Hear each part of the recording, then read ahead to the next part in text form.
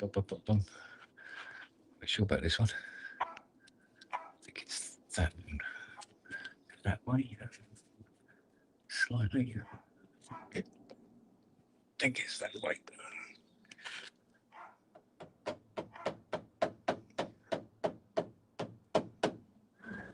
Go. There's gathering there.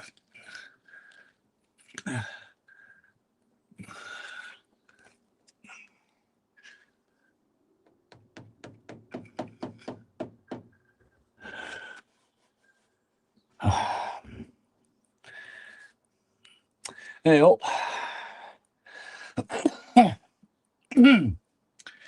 Oh, what fun. As we try to get rid of creases. Still got to do all of that yet. So front bit's not looking too bad now, actually.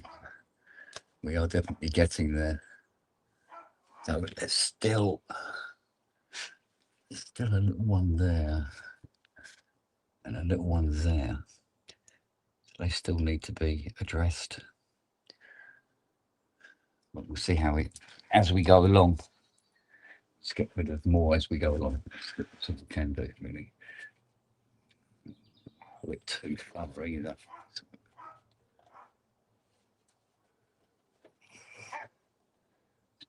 There.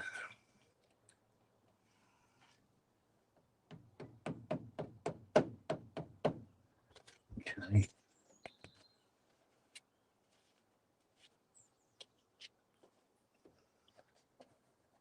Loose. Still needs to be pulled quite a bit, that one. Just got to pull it in all sorts of different directions. Goodbye. Till we get it sorted. Let's take this one off. Oh, Christ. Right.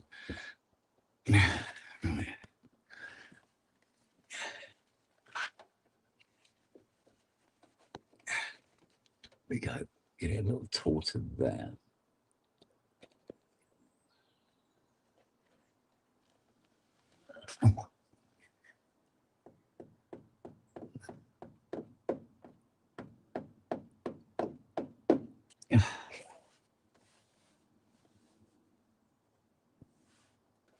That's better.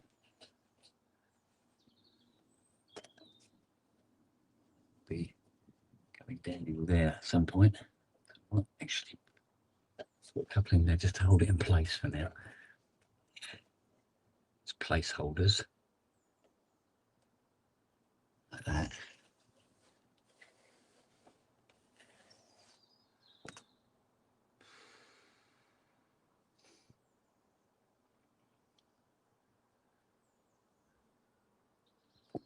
Adjust this one again then. Basically, you go around chasing your tail. You do one bit and then you pull it somewhere else, then you pull it somewhere else. And slowly, the idea is that you're reducing the amount of wrinkles in it. So at the moment we have many. We've got to reduce it each time. We find precisely where this needs to be.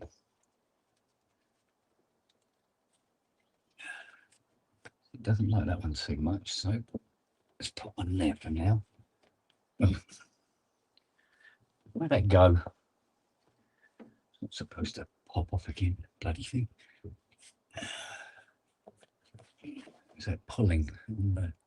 Might be pulling. So you have to keep adjusting the tags on it. You find the perfect place for it to be.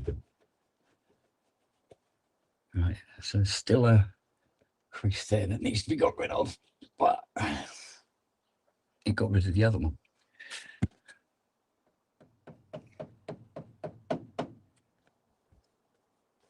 Brilliant.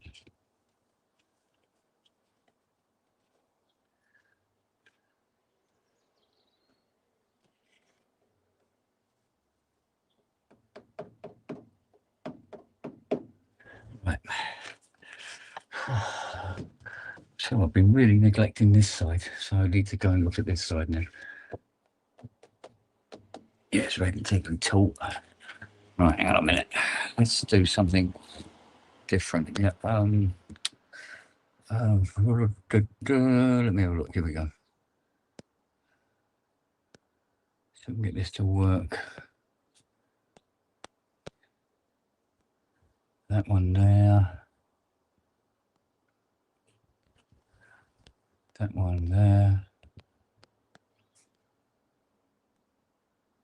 And go, let me see. That one. Okay, there we go.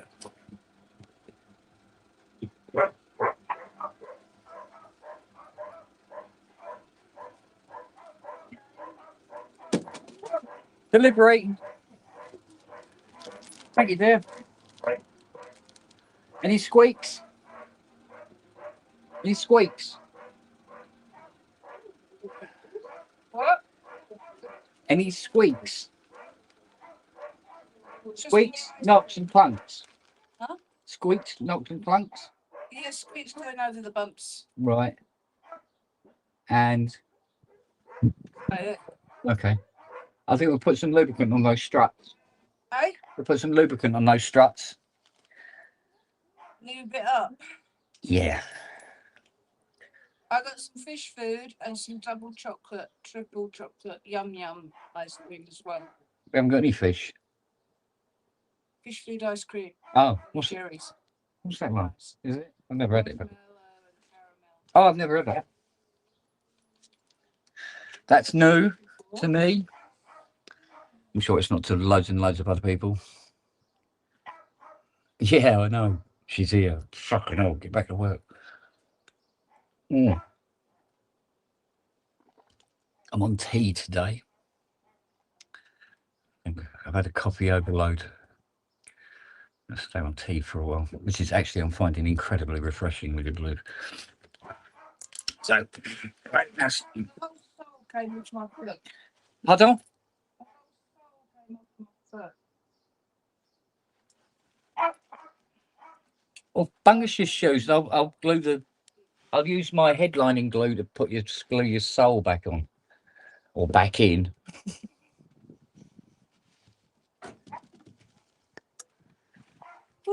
Seeing as your soul was stolen by Beelzebub this morning. Oh, what he wants it for, I have no idea. Tell me. Oh, it looks like I left it in the shop. Oh. Maybe somebody will hand it into lost property. And this one, it's just this bit. Okay. Yeah, well, I can see that simply by looking at it. Well, let me do this now then. With my 528 man style glue. No, it looks like I left half my shoe in the shop. Oh, God. Or outside the shop. Jolly annoying. Yes. Do us a massive favour. Fuck off, yes. No. Put Noah into a cardboard box and throw him in the river. That's good. Go in. I've got a smaller one. Do you want the That's all smaller right. I one? think we can. Yeah, have you got a smaller one? Oh, Oh, Jesus. Have you? I know we could probably do something with it from there. Stupid shoes. I mean, what do you expect? Look, there's the sole. You've got these shock absorber things at the back, so the sole doesn't touch most of the thing. So it doesn't glue anywhere in particular, as much surface contact as a normal shoe would have. whatever. Whatever.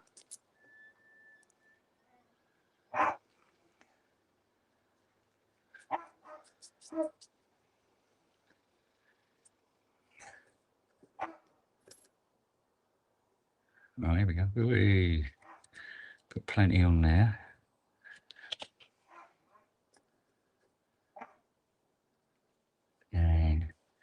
Do you think the other bit snapped off? It looks like it's snapped. It has snapped off. You've probably caught it on something. You bent it back and snapped it. Avoid.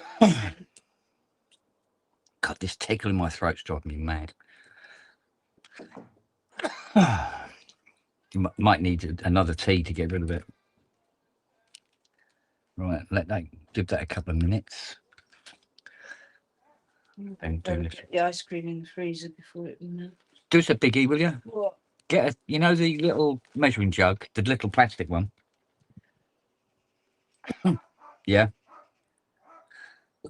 The little plastic one out on the back garden on the decking. Yeah. Can you grab it, put a little bit of thinners in it, and bung it out here? Because that way I can keep the brush in it and stop it from drying off. And your shoes should be ready by the time you come back. Because it'll probably take quite a long time to get around to doing anything in there. I think the dogs are making it perfectly clear that it's dinner time. So, oh, bloody hell, Keith, come on.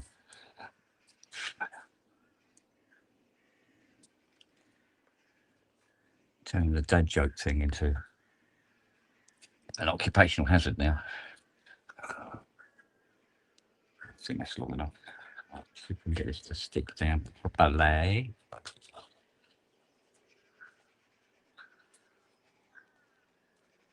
So I've got to hold it.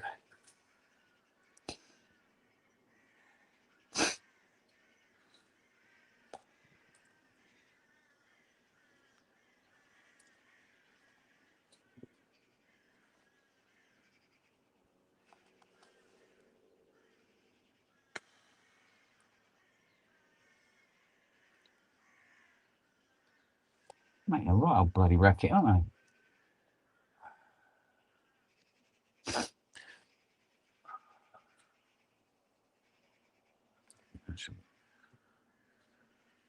Yeah, it's kind of, yeah. Yeah, it's kind of there. And this one now. See that stick on. Oh, that's stuck on well, yeah.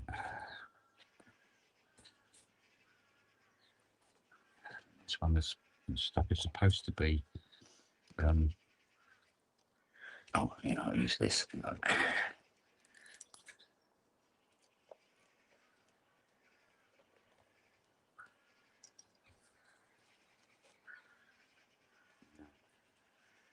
think we need to go. This one needs another go. Because all it's doing is pulling off the next layer. But we'll keep gluing it until all the layers are glued together. Just a bit of a pain in the arm, but there you go.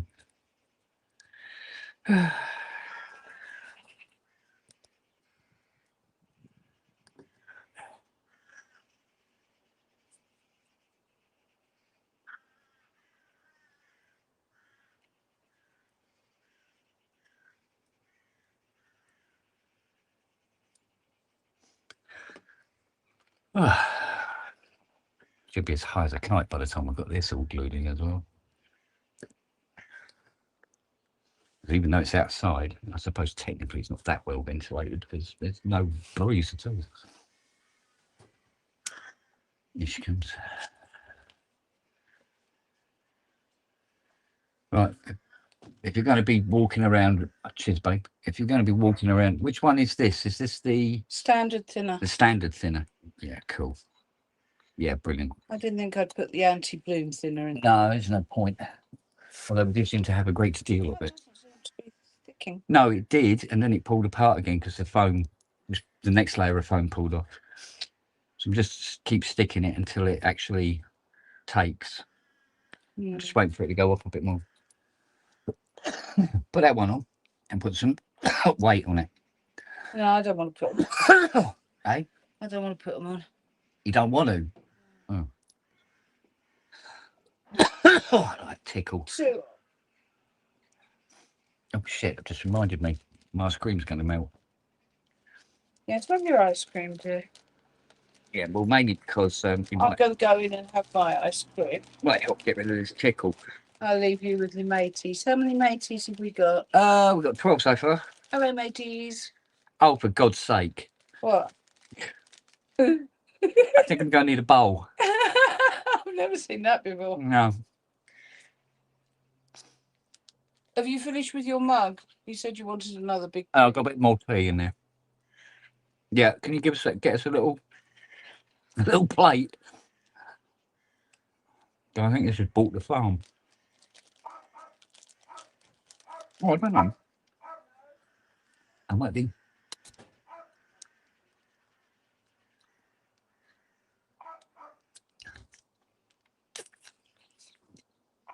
It's ridiculous. It's been out of the freezer for about 10 minutes. Isn't it?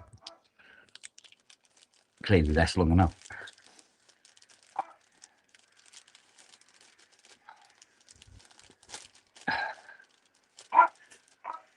Oh, I see. All the nutritional information is on the inside of the wrapper, where people don't look. It could say, may contain asbestos. Well, people know.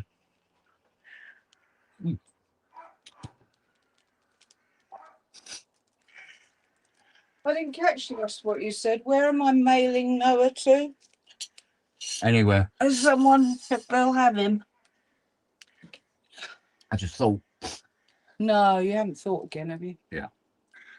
You know what thought did? Eat it off the wrapper. Rather than make washing up for you. Oh. I'm sorry, for the dishwasher. Yeah, I was going to say, don't worry. I'm going to. Oh, God, this is falling apart as well.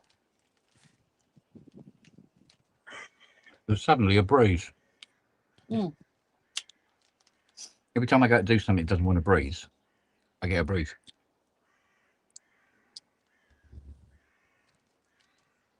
Mm.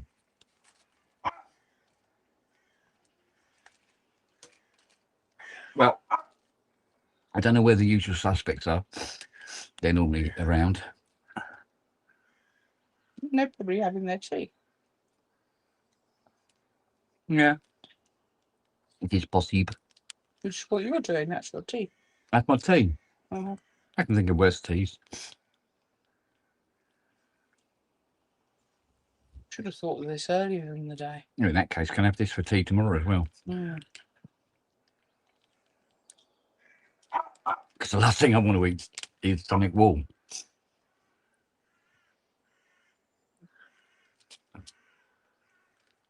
Because it was like, I don't know, 6.5 billion degrees in here today, isn't it?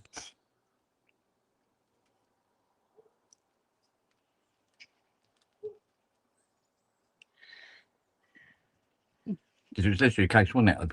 Anything that could possibly go wrong, putting a headline in, went wrong. Yeah.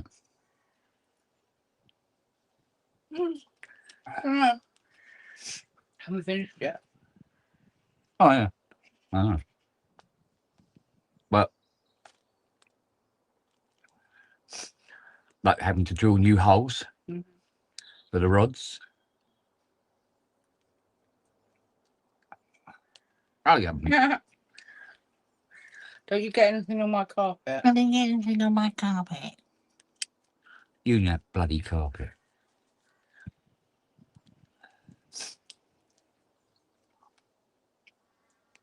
Anybody think you got it out of a bloody Murcielago or something?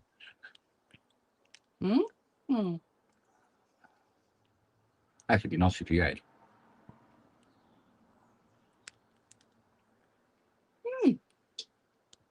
Those racing seats would have been nice. That's fab. Is it? An actual black cab. Didn't think anybody could afford to ride in them anymore. Especially someone who lives down Vernon. I wonder if you've got the knowledge.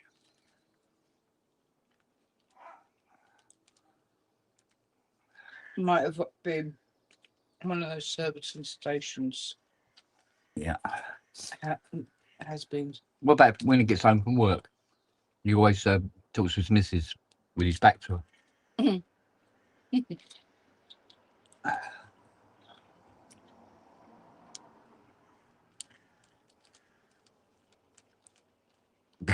So, what you do today, love?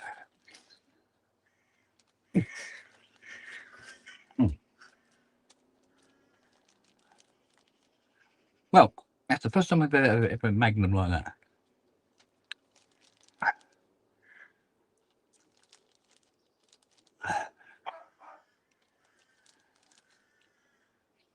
Oh, there we go.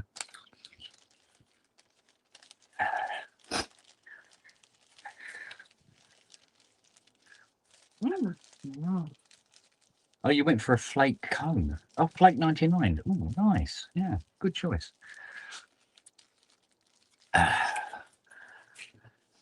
Well, I give eating a Magnum out of its wrapper, 6 out of 10. Right, I don't think that's going anywhere, babe. So there you go. Here's your other. Ooh.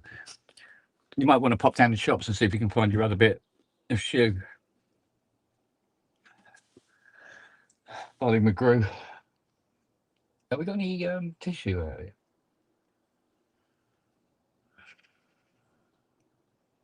No. Oh. Here comes the madness. Do you want some?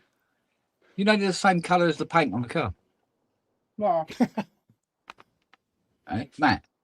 It's matte black at the moment, isn't uh, it? Boom, boom. Oh, I was going to say, that's supposed to say seat belts on there, and it says nothing. I thought, oh, of course, no, you've got tape all over it. At least I hope it's tape. So, how's your day been? Fucking hot. Yep, still hot, isn't it? Even though it's 5-6 degrees cheaper, It's 26. lower. It's 26 here at the minute outside. I have no idea what it is here. Yeah. No, I can actually check. I'll check my American satellite website. At the moment, it's 29. Fuck that. But it will be dropping from there on in. Well, it got to the point I left the pub the other night and it was going up in the flat. Yeah. And that was That's what, 9 because o'clock? later on in the day, the temperature outside drops. However, the house decides it's going to give back all the heat it's collected during the day. Yeah. Is this stuff expensive or something? what do you want it for? Blow me bloody nose. Oh. How come you got the two different sites? Oh.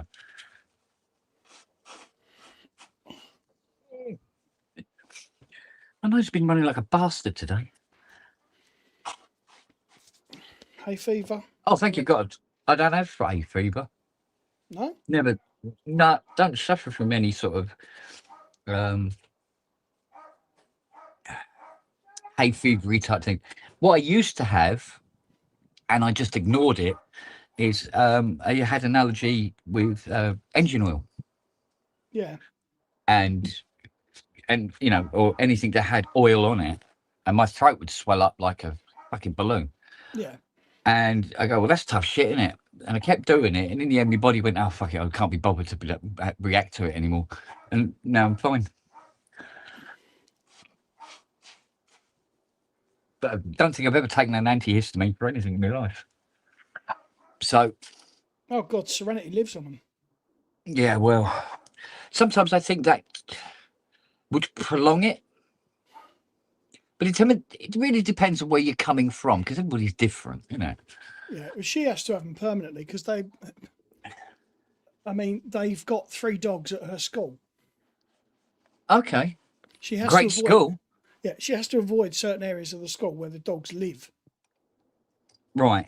Yeah, fucks her right up. She came out one day and her throat was closing up. Yeah. So, which is when they said, when it's really bad, you can amp it up, you know, small bursts of large doses. So, And this is why I suggested to you today that if you do come round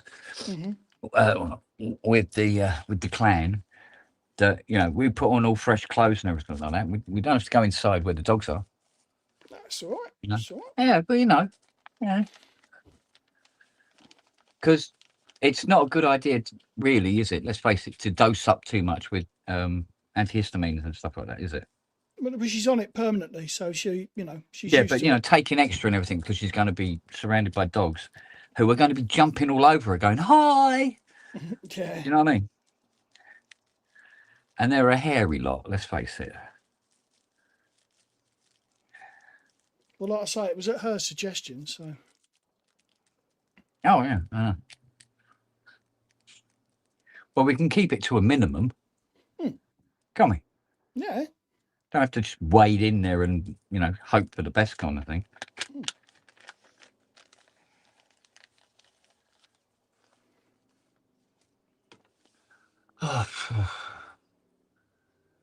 Okay. What was it? Still got to do that side. So has that been a bit of a bitch, is it? Well, I've had to drill new holes for the bow bars, where the holes are so worn, the rods are slipping in altogether, and then it's Shit. just hanging down. It's like, so I've had to drill Yeah. new holes, and there was one where it had to go where the hole was, but the hole was too big, Yeah. So I had to weld plates over it and then re-drill holes and stuff. Well, at least you know it's done. Well, it will be when it's finished, but yeah, at the moment, I'm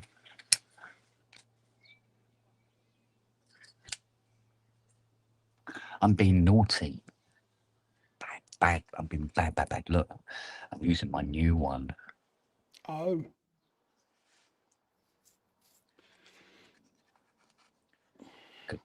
As you know, my old one is shiny Yeah. and almost no logo on it at all now.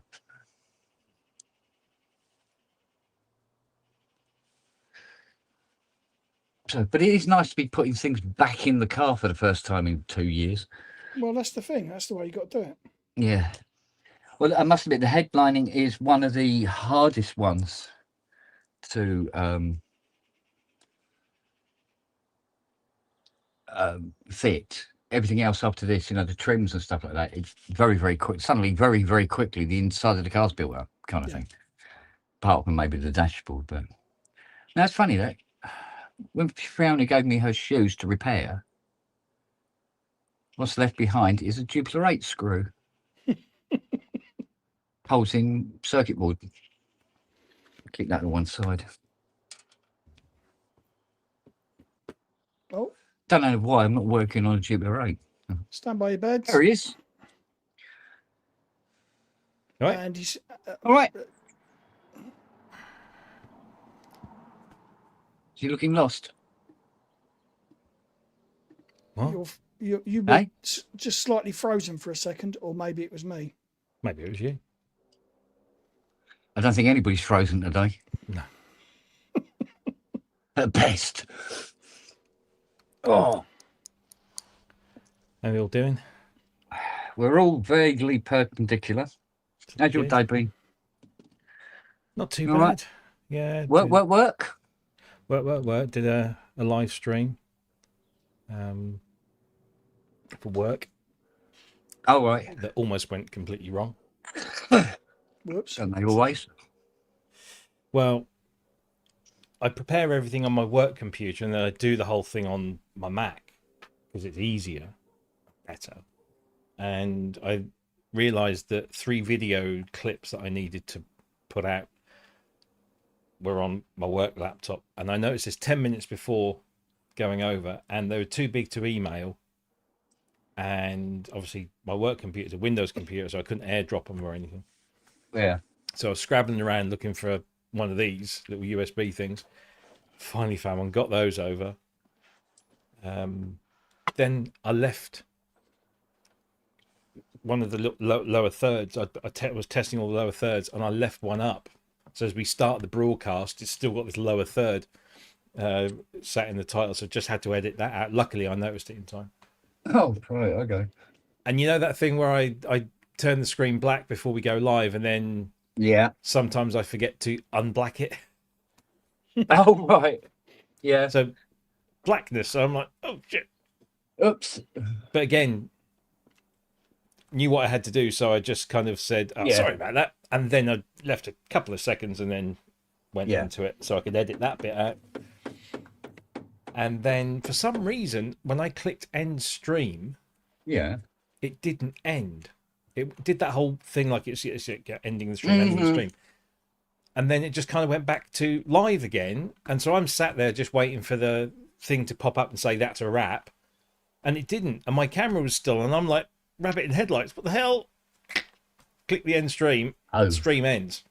But again, luckily, I can edit that out. So the bit that goes on our learning platform will look fine. The one on YouTube, not so much. But it's okay. I'd sold the whole thing, the whole concept to my boss, saying it's live. Things can potentially go wrong, but it's cool because people like live stuff. And she was like, oh, "Okay, all right." Here's a thing. Go on. Having a little chat with our man Ty today. Oh yeah. And I'd just taken delivery of a bunch of 3.5-inch discs that I bought off of eBay with a whole bunch of SY99 sounds on. And he goes, "Oh yes, you bought an SY99." I said, "Yeah." He says, "Yeah, I was looking at one on eBay, and I think it might have been the one that you bought." Your one. And he said, "Had that been 6 hours later, I'd have bought that." He was seriously considering buying this one. Wait, didn't he already have one then? Apparently not. Good Lord, there was a synth he didn't own? He got a 77, I think. Oh, he got the shit one. Yeah. But he goes, he says, I said to him, I said, "Yeah, well, it had been on there for about a month and a half." He goes, "No." He said, "I had no idea. I'd have probably had that." So I said, "Yeah, I left it." And it was kind of like, I waited until after Super Booth, and I waited and then waited another week, and it was still available. So I thought, yeah, it's meant to be. So I bought it, and he's like, "Fuck." Yeah, but because it's funny, after listening to Justin playing his Quadra synth, I went to sniffing, and there was one, I think it was 280, 280 quid. Ty phoned, and I said, "All right, mate," and all the rest of it, we chat away. I said, "Oh, I'm just looking at a Quadra synth. I think they sound pretty good." And he said, "No, don't get that shit," and all the rest of it. He did everything in his power to put me off it, so I didn't get it. Which is probably just as well, because he bought it. Am I putting it? Well, yeah, quite. This is the thing with this. I mean, I've had to move it once already, just a little bit further back. But... Have you got over Luke's comment yet? What's that? The thing about the Ferrari Lucci when Luke said, "Hold my pizza." Oh. Slightly racist. Is it? Fuck, go away. I sent that to Ty, and his response was, "Couldn't agree more." Do you know, no, honestly, funny the more I look at it, although I kind of liked it, and there were certain aspects of it that I liked, right? And like there was like that sort of almost 45-degree angle of swage that ran down the side and everything like that. And then I noticed, hang on a minute, there's a couple of cars down the road here. There's one there that does that. There's one that's here. It does exactly the same thing. I'm going, hang on a minute. I looked at it and thought it just looks like a shit BMW. It's like there's shades of BM in it. Well, I mean, Kim next door, he's got a Tesla. I can't remember what next door is. I think it's a Toyota. I think. And it's EV. The thing is with an electric vehicle currently, the size of the batteries, and apparently the one in the Luce is quite a big one, because it has to be. It's over 1,000 brake horsepower, and it's got 4 motors as standard, one in each wheel, rather than some of the others have you only got a couple. This has got the 4 motors as standard, and it's a Ferrari, so it's going to go very fast. You can't build a car that looks like a traditional Ferrari with that size of battery, and you just can't do it, because the size and where the battery has to go in terms of center of gravity won't let you build a 296 or a Roma or an F80 around that. It has to be bigger. I don't know if I can completely agree with that, mainly because if you take your average Ferrari It's rear engined. The engine is not light.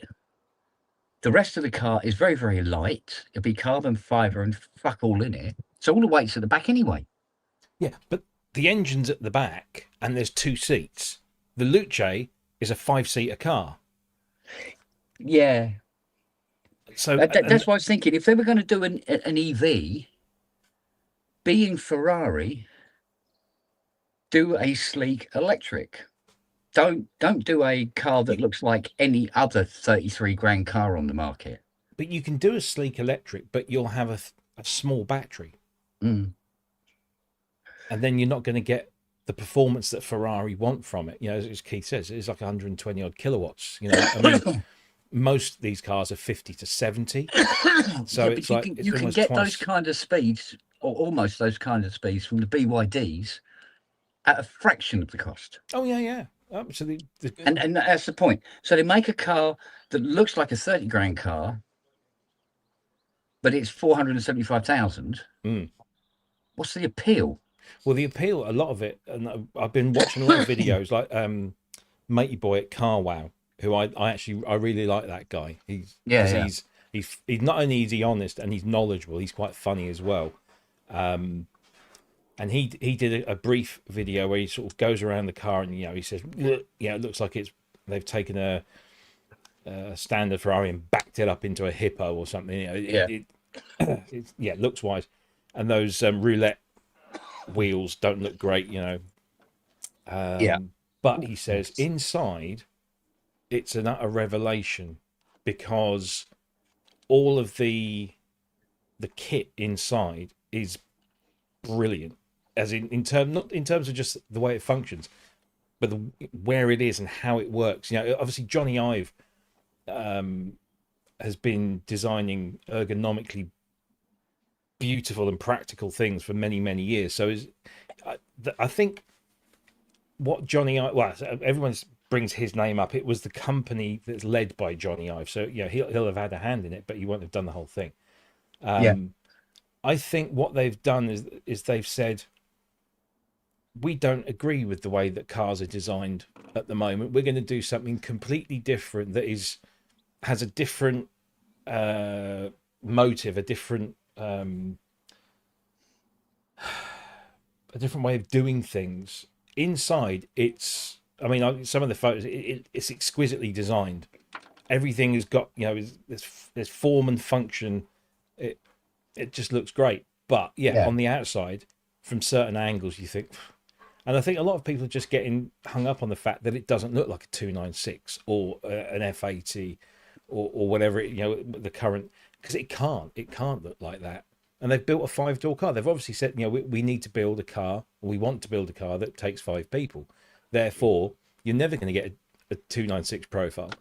Yeah. And it's electric, so you're never going to get a 296 platform profile. Sorry. So yes, it could have looked better. Of course it could, but it's like the Jaguar. So when that Jag came out, that concept, everyone was losing their shit. Now, but how much was that Jaguar? Well, that was a concept, but now the production they've got the I don't know if it's into production yet or whether it's, but sometime after, people are now saying, actually, now it's not on a stage and people have driven it. They're saying it is quite a remarkable piece of engineering. And it's just, it's going in a different direction. Look, it might end up being, like you say, it might end up being the same kind of scenario for Ferrari. It's just that in the meantime, they're going to have problems getting that 8 billion back. But will they though? Because at the end of the day, 99.9% of the people, you, me, well, let's say everyone but Ty, will never be able to afford to buy it, whether we like it or not. That's true enough. So us sitting here saying, oh, it looks but ugly, Ferrari going, so you're not going to buy one. The people that buy it will buy it because it's a Ferrari, because it's a controversial car, because it's a practical vehicle and it's got a badge on it. Now somebody can say, well, I've got a car that I can take my family out in, and it's got a Ferrari badge on it. Yeah, true enough. We're not the target market, so we can sit here and Yeah, that's say, definitely true. it looks butters, but at the end of the day, it's not a car we're buying. Yeah, So- mind you, it's quite an eye opener to think that people who buy Ferraris do care about the rainforest. Yeah. But guess what? What were we doing? We're all talking about Ferrari. Yeah, well, it's true. Yeah, sometimes bad publicity is still good publicity. Yeah. And yeah, I mean, Keith just mentioned the Cybertruck. Honestly, give me a choice, Ferrari every day Oh Christ, yeah. over that piece of shit. So And that is a piece of shit. Have you seen the guy who was just taking bits off it with his bare hands? with his hands, yeah. Yeah, and he had to an F-150, and he's testing the door mirror, and the whole car's going up and down with him. He goes, Yeah. and he goes up to the other one and went, oh, and it just came away in his hand. I went, okay. Now I wouldn't be particularly pleased with my £100,000 car if it did that. I have to admit. Well, people have been trying to use Cybertrucks for all the things they said it could be used for, and finding that it can't go up steep inclines, it can't drive through water and thick mud. No, I've seen loads of videos of it, stuck in mud. Yeah. I don't know. Oh well, as you say, six one after the other one off the time. But well, whoever invented this idea needs to fucking die horribly in a toilet-related fucking arse-exploding accident. Whoever come up with this fucking stupid idea. Actually, I watched the video of a guy fixing one, and he finishes it, and he goes, yeah, well, I wasn't doing this up as a show car. And he puts the camera inside, and it's got more creases than this in it, and it's finished.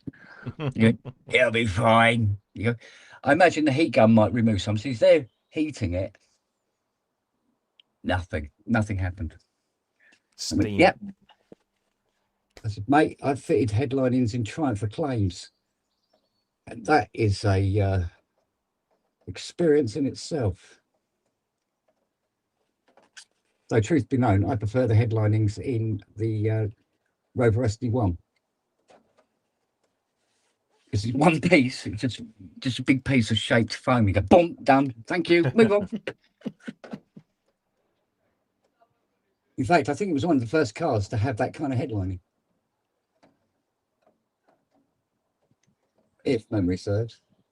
I really can't get this scissors into that bit. Don't want to take that off, because if I take that off, I'll never get the bastard back on again. Plus the whole thing will probably pop. Right, is that, yeah, that's coming away now, isn't it? Oh, that bit isn't. Oh, for fuck's sake, I've got to get it both sides, haven't I? Right, now, there. Does that do it? Yes, no. No.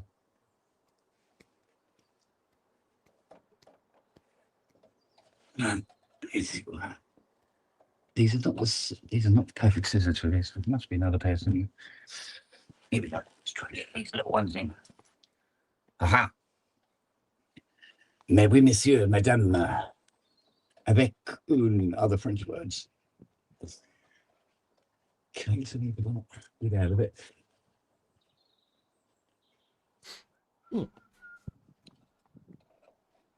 Then you got cars like this one where you could probably jack up the entire car off the wing mirror. Or lift it up by its aerial.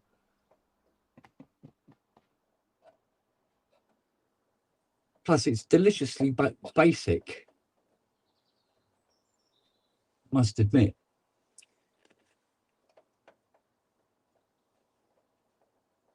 It's not necessarily because of her age. That sort of technology isn't available. I think if it was, they wouldn't put it in.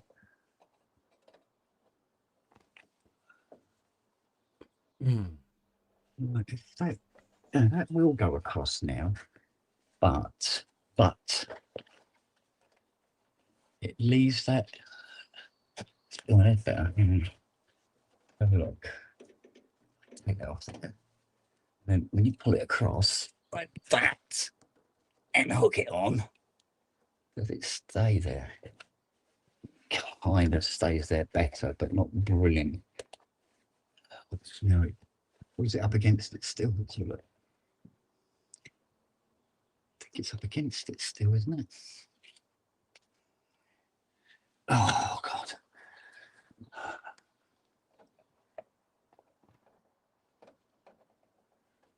Oh, yeah. Fiona said to me earlier, she goes, comes up, she goes, is there anything you need? I said, yeah, a professional fitter. Hmm. But best to give me a bleeding hand at least.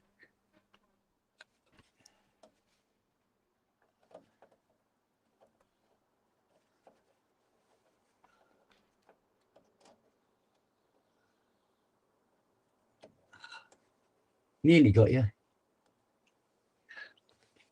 Oh. I wonder if I should have done this on both sides before. Oh, yeah, before I put it in. That might have been an idea. Fuck. Didn't think of that. Oh, yes. Well, I wouldn't know where it went, so it would be like that, wouldn't it? There. And to there. Man. So I've got to get it underneath. Yeah, how do you get it underneath? If you get it underneath, you'd be laughing. Huh. Come on, are you kidding? Come on. There's got to be a way. Get it underneath.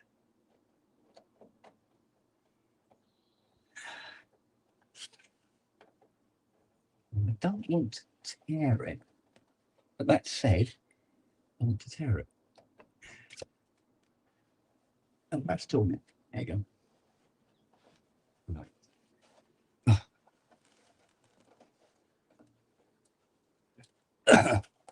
Yeah. What have you been up to today then, Matt? I got asked to work on a G4 iMac where the neck had gone a little bit. Oh, right. So I thought, okay, can't be that hard.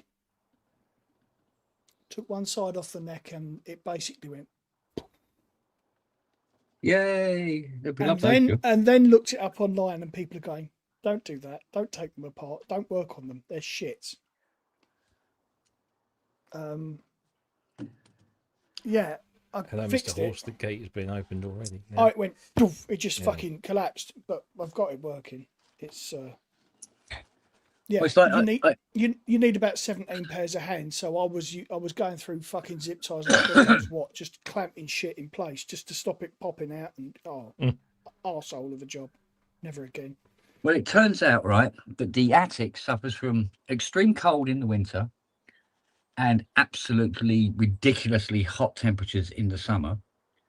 And what that results in is that when we bring our electric fans down, I started one up and the blades flew off it. There's just little bits of plastic in the bottom of the cage. God. Oh, okay. Tried gluing it together. Don't bother. And even with that Gorilla super glue, which is really, really brilliant, and it was going, nah, mate. So Fiona goes, oh, I'll see if we can get another fan. I went, oh, God, fucking more money. Here we go. And then she comes out and she goes, oh, they do replacement blades. And she goes, apparently it's a factory standard size. And I went, oh, okay. And it was like £5 and got another blade for it. So it should be here tomorrow. So that was something. Now I've got to do the same this side with the other pin. Fucking hellfire. I never said, what? I never said anything about that when we were putting them in. All right. Now, let's find where the sweet spot on this one is, he said.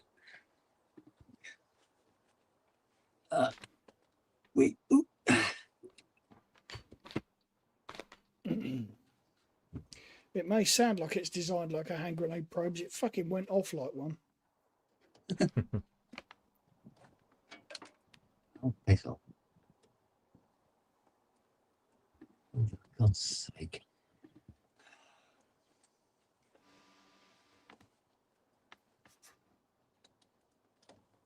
See, the problem with these retention springs is that they have to be on here so that it's basically the guide. So it holds this rod in a position.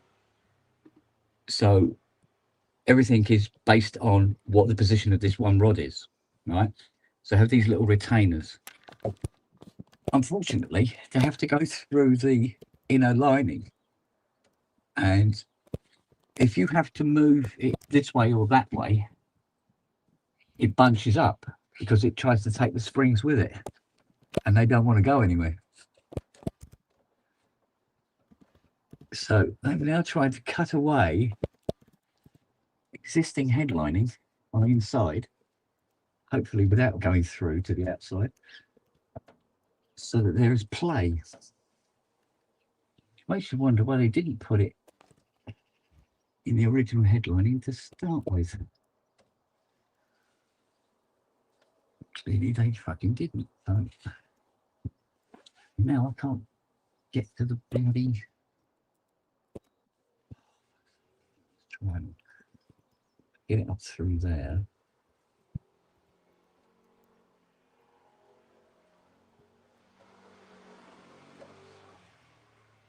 I knew this was going to be a bit of a shit show, but okay now. Seriously?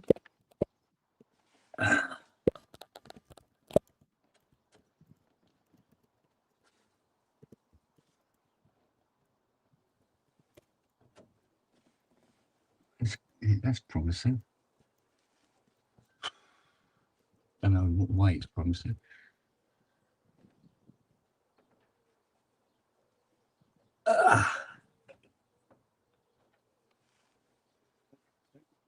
So you had your tea yet, boys? Yes. Anything interesting? No, just a healthy omelette. That's what I had yesterday. Although, to be honest with you, is there such a thing as a healthy omelette? Oh yeah. What, the eggs? That's about all that's in it. It's all that cholesterol, mate. That and some mushrooms. Yeah. Oh, nice.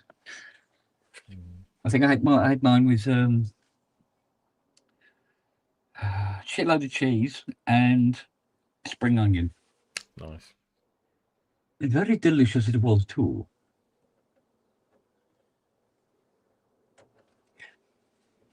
I would have loved to have gone another one.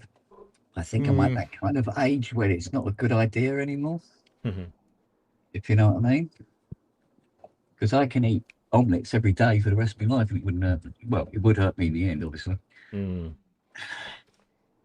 would put me in the ground, probably.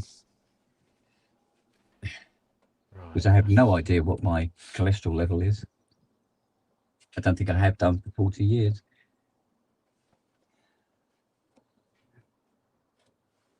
It'll be worth getting it checked out. Do they do those little machines that can test all that shit now? No, because cholesterol has to be done. It's a blood test, isn't it? Yeah. Yeah. So trying to get a doctor to come out to you. Oh, how we laughed. There we go. Should be able to get to that now. Save.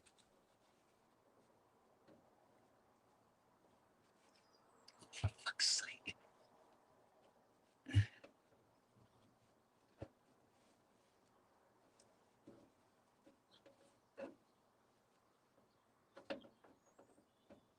Really?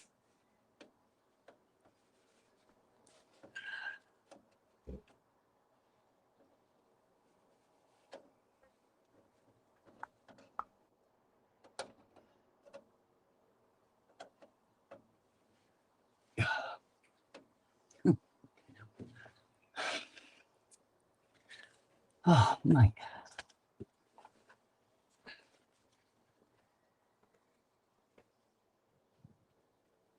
unfortunately, it's not the sort of material you can just tear. Actually, it has to be cut.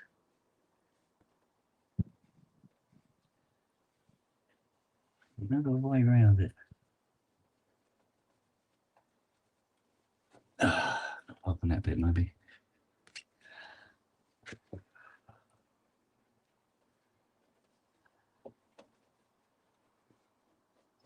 Okay, here we go. Now, let's see what we can get from here now. So that's pulled there, like that. Where's your teeth? Come on. Matt, did you get that thing I sent you in Messenger? Sent you a link. 31st of July 1993. Yes. I was there. Yeah, I know, but I thought. Oh, I've seen that many times. Oh, right. Yeah. I many wasn't sure. times. I send it rather than not send it. Oh, yeah. Thank you. I appreciate that. Yes. My first mode concert, that was. Mm-hmm. And the best. Yeah, I imagine it. Oh, it's just something else. Is that the SoFad tour? Mm-hmm. Yeah. Yes, of which Luke has stolen all my memorabilia. He owns my T-shirt from that now. So I saw Jackie walking around the house the other day. She's wearing an ARP 100 T-shirt. I'm going, that's my... Oh, no, it didn't fit. So that's what she's wearing. Oh, bless her. Yeah. I got this today. What's that? That Oh, Ian you sent me. Sinner's What? Music one. Oh, yeah. And I got a Jelly Wrestlers badge as well. Nice. I've got to remember to take Rich a Synth Southwest T-shirt. They were here, but I've knocked them all off, I think. I've got to organise that medium one with you. Oh, yeah. Should probably put Well, them down. I here. can't remember what I've got in the box, but I'm sure I've got one of everything that I bought. So. Yeah. Right, is that synced? Yes, right, here we go. Right, let's have another crack at this.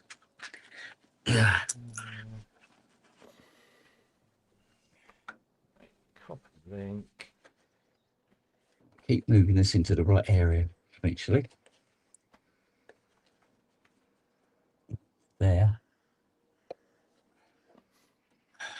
For fuck's sake, I've moved that fan too fucking hard. Hang on.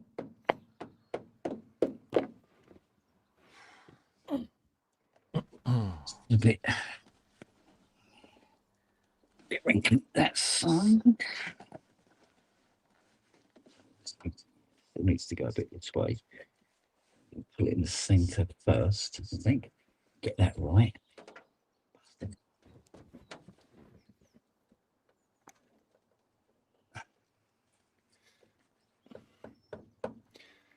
Yes, Wagyu. He makes Jelly Wrestlers fridge magnets as well. I have one. Yeah, look at one.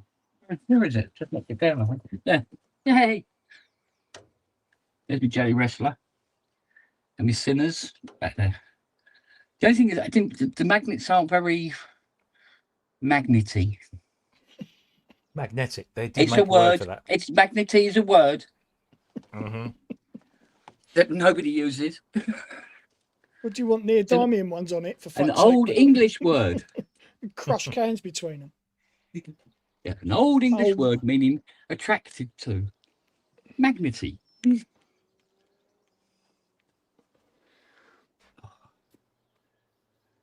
Probably wouldn't get away with it on Just a Minute, but there you go.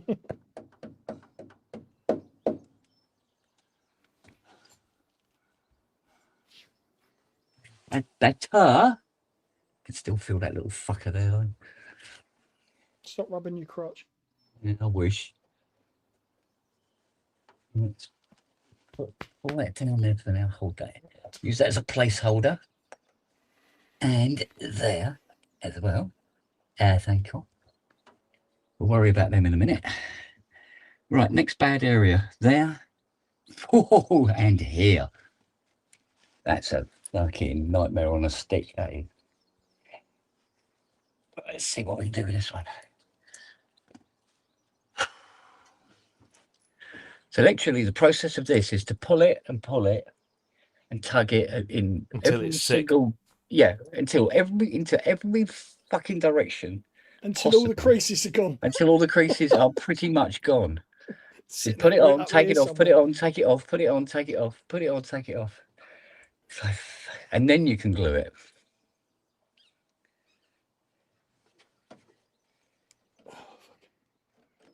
I've got a new microphone on the way. Mm. Well, the one I was going to use at Synth Southwest was dead when I fucking pulled it out to test it. So I've had to ordered a new Rode mic, vocal mic, NT1A. Oh yeah. Oh, I think we're gonna have to pull that. Oh no! Oops, dear me, no. Oh, there you go. There, that one. Round about there. About pull full. Oh, yeah, that's going to be a problem. Right. Okay, so we have to pull that forward there, which creates that one being out there, which means that one has to go. Fuck's sake. I'll be chasing this round in circles for quite a while yet.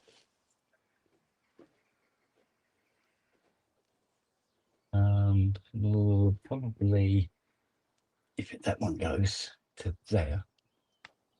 No, I can't go that low yet. Fuck's sake.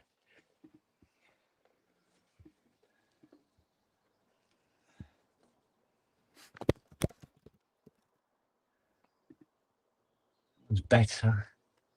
That one's still shit at the moment. Oh, hang on. I think what I might do might be prudence.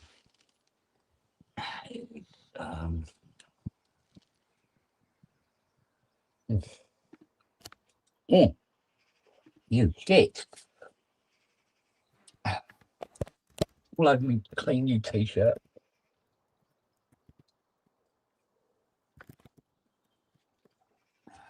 Oh, bollocks. I'll put that in the wash in a minute then. Oh. Oh, yeah. Need to really get this even first. So that comes off there. So let's look, where are we? All that. So it can't be there. It has to be more there. That. Okay. Stay on for one side. And then more there.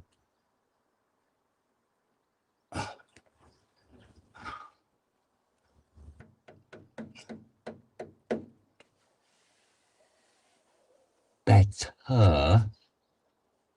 Just not brilliant. There's a certain amount of heat gunning I can do on this, but only a certain amount. You can't push it too much. I think that's not too bad. Okay. So you have to keep going over everything you just done. You do adjust other things. So is that far forward enough?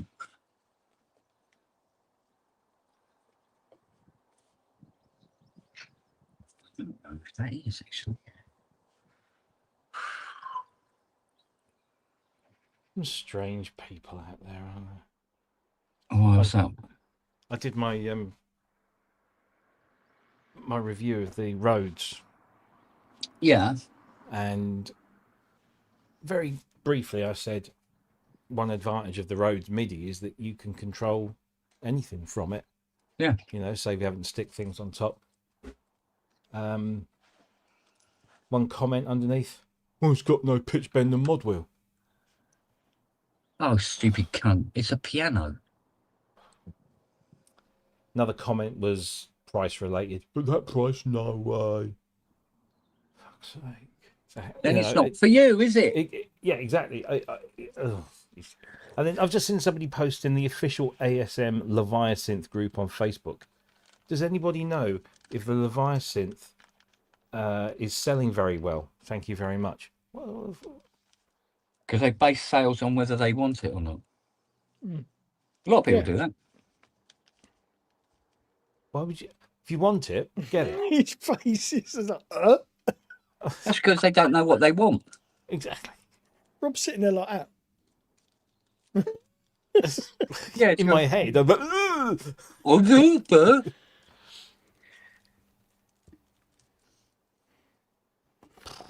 Yeah. Does anybody know if Leviathan works in an oxygen-rich atmosphere?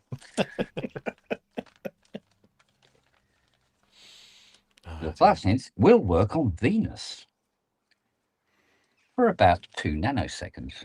If it's Go on, not crashed first. Go on, Mitz, climb the tower. No. Okay. Dear, oh dear. I love the hologram. Nice. Right, so better slowly, bit by bit. Catchy monkey. One of the responses to that Leviathan question was, sounds like someone works for Novation. Does anybody work for Novation? I'm sure some people do, yeah. I thought it was all 12-year-old children. Oh no, that's what's- Apple. Comment sections are where you get some of the best fucking comedy on the planet. I know, right?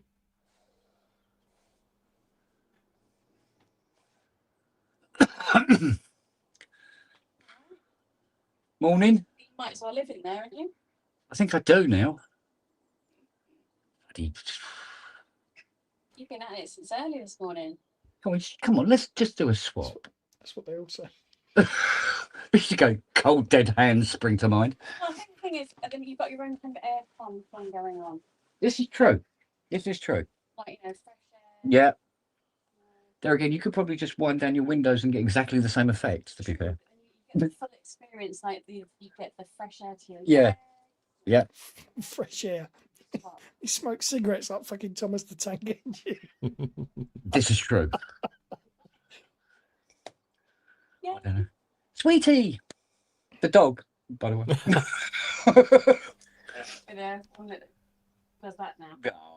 Actually, yeah, old Noah does that now as well. But his tongue also lolls out the other side as well. Just like Kent. What do you mean, just like Ken? We just put a new headliner in. Just to go to show how stupid I am. No. Most other things, so might as well. Mind you, everything I do is pretty stupid, so yeah, why not? You're gluing it in. Eventually, yeah. I'm trying to get the amount of creases down into the hundreds at the moment. Seen people do it, you know, with like the handheld steamers that you can get. Yeah, Doing it with that. yeah. It only works up to a point. Yeah. That's the problem. So if I can get it as flat as humanly possible, the ones that are left is just, we'll see if the heat gun gets rid of them. But It's not really the weather. You get the heat gun out and burn through it. You watch. yeah, there'll just be a big burn hole in it. just put a sticker on it or something. You know? A sticker. Yeah, saying, don't look over here. Do not look at this sticker. Make it a feature. Yeah. Oh, it's looking a bit better than it did. Still a bit of a there, but it's not the end of the world. So, oh, there's a boop of, oh my God. Oh, smile, you miserable bastard. What are you Fuck doing you. wanting a SY77? What do you mean? Do you mean a night? What? I said that I told them the story about you almost buying The that, 99. but you'd got a 77. Oh, But I had a 99, 77. sorry. Yeah. How come you got the 77 didn't get the 99? Because the 77 was the thing that was available at the time at Vimeo. That was all. And it was it was cheap. And the fact that I only bought it just to fuck Robbie off. But I go around telling everybody that you own every keyboard that's ever been invented. And That's it not turns true. out I've been lying all this time. I am very happy for Robbie that he got his 99 eventually. Yeah. All right, all right. I challenge that hypothesis. But I Ken. prefer one with T- 2 flakes in it. Ty, do you own a Roland SH201? Fuck off, did I? What a pile of shite. There you go. So Why he would I doesn't own a? Why would I own a 201? I have some taste. because Kent just said you own every keyboard ever made, and I wanted to prove him wrong. Unless there's a better one in the line. I am very I know it doesn't appear it, but I am very selective in what I buy. I know it doesn't appear that way, but I am very selective. Yeah. But yeah, but did Robbie tell you that literally hours before he bought it, I was looking at it. Yeah. And I was there going, should I? Because Milton Keynes, I was thinking, oh, that's quite local. I can go and get that. And I was just like, but I've got the 77 and no. And yeah, anyway, good. I'm glad I didn't because all Italian Features went and Italian features. the abs. Yeah, exactly. It's Top- yeah, the hand movement's something like that, Robbie. It's close. Ty was going to buy it, and Robbie said, "Hold my pizza." Honestly, the other night, sat here listening to the lot of you going on about, well, I say the lot of you, mainly Ken and Richard, talking about quality of pizza, Chicago style. This, oh, sake. Jeez. Yeah, I must admit. But when they were talking about speakers, I was there going, Yeah, what? Yeah. I can't remember the last time I used any. What, speakers? Mm. Oh. It's like those monitors that I've had in my studio for 4 years, I've turned on once. Why? You just do everything on headphones. Yeah, why not? Oh, bloody. Well, 1,000,001 reasons why not. Well, I got Right. tinnitus. It wouldn't make any bleeding difference if I had the monitors on, to be honest. All my mixes lean very heavily one side. Oh, I've got to do some work. Why? I thought you were taking this year as going to be a No, sabbatical. because the job that I was, I have Have no you idea. certified yet? Sacked from. I have no idea what the fuck went on. I have no idea. I either walked from it or was sacked from it, and I have no idea which. But as it turns out, it's neither. Oh, Apparently, I'm still doing it. So apparently, I've got to do one queue tonight, and that's it. And then that's me done. But I haven't been sacked. Did you find out I because you haven't been got this sacked, email? and I haven't walked. Yeah. Did you find out that you got because you got this email going? We were kind of expecting something from you by now. Yeah. No. I told couldn't find Robbie. Just couldn't find anybody better. So Oh, you say all the right things, but you didn't mean it that way. I know No, I exactly didn't. how you meant it, but you fucked up with your joke. What you really want to say was they couldn't find Couldn't find anyone that was anybody quite else. as anyone else that was cheap enough Yeah, and yeah, shit that's enough to be no. Seriously, my number. I mean, I told Robbie the Eventually, yeah. I've had so much shit with this particular job, and it just got to the stage at the end of last week where they just fucked me around so much. So I just went and all the suggestions and shit. So I just went. So I called up. What you're not really meant to do is go up further up the ladder than you're really meant to go up. So I demanded to go further up the ladder, and I had a conversation where I should really have kept my mouth shut, but I kind of couldn't because I was at that stage where I was just so fucked off. And the end of the conversation ended up going, okay, well, look, I need to travel, so we'll just park that there and don't do anything else now. That's it, you're done. That's start. And I'm thinking, okay, have I just walked away from this job? Because I said I'm refusing to do what they wanted me to do. So I'm thinking, okay, does that mean I've walked? And then when he turned around and said, so that's it, stop now, I don't want you to do any more. I'm thinking, oh, okay, I've been sacked. And then I'm thinking, no, hang on a minute, I don't really know what I am. Anyway, so I spoke to Robbie earlier on today and saying I haven't got a clue what's happening because no one's called me and I don't know what the fuck's happening. And I spoke to the director this morning and he turned around and went, I don't know what's happening, so don't ask me. Anyway, I've just had a call to turn around and go, yeah, do this, knock out this one piece, and that's it. But I haven't been sacked, I haven't walked. I knock out this one piece and all the rest of it's fine. And I get paid. Communication seems to be a bit of an issue with this particular job, isn't it? No, communication's an issue when it comes to any shit like this. It's the moment the up on high talk to those below. It's Yeah. So anyway, so I've got to do some work.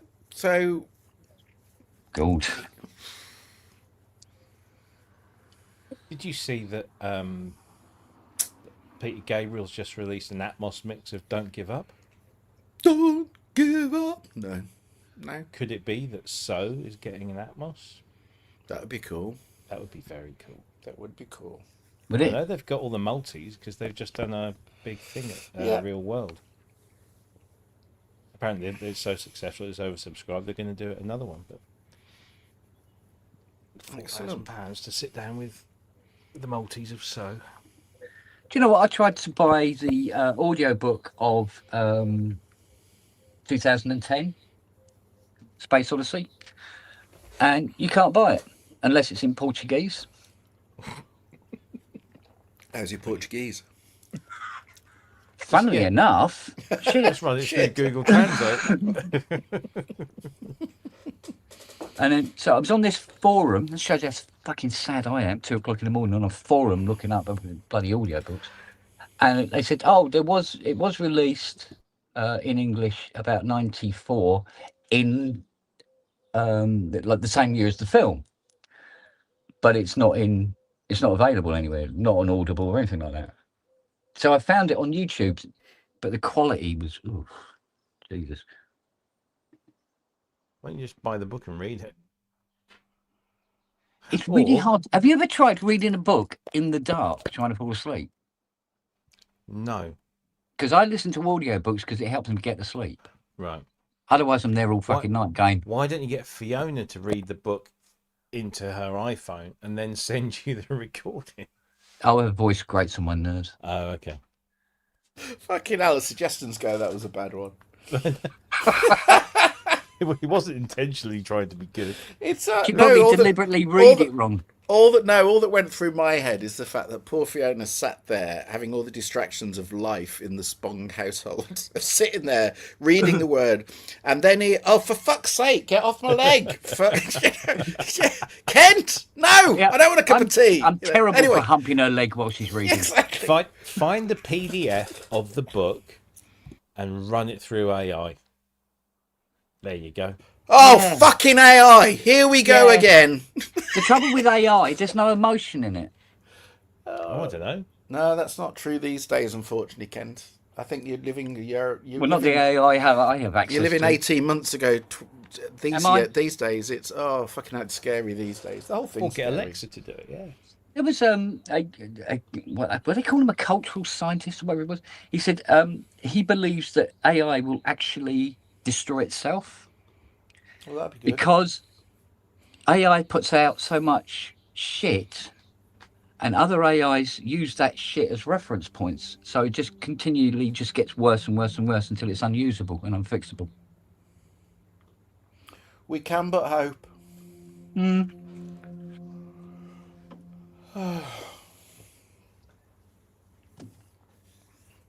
Yeah, but I've already. I don't want to go down that route. I've already. Oh yeah, I know. I've I'll shut- get to the point where you go into a music shop, you buy a keyboard, and they go, "Why are you buying that? This AI."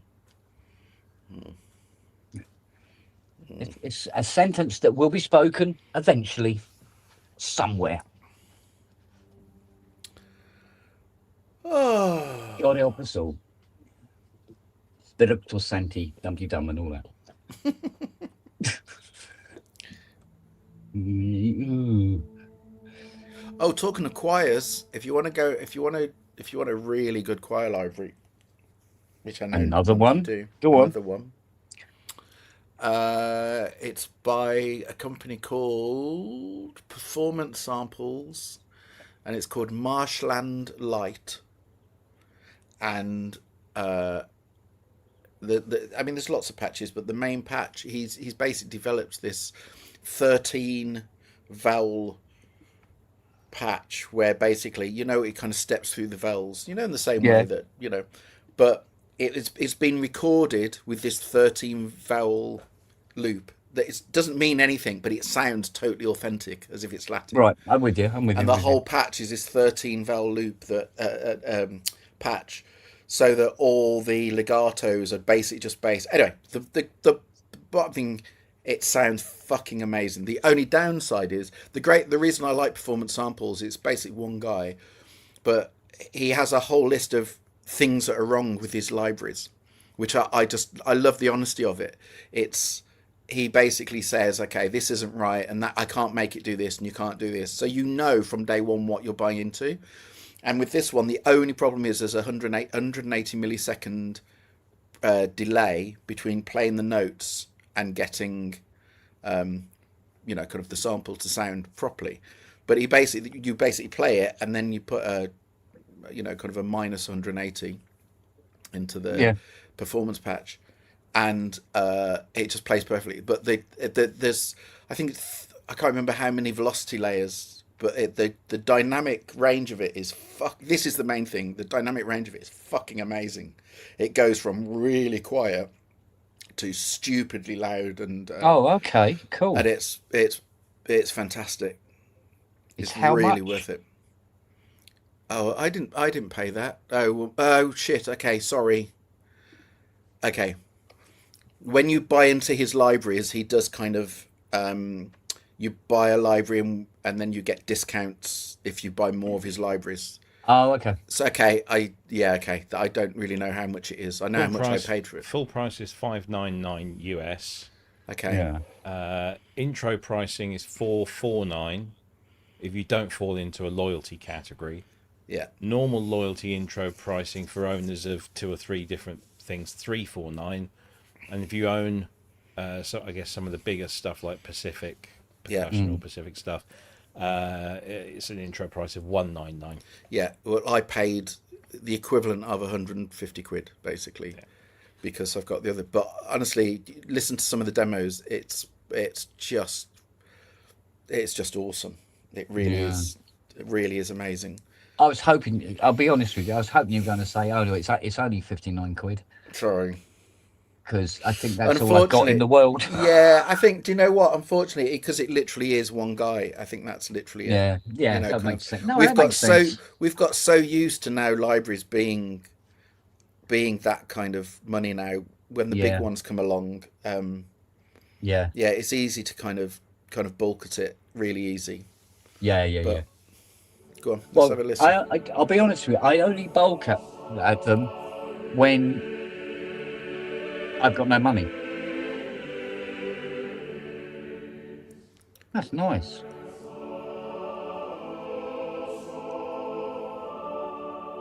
But you wait till you get to the really loud bits.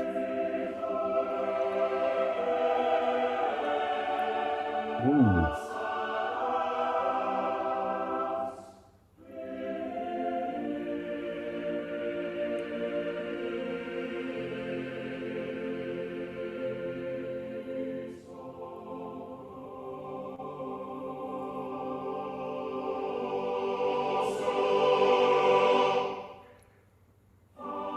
And that's with no reverb. That's just the room.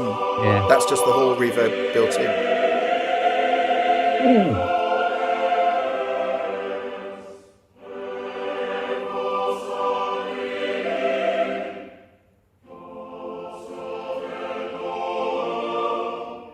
It's nice, isn't it? So very, very nice. So that going through I stuck it through some multiverb through a Dutch concert hall, Dutch cathedral in Altiverb, and fuck me, I mean, it's Is that what you call an erection under a duvet? Dutch cathedral.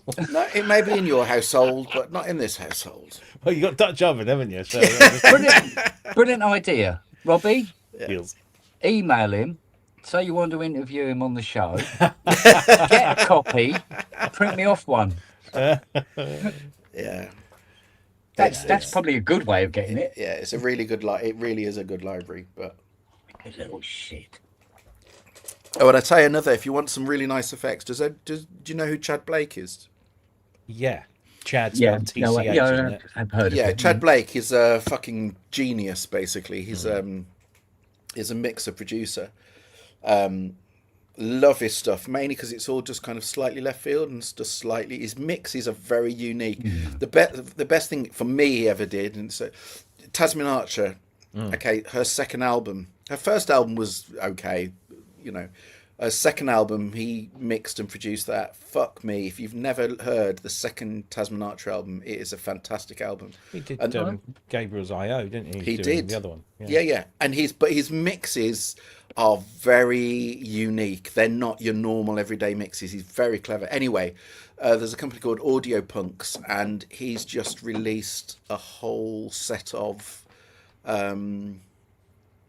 effects plugins, basically, but kind of ones that I don't know if he's developed them, but he's kind of put his mark on them, and they're ones that he uses, like his type of delay, his type of EQ, his type of and I think they're called mongrel something, whatever. Anyway, there's a collection of a dozen effects, something like that.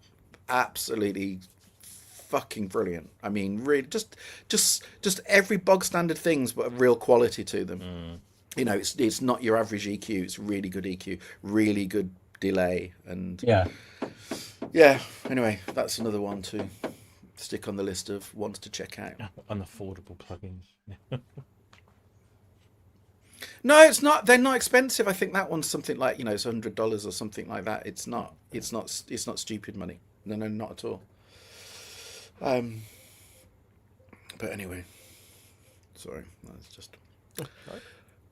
Oh, okay. Well, I'm going to leave you on. I'm going to just mute myself, and I'm just going to get on because you don't need to hear my shit. But I do need to do something, and it's lovely to have you lovely people on in the back. I don't mind. I like listening to your playing, actually. No, you don't. No. Yeah, I do. Okay. Well, not on this occasion. I tell you, I will do before is that I was saying to Robbie, I'm doing this remix of something for later in the year, and I've basically taken the track and I've completely fucking destroyed what it sounded like, and it's completely different. Right. Yeah. Luckily, I don't think Midge gets approval or disapproval of this one. It's basically just it goes to the record company which means that, because I know for a fact, I swear to you, if I play it to Midge would just be fucking screaming. Brilliant, mate. It sounds shit. There's no reverb, there's no delay, there's nothing. Oh, it's as dry as fuck, and it's it's brilliant. Anyway, he'll hate it, but I love it. So. But I'll play you that when I'm working on that. I'll play you that because that'll be a laugh. All right, baby. Oh. Anyway, meanwhile, I'm going to mute you, and you can talk about me behind my back, and I'll just listen in. Probably do that. Okay. Work like that, doesn't it? Yeah. See you in a minute. No, we'll wait until you get back. Oh, fucking hell. Oh, you little bastard. Where you? Oh, here we go.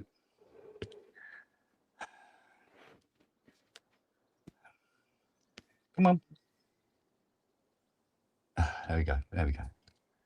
Keep getting cramp in my fingers. It's bloody horrible. I've been working away, and suddenly one finger goes like that, it stays there, it won't come back. And I'm like, and you wait, and slowly it goes, it comes back again. You go, all right, I can move again. No, I'm not going to go there. You witch. I don't even have to sit on my hand.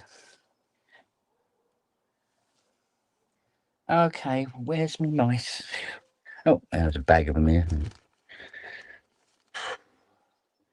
So they're reducing slowly. Oh, dear me. Very slow. Very slowly. Very slowly indeed. But not brilliantly. Well, the centre's not too bad now. All the way to the back. That's actually quite nice there now. All the way along. Which is good. Good. Maybe I'll have to take it off here now. Do the front again now. It ekes out those ones over there. Or not. I'll tell you what, I don't know how long it takes Fiona to do tuna sandwiches, but it's been a bit over an hour now. She's gone fishing. She Oh, hasn't caught one yet. You go on, you little. Oh, you fucking wank stain. Yeah, you'll appreciate this, Matt, or Luke will. You know, you get people that post these so-called pictures of, oh look, this car manufacturer's got this new design concept thing, and it's just a piece of AI. Yeah. Somebody's taken. Oh, yeah. Loads of them. Yeah. Well, somebody's just posted a picture. So, given the fact that VW haven't made a CC since 2017, and they stopped calling it the Passat CC about 2014.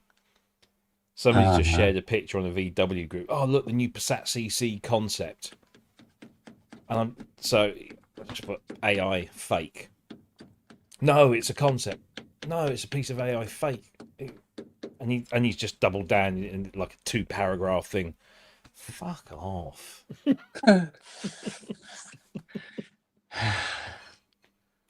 Bad enough when they make really bad cars. For real. Send Luke Yeah. in. Yeah. Sure, Hold my Wiener Schnitzel. Yeah. I think that's Austrian, isn't it? I don't know. Yeah. I'm an uncultured swine. What's wrong with you? Currywurst. Hold my currywurst. There you go. And curry being so European. Well, quite. And currywurst doesn't even taste of curry. It's just, I don't know. It's not curry. It's not curry as we know curry. Found a new Curry, Thai but not restaurant as you last know night. it. Yeah. Took Jackie out in the car last night because I've got to get her used to driving it in case she needs to take over when we go to Italy. Yeah. So there's this long road that goes from one junction of the A14 and then marries up with where the what used to be the A14, and it's not a very heavily used road, but it's a very long and fairly straightish road. So it took her all the way to the end of this road, and where this industrial estate is, and we see it when we go past on the A14. They're like Scania have got a big depot there, and a couple of other places. But what you don't see behind that is this Thai restaurant that looks really nice. So yeah, a bit of a bonus. We'll probably go there for dinner on Saturday. Oh, nice. Not a new restaurant. I bet the Archon's slightly more juicy than a Fiat 500, isn't it? A little bit. It's A about 3 tad. times as big. Bijou smidget. Little smadger. Ooh. The thing is, you'd say, well, you just push this button and it does pretty much everything for you. You just got to make sure it's pointing. You don't even have to make sure it's pointing in the right direction. Just keep your hand on the wheel. It'll do everything else for you. Keep But your that scares eyes her. on the road and your hand upon the Muck wheel. Oh, you little shy. Dig in. Dig in. Be a little bitch and dig in. Oh, that reminds me. I need to go and I went and booked my shuttle tickets to get across to France, and I booked like stupidly early. And when I looked at what time I'd have to go, and then factor in the extra time to get Jackie's biometric scanned in at Folkestone, we're going to be leaving about 9 o'clock the night before. Bloody hell. So it's ridiculous. So I'm going to see how much they want to charge for a slightly later crossing. Mm. The thing is with the shuttle is if you get there early, they generally say, "Do you want to get on the earlier train because we can fit you on?" And a lot of the time, they don't necessarily charge you, so that's quite nice. That'd be handy pandy if you can get that, because every little helps. Or they even offer you a later one as well if you want to do a later crossing. Yeah. Right, let's see. Yeah, we've got normal check-ins at 10 to 7, which means we'd have to leave here about 4:15. Right. And I reckon we should add another hour on in case there's a queue for this biometric shit. Oh yeah, all that crap now, yeah. I've done mine because when I went to Berlin, I did it there, so I don't have to do it again. So how long are you going for? We'll be away for a couple of weeks. Yeah, well, after seeing how beautiful it is out there, Mm, it's a wonder you ever come back, to be honest. it is a struggle. Yeah, it's stunning country. It's a beautiful, beautiful place. Mm. And even at night, it looks fucking stunning. Oh, yeah. It is nice. Like an old friend of mine, he moved to he got himself a place on the banks of Lake Como. Okay. Give you a rough idea how much he was packing. Mm. 'Cause I don't think anybody can live near Lake Como for under $1 million, you know? It's not particularly cheap. We're going to be that way, not quite as far over, Mm.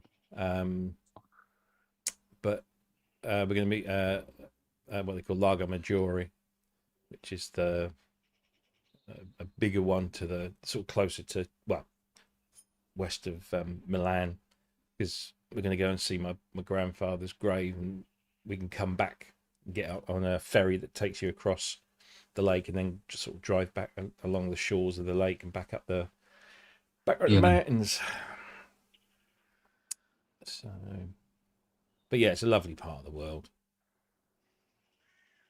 If you go a little further, you're into Switzerland, and San Moritz is a bit further over as well. Yeah. I want to do this the Stelvio Pass, which is a bit further east, one day. It's a heck of a drive, apparently.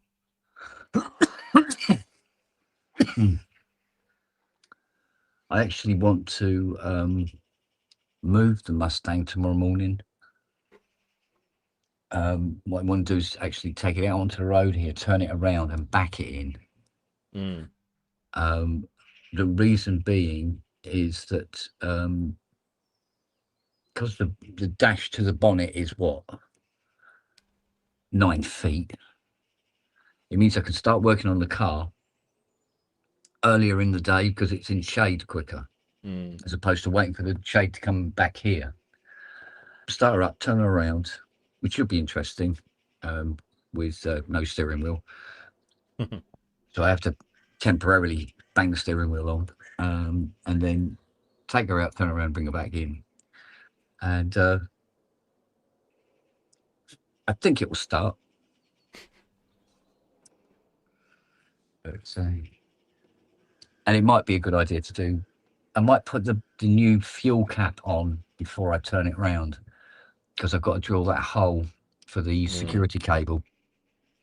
And I don't know if anybody's ever drilled a hole with an electric drill that creates little sparks around the brushes of the motor next to a fuel tank that is exhibiting loads of fumes. So we might do a pub of that and see how long it lasts. The pub might suddenly finish for no apparent reason. So might you. Yeah, exactly. So we'll see how that goes. Now, what I'm going to do is I'm going to soak a tea towel in water, stuff it into the aperture itself. That should keep the fumes at bay. It doesn't have to be, soaking wet, because I don't want water in the petrol. It just has to be damp, and that should reduce the risks quite considerably, I think. So, Right, I just need to do this back in a bit. all right. Well, as it transpires, I've got to go for a quick pee. So, gentlemen, you can watch Ty working for a moment while I go and have a quick annoying Mustang pee. Oh.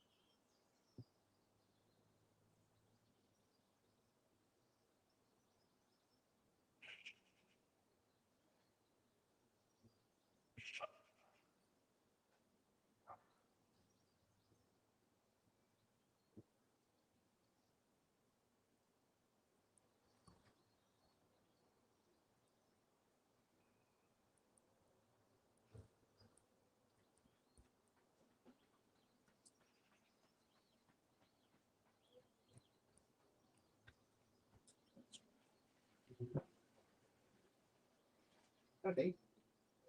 Darling. Go. You another tea, love? Oh. Did you know? What? Mhm.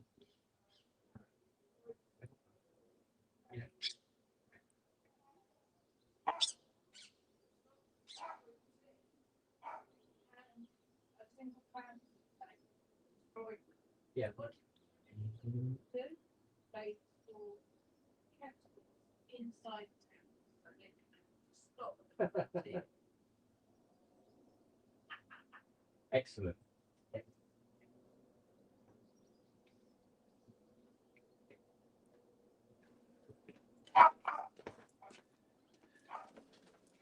Oh. Wonderful thing about having a toilet right at the front door. Can't recommend it enough. Right. Danny. A lot of these, they might be heat gunnable. Those three there, probably not. This side is still a bit, needs a bit of work. 12 points. I don't know. Big hand for the juggler. Have you got your big mug out here? I got my big mug out here. You expect me to make you a bit Oh, of do you know what it tea did? When I was than taking the last dregs out, all the tea bags fell over, splashed on the tea, and it all went down my nice new clean t-shirt. Oh, that's good. It's been kented. It's been kented, yeah. It's What do you an reckon? official Kent Bah. t-shirt now. Oi, What? what do you reckon? Oh, you got it up. It's not glued down. That sounds well practiced. I know. No, it's not glued yet, but what I'm doing is reducing creases. Look up here. There's some creases over there. I know there's creases. I haven't done over there. Oh. Look up here. Oh, do I have to? I have to lean. Oh, that's pretty see. Oh, it's a shoddy job, isn't it? You can do better than that. Yes, that's why I'm still out here, Dozy. Do you know what that's a sideways saying? She's got more faith in you than you realise. That's what that is. That wasn't Actually, a dig. No, that reminds me, love.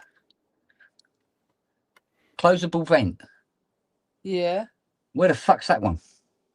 Mm. I don't remember seeing a closable vent out there ever. Are we missing a closable vent? There is a closable vent. There's at least one. Is there? Yeah. Is there though? Yeah. It's behind the billiard table. Yeah, but it's not the centre one, is it? No. It is an end one. Yeah. I just wondered why that one was out and that one was still in. No, it's part of the clock thing. Right. Yeah. Oh, you mean the fascia? Yeah. Oh, okay. All right, we'll find out the old way, because I bet you anything you like, it's about £900 for another bloody closable vent on it. Oh, I remember I painted it. Did you? Yeah. What about the other one? That might be missing. No, it's there. Oh, well. But if it's there, it's not painted then, is it? Oh, I think that's good enough. Doesn't need painting. Really? Yeah. I'll be the fucking judge of that.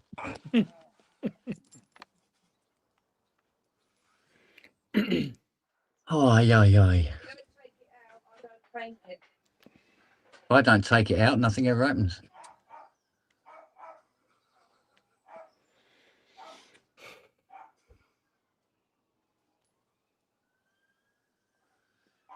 She goes, oh, all right then, as soon as you got it out.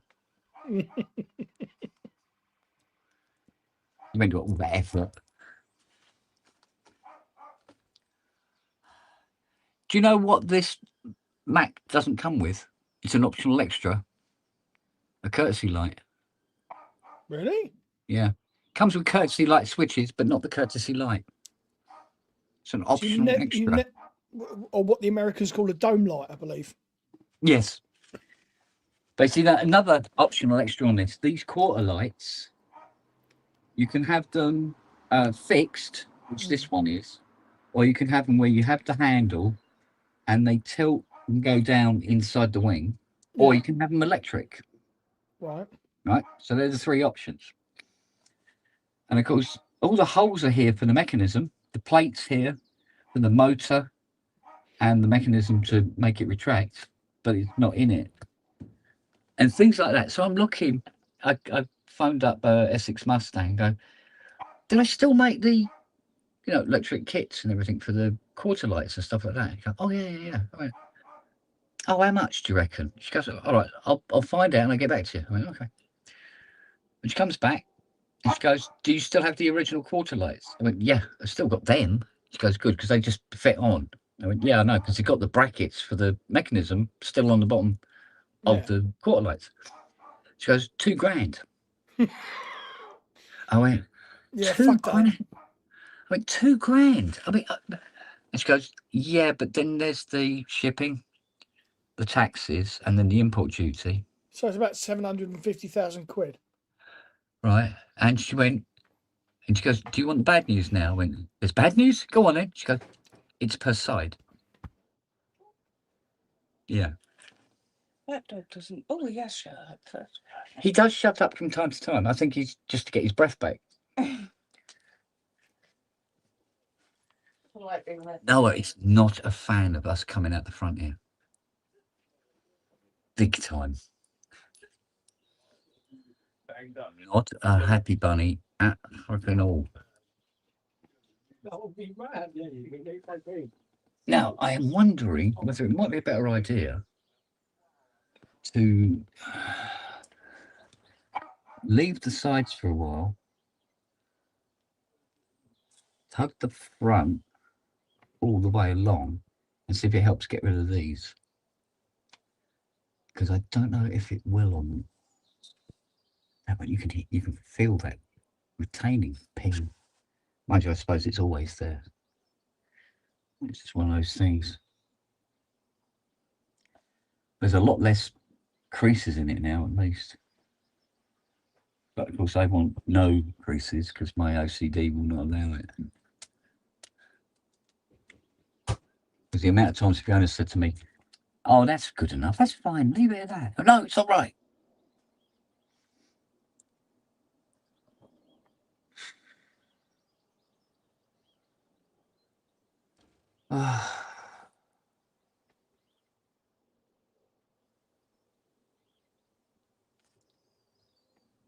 Can you hear that squeaking every now and again? Yeah. The security camera. It's been going fucking mental while I'm working out here. Oh, I can imagine.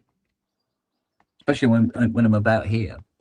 Because it looks down at you and sits back up again just in case there's something else. And it's just going up and down like this. Up, down, up. Wee, wee, wee, wee, wee, wee.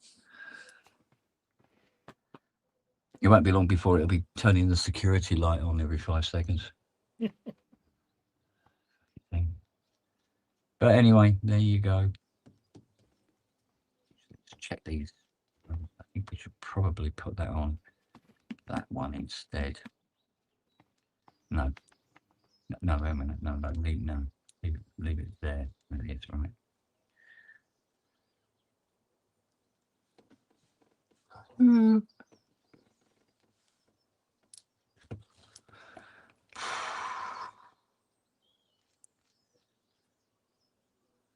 So Fiona's in there watching a documentary on World War II. In her defence, there's interesting stories from World War II. Apparently, there was a British tank division making their way across France towards I think it was Poland as part of the sweeping round to try and push the Germans back into Germany. And they stopped off to make tea, and a single panzer destroyed the entire regiment. And when the MOD received the news about this, from then on, it became compulsory that all British tanks had kettles fitting inside them. Because it's all about the tea.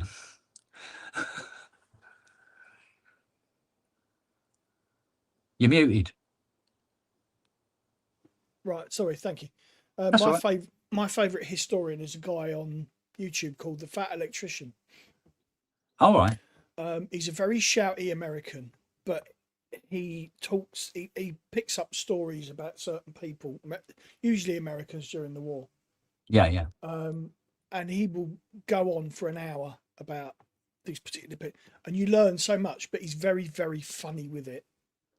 Yeah, Good. he's very good with it. So if you ever want to learn or anything like that, he's worth looking up. I think I might have watched a couple of his videos. Actually. Yeah, the big muscly beardy guy sits there in fucking tank tops all the time. That sounds about right. Yeah, he's. Does he do a lot of his videos from his car? No, doesn't. He's got a custom built studio now. Oh, okay. Yeah, he's brilliant.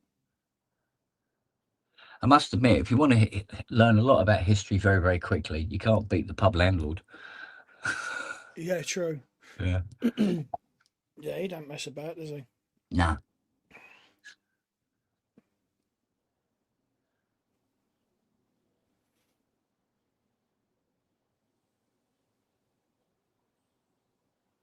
Oh, the one we talks about, he's got the globe and he goes, Yeah.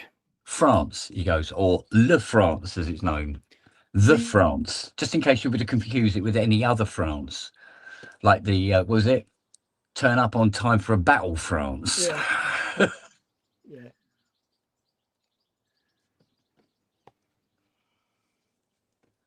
Oh, mate. So apparently when Trump was going on about NATO never helped out and all this sort of business, he wasn't there for the Americans. God, did the Australians cop the arse? Big time. Yeah, well, can you blame them?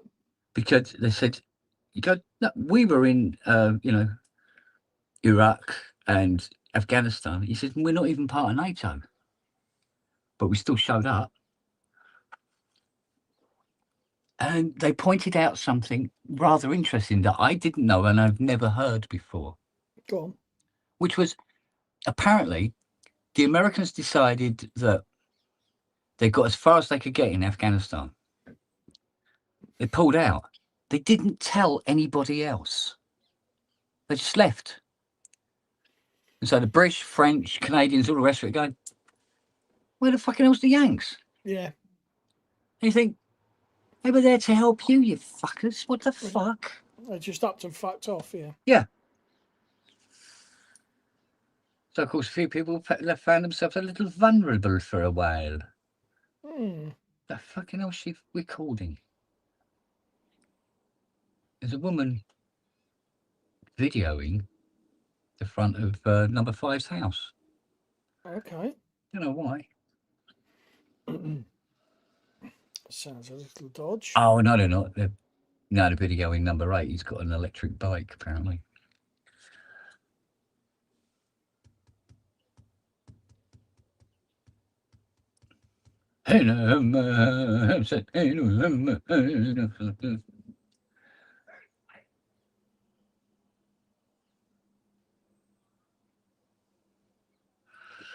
Come on, Kent. What are you going to do next? Where are you going to do next, in fact? There? No, probably not. Okay, so that pulls too far that way. That one pulls too far that way. Yet the front isn't. That's weird. How can that be? We need to investigate why that's got diagonal creases there and there.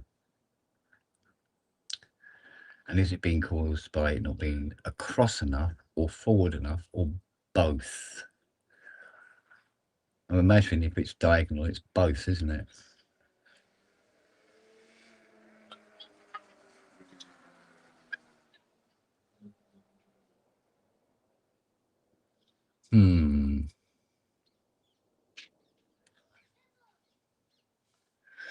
Let's have a look and see what we can achieve. Oh.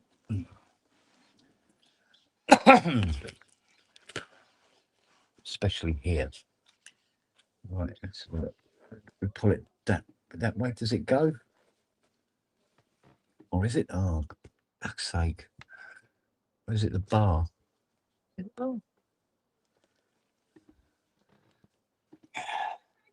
it's getting to the point now where I'm having to work out: is it the rod that's Yeah. making the creasing, or is it the Tolex that's making the creasing?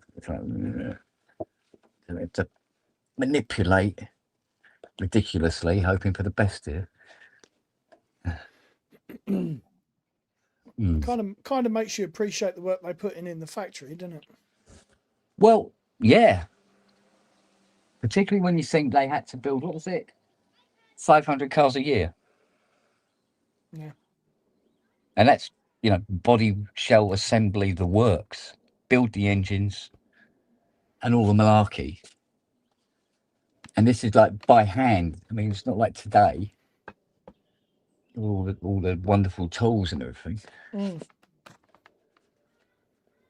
Uncle Chrome, one is a Gretsch Electromatic, which I've had for about 20 years, and the other's just a generic acoustic, well, semi-acoustic bass. And I've got a Fender copy down there. So, You get asked that a lot. What you need to do is put labels underneath them, little plaques saying what they are. yeah, they still won't be able to see them on stream though. Yeah, probably. You might be right there.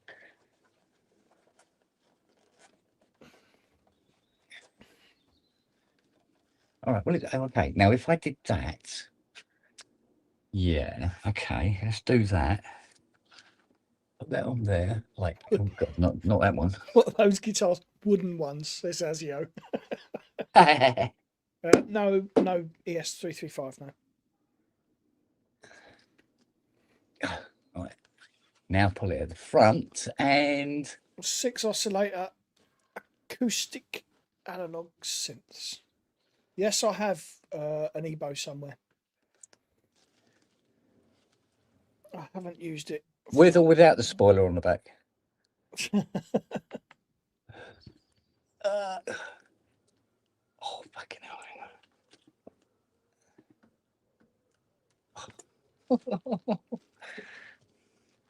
Sometimes I feel that this might actually be a two-man job. Yeah. Well, with respect, I'm not driving up from fucking Devon to do it. With respect, I don't fucking blame you. Yeah. Right. Better. Not great, but better. At least there it is. And there's no more after that, is there? That's your lot. Then it goes to the whatnots. There's a load of trims that go along this as well. Mm. So if there's creases near the edges, it's not a huge issue. Yeah. But it's still slightly creasy there, but not a massive amount. So we'll keep doing this, and eventually there won't be many creases left, or they'll be very fine. And then we can look at seeing if we can heat gun some of the mild ones out, which is doable, apparently. It's just that, ooh, you know what? That's rather dark clouds over there. We had a lot of those this morning, but they soon fucked off. Well, the thing is, I've got no front and rear screen in this. Might suddenly get a little damp. Do you know what? These electric cars, you can't fucking hear these things coming. I know. You're out in the middle of the road and suddenly there's this car behind you. Go, oh, fucking hell, where'd you come from?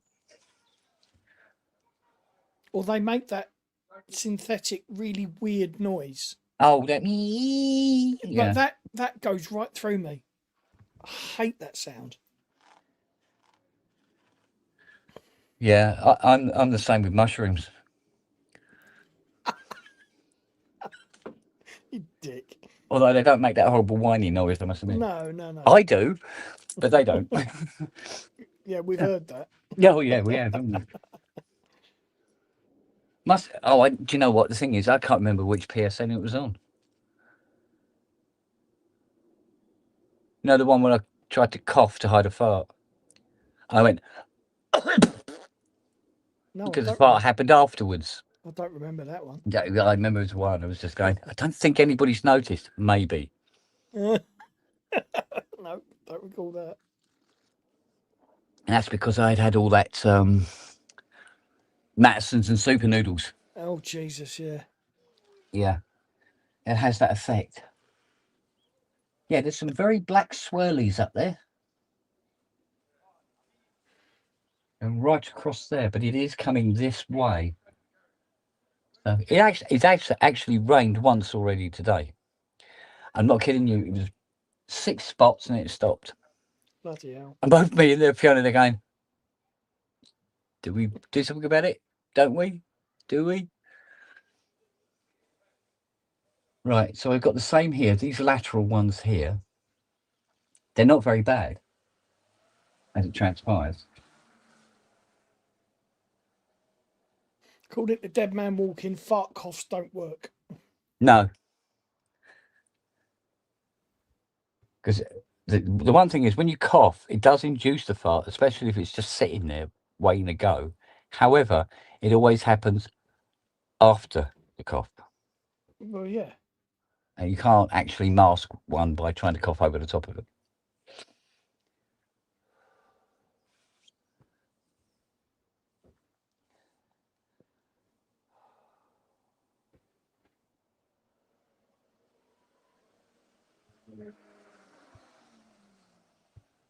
But honest to God, Matt, there's a how-to.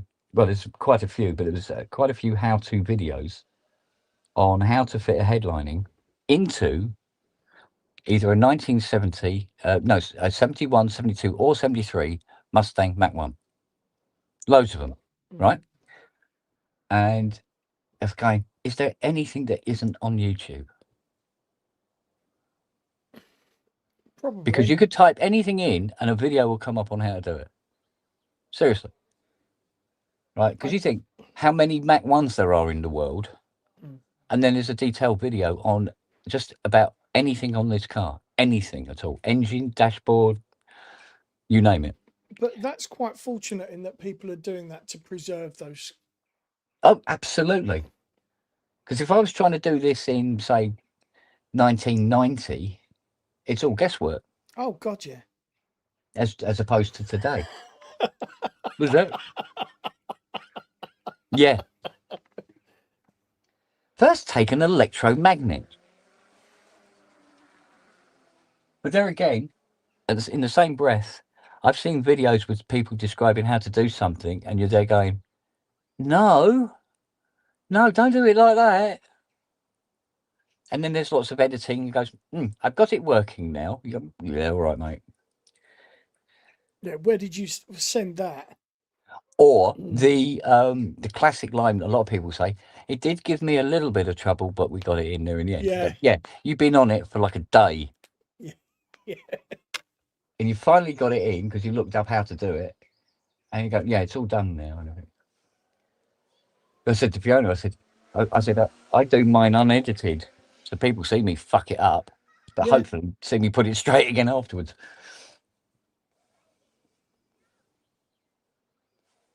I mean, it's like when I was taking the springs and struts out of that smart car. I mean, never taken struts out of a smart car before. I wasn't really sure what to expect. Well, it's all out there now, isn't it? Oh, it's all done now. I'm not kidding you. There must be a gap now of that between the tyre and the top of the wheel arch. Whereas before, the wheel arch used to sit slightly over the tyre. Okay. Fuck hell. And the ones she got the Brabus ones, which are nearly twice as thick, to be honest. Because like I said, the springs we took out, honest to God, I've seen thicker springs in a biro. Yeah. And the brake shoes were a bit of a pain in the arse. Because I forgot that when you go to adjust the handbrake, you have somebody sit in the car and depress the foot brake, and that takes the tension off of it, and you can just wind it out to where you need it to be. And then take your foot off the brake, and then when you apply the handbrake, it blink and it sticks. and I forgot that, and I'm trying to adjust it without anybody having their, their hand on the handbrake, their foot on the foot brake. I shall have to look her up, homegrown. Who's There's that? there's a musical artist called Pudendum on YouTube who likes to show her unmentionables in her videos. Really? And then Azio said, Well, "What?" to be honest with you, anything that can promote her music. That's what he says. A Behringer synth. Oh fuck! Well, it makes a nice change to have somebody showing their tits in a video rather than somebody like me just being a tit in a video. Well, yeah. Yeah. What do you mean? Oh, well, yeah. Well, there's a pair of tits on screen at the minute, so you're not doing so That's bad. true. Yeah, but only one of us is a hairy tit. Well, yeah, I'm closer to the real thing, actually. You just need painting a little nipple on the top. You laughing, mate? Well, we did have Ty here. Could have done it, and it'd be full set. But that was the thing, wasn't it? When me, Ty, and Dom were on screen, it looked like half a box of eggs. Do you know what? It's 3 little, just tiny bulges. They're not creases as such. They're little bulges, but they've got to go. Is that particular video in your favourites list, homegrown? She gets completely naked at the end of one of them with the slot close up. Really? How many followers has she got? Because I think she's going to get a load more now. He's got such a way with words. A slot close up. Can you look her up? I'll probably look up her, yeah.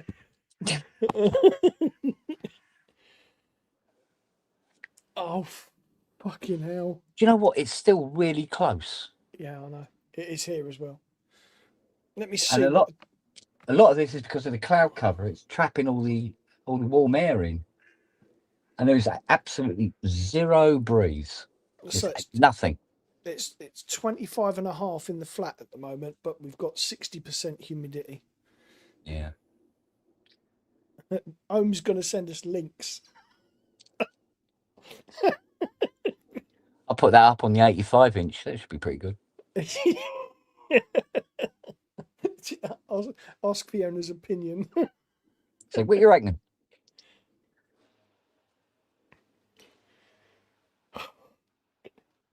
Fucking hell. So that's pull at the front and pull at the side, but simultaneously. Yeah, that's going to be fucking interesting. Yeah, it's so hot and I have to keep stopping and just having a kind of moment. Oh, so that pub we had, the last one we had, Becky did show up. Oh, yeah, she was in the chat, wasn't she? She was in the chat briefly, and because I said to her, I said, "Look, come on," because she's a right laugh. That one, she's real funny, and she's a dirty little thing as well. she loves a dirty joke. There's Bex, right? Oh, here, you want to hang on while I remember? I've got a really good dirty joke for you. Oh, okay. As my cum hit her chin, I looked at the wife and said, "You like that, don't you?" And she went, "What the fuck is in this sandwich?"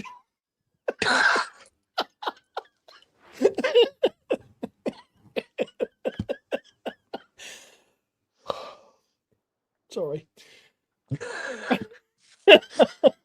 Oh, mate. Yeah, I just had to, I'm afraid. It's still like that new one, Gary Delaney's, was it? My granddad beat my nan to death by dying first. Oh, dear. Oh, fucking.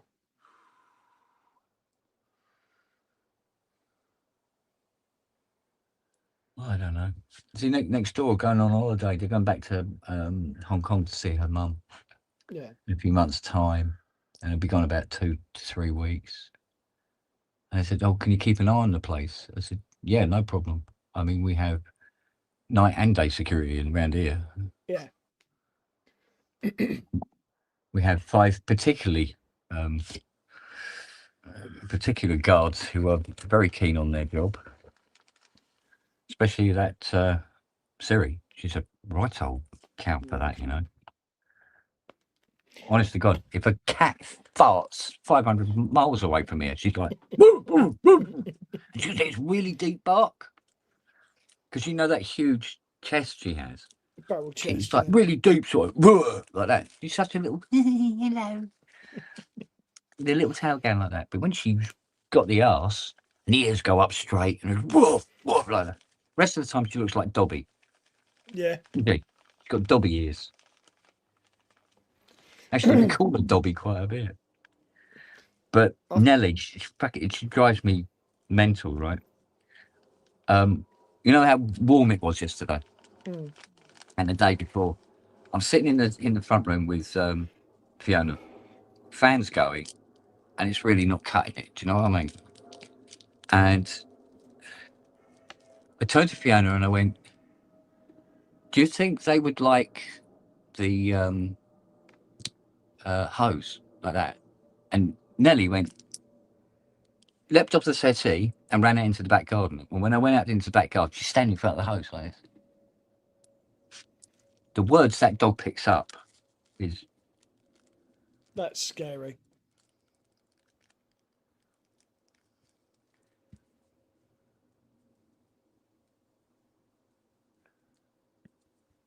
seeing a lot of links here. Looking good. Looking good. That'll be homegrown doing that, I think.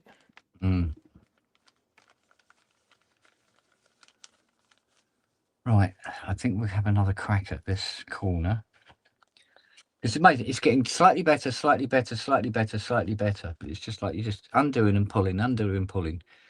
Because one side will get better because you've done something the other side and something and going over the same bits over and over and over again until it Yeah. fits. But of course, it will stretch out as you keep working it as well. And this is true. And that's the point I come back into the conversation and hear, if you stretch it out and work it, it'll come out. Yes, well. It's a good thing you didn't hear my joke then, isn't it? A joke? Yes. Go on, Okay, I'll say it again. spit it out. As my cum dripped onto her chin, I looked at the wife and said, "You like that, don't you?" And she looked back at me and said, "What the fuck did you put in my sandwich?"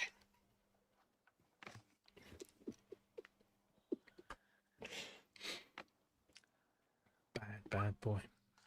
Bad boy, what you gonna do? Right, here we go again. You've got to be really careful because every now and again there's a 9/16 bolt sticking out through the carpet. You've got to be careful where you put your knees in it. There you go. If people want to actually have a good look at my guitar, this is the best photo I've ever taken of it. Ooh. Didn't Was your that mother just tell you? before was that just before it was run over by the train? I say, didn't your mother tell you? Shouldn't play on train tracks. Luckily, that particular set of rails was one of Beeching's victims. Oh, right. Yeah. Yeah, I kind of figured. Because you're not that stupid. Don't you fucking believe it? Really? Are Don't you you believe it? sure? So I want to buy a guitar, Yeah.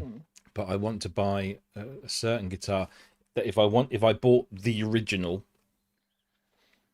it's thousands because All right. they were made in the 70s Uh-huh. by Hohner of all people, Really? or the company that became Hohner. But Yeah. because they don't make them anymore, apparently.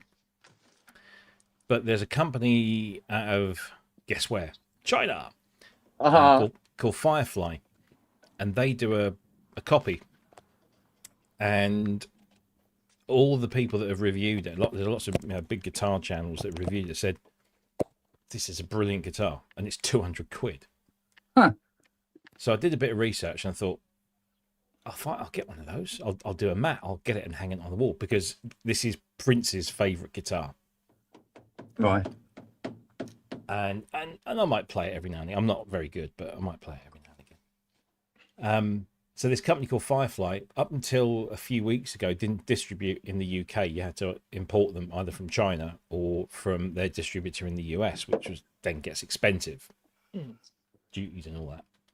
But then a few weeks ago, they opened up a UK website with UK distribution.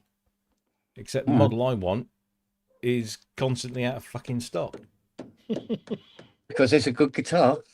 Probably, or they just haven't got stock in yet because it's a fairly new edition. So, or fairly the distribution is fairly new. So I don't know. I sent an email or used their contact thing, and I said, "Can you give me an idea of when this might be in?" And all I got was this kind of generic "Thank you for your interest." Nothing else. But it's this one. Oh, Oh, nice. that is pretty. That is very pretty. I like that. So it's basically it's a tele copy. I was going to say it's a Telecaster, isn't it? But it's a copy of a copy because Hohner, or H.S. Anderson as they were known at the time, did this copy called the Firefly back in the 70s. Prince picked one up cheap, and it was his go-to guitar for pretty much everything. It's the one he did the solo one, and I was going to say that looks like the one he did the solo on. Yeah. And everyone that has reviewed it said that it's really, really, really very good. And it's 199 quid. That's fucking incredible for a guitar like that. Yeah. So they do a whole bunch of other stuff, and it's a lot of it's supposed to be really good. See, that's in stock. And it's Gibson. That's in stock. But the Firefly, sorry, the Mad Cat, sold out. Probably because of its association with. Well, it's a very, very pretty guitar, and it's how much again? 199. Good lord! There's no fucking brainer that in it. Because if you go, I'd have one of those if I was still playing. It looks like a £2,000 guitar, doesn't it? Yeah. Oh, you shitbag!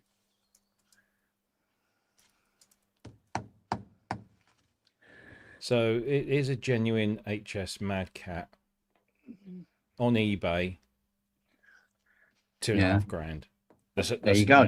Yeah, $2.5 grand. There you go. Not a bad guess then.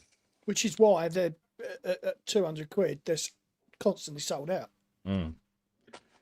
Right, let's got rid of those ones. Now I've got to go over there and get rid of those ones now. That I've now created by getting rid of those ones.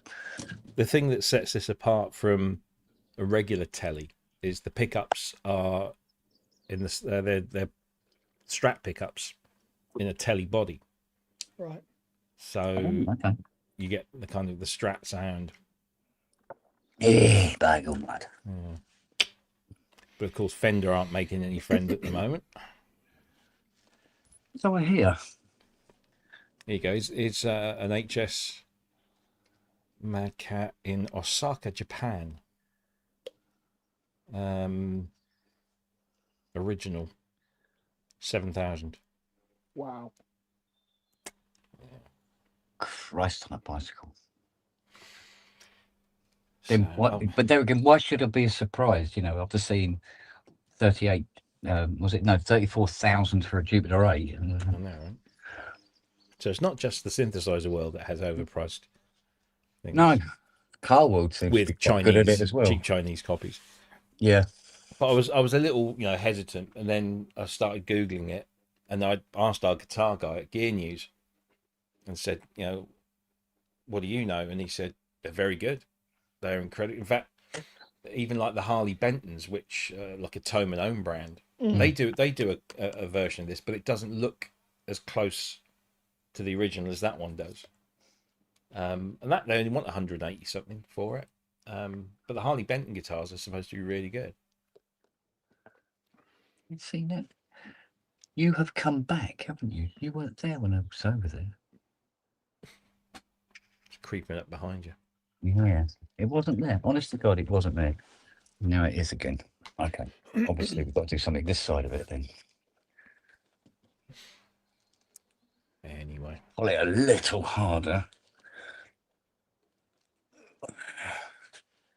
Okay. Don't want to create new ones, though. That's the thing. Because the last thing I want to do is create new ones.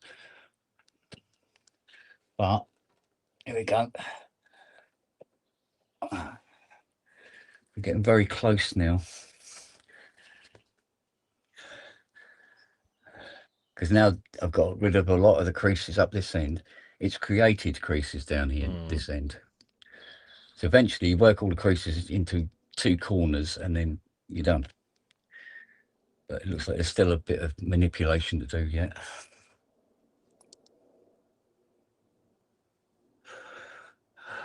right. Looks like I'm not going to be changing my crossing times. We're actually going to go and get a fucking hotel down at Folkestone Oh, the night before. It just makes more sense. you know it makes sense. Well, our French destination for the first night is, without stopping, about 7.5 hours from Calais. Uh, And I'll have driven 2.5 hours to Folkestone and then crossed on the train and then, 7.5 hours. So I've done it before. It's not a massive issue. And you stop fairly regularly there's plenty of rest areas. uh-huh. But I'd rather get going sooner than later because we've got to be up pretty much sharpish on the Sunday because then we're going up the up Mont Blanc. So Mm. Oh. who is this guy? See, I ain't too bad now. Not realistically, that's for sure.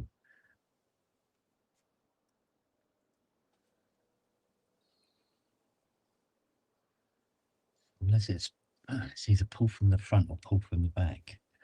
Or I wonder if we could now get Fiona on the back, me on the front. Pull at the same time. That might do something. Matron. Biting my hole in my tongue. Sure, there's a strap on is going to have to be incorporated in that somewhere. Brooksy, where are you? Yeah.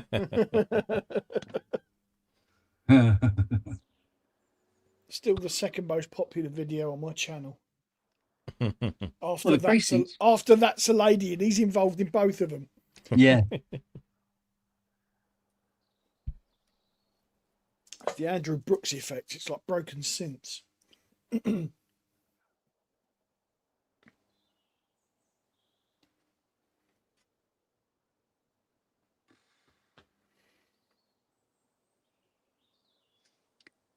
I think I might have to test.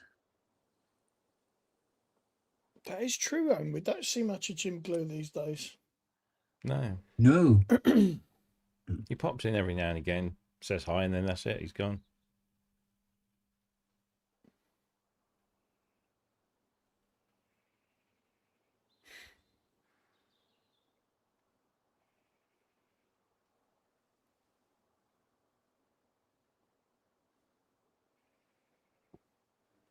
Well, even with all the creases it does have, it's still better condition than the one we took out. Because that had so many creases in it, it was ridiculous.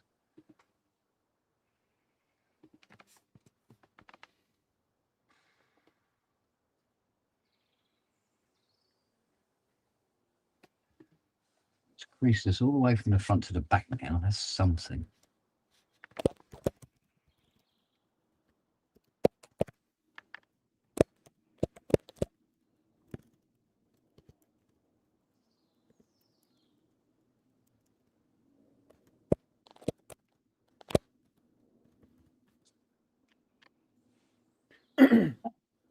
I've got to start from the back again. Jesus Christ, really?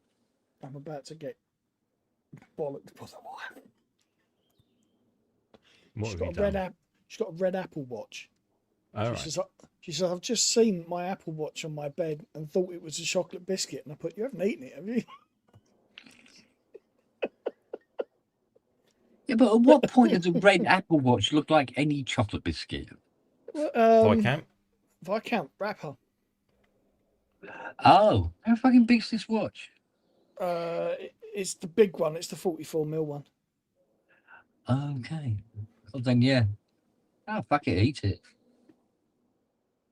Go for it. Fuck off. That cost me a lot of money. Did it? I don't know.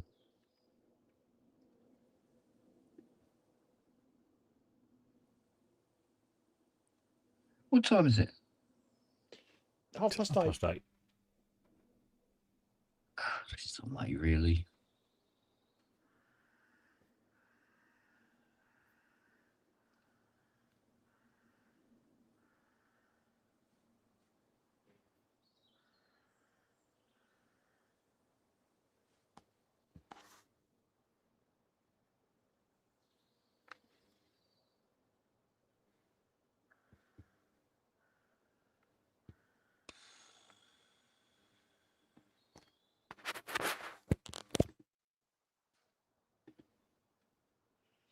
Putting hot there, up too hot there.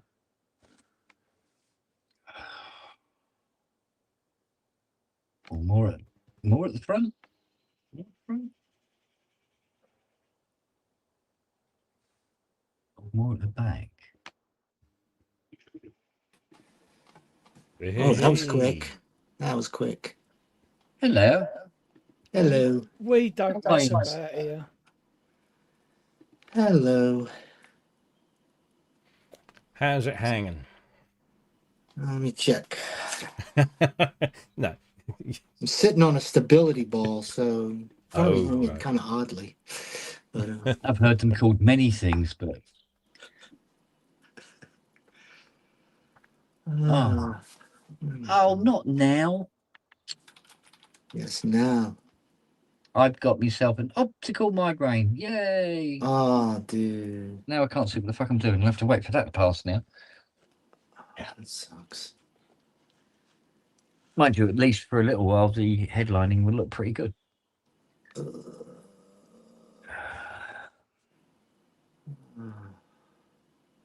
Let's see what we got here. Did anybody try that? Well, you wrote an article on it, Rob. The No, I didn't. criteria It memory. was AI. 5. It was all Yeah. AI. Sorry. The Memory V. Yeah, memory. Yeah. V, thank you. What do you Yeah. What do you think? It's good. I mean, I'm no expert on a memory mode, so I couldn't say how close it is to the original hardware, but it sounds great. And again, I haven't done a comparison with the Cherry Audio one, which a lot of people say sounds very good for a memory mode clone. That's right. They did one too. Ah, What's that, Steve? Right. Steve's going to send you some links. Right. Oh, What? We were talking about earlier, or rather, Steve let us know about there's a channel on YouTube called Pudendum. It's a female, and at the end of her video, she tends to get her bits out, including one where she ends on a slot shot. Apparently, so And they allow this on YouTube? he's sending links out, so it must be. Oh, He's got me out there. my wrist is vibrating. It won't be the only thing when you watch that'd that. be handy. I'm just having a wank. Can you send me some links? Yeah, that'll get your steps in. Okay, yeah, I've got them. Oh dear. And we get a string band for showing tits from the 70s. I mean, by the time we showed that on the show, that woman was probably doing keepy uppy with them.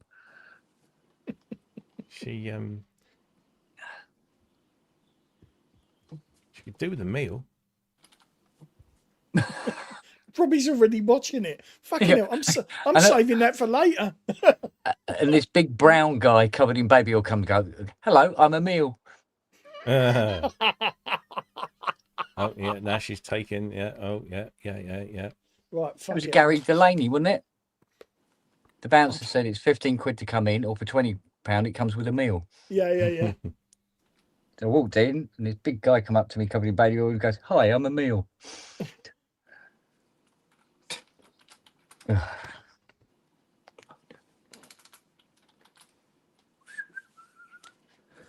Oh, fuck me, you're not wrong. She'd snap if you bent her the wrong way, wouldn't she?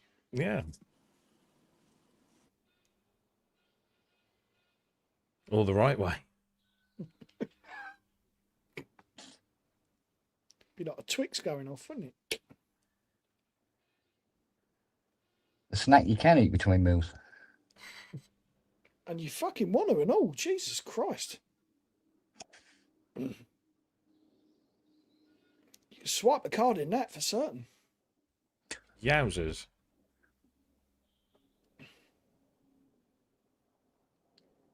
And this is promoting her music. Apparently. I bet it does. I mean, she's got plenty of subscribers and millions of views on just one video. Yeah, of course she's got it. Yeah. Well, good on her when you think about it. It's so hard to promote music these days. It's Jesus. such a... Oh, yeah, there she goes. What's the music like? She's got the nip plays out. You wait till the end. I've just scanned through it. You wait Oh, till- yeah, blimey. Bite your hand off, wouldn't it? Dear, oh dear. I sometimes sit here, right, and you know, you get stuff in your feed, and I obviously get a lot of music demo or tutorial things, because I'm always looking for that sort of stuff. And there are some very talented female guitarists, bass players, whatever. But every single one of their videos, they're wearing a very tight top or a short skirt, and they've got one over the fucking guitar. And I'm thinking, why'd you do that? Because are you doing that simply because it just draws in the views? Yeah, it is. You clearly And can yet, play. it devalues the music she does. Because to us older brilliant. people, They're brilliant guitarists. yeah. You think that should be enough? But we're in a very much this sexually promoting kind of society now, thanks to TikTok and all the rest of it. It does seem that, female pop stars these days just seem to be pushing each other to wear less and less and less until somebody will just come out, if they haven't already. I mean, that's near as damn it, complete let's start face naked. it. Come on, now, Robbie, let's face it. Kate Bush does a video in a leotard. Yeah. Joan Jett in her leather trousers, along with Susie Quattro. But in Kate's yes, defense, and don't you see it? In Kate's defense, she wore a leotard because she was dancing, and dancers wear leotards. Yeah, but she could have been standing still in front of a microphone singing that song, but she was dancing that way she could wear a leotard. You don't know which way round the idea came from, if you see what I mean. Yeah. So, and she always looked gorgeous anyway. Yeah, I would wager that Kate Bush being Kate Bush, it was more of an artistic choice than a salacious beard. I don't know, because it depends on how you look at it. If you look at the start of the career videos, and as the career wears on, there's less available to the viewer, if you know what I mean. Generally. But I think, it's like Blondie. It's like, hello. But I know what you mean, because now you've got people like Taylor Swift and stuff like that, and you go, you might as well be humping a fucking dick on stage for the amount of body you got on display. I don't find Taylor Swift particularly visually attractive. I'm sure she's a wonderful human being with a heart of gold and an incredible business sense, but I wonder what he was going to say then. Yeah, but you see, female artists... Go on. No, just saying, female artists' reputations are destroyed before they even start, because so many of them were promoted by record companies because of how they look, and some of them couldn't sing to save their life, couldn't play any instrument, and had like zero talent, but they had big knackers on them and all the rest of it. And that promotes the records. Like the weather So girls. when a female artist comes along who is talented, they generally now are judged on how much is on show, which is a shame. But it's the same, you know, when you watch the women rugby, for instance, they go at each other just as hard as the men. They're just as good. They're just as fast, and all the rest of it. And the games are as enjoyable as the men's games. But you see it, and it's literally just family and friends in the crowd. It's And like you know, they women's played football. at Twickenham, right? And there's about 2,000 people there in a stadium that holds like, you know, 86,000 people. And it looks empty. And it makes it feel like a Sunday game around the back of the pub. And we're talking about the England rugby team. I think it's just really unfair. I like how Homegrown can put 3 letters on the end of a sentence and we know exactly what he's saying. No vowels required. Well, I still can't see anything. I can't fucking see anything. He's put BLX on the end of a fucking sentence. Oh, okay. Yeah, at the moment I've got this big jagged half moon. It's getting bigger and bigger all the time. I wish you'd fucking just hurry up and go.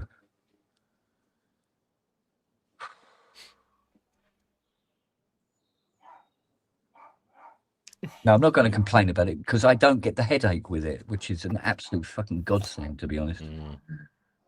Oh, but sometimes I will get a bad one and it is followed up by the actual migraine itself. Sometimes, but very rarely. But I get these about 2-3 times a week and I just wait for it to pass. Maybe it's your head saying enough for today. No, it's probably my glasses saying, when the fuck are you getting me updated? Because it seems to be eye strain related.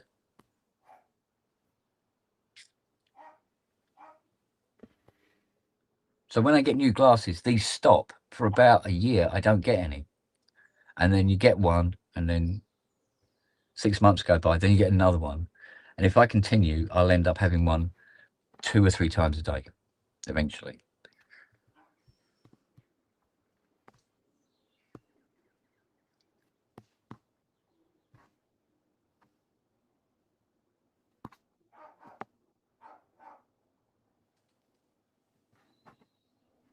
Fiona must have gone into the kitchen.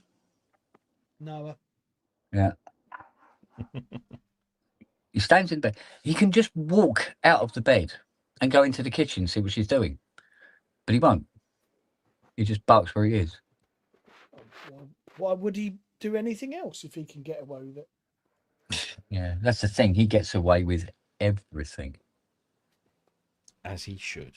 Yeah, I know. Because he's little and old. He's an old guy. He's had a hard life, bless him. Are we talking about Noah or you? No, we're talking about Noah. So, but the thing is, you want to give him treats, but if you give him treats and he puts on weight, he has trouble walking. So you want to give him treats, but you can't. Yeah. To be honest, Fiona's like that as well.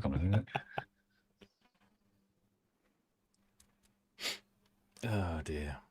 So she had one of those big 360 gram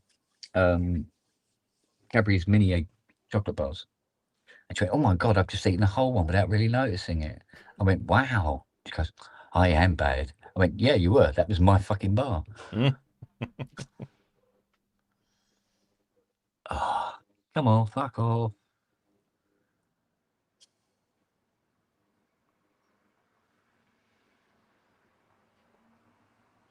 Oh, excuse me, windy pops.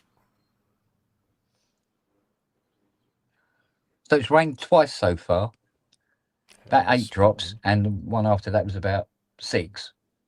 And that's it.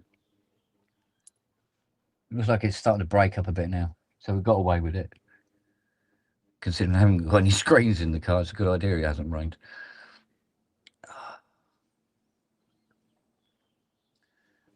keep forgetting I've got me big fuck off cup of tea here.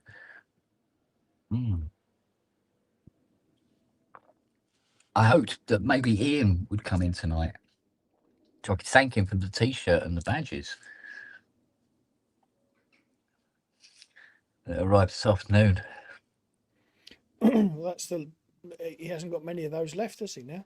Has he not? Nope. That is a rare one now. Oh, that's the point. Oh, Fiona asked. She go, any news on the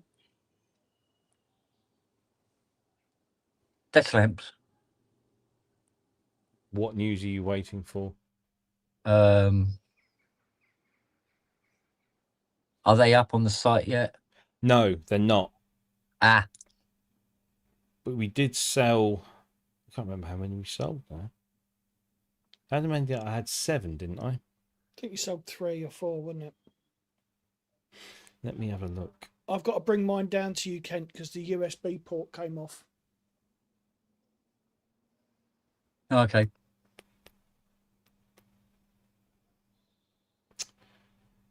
Or I could just send you a replacement.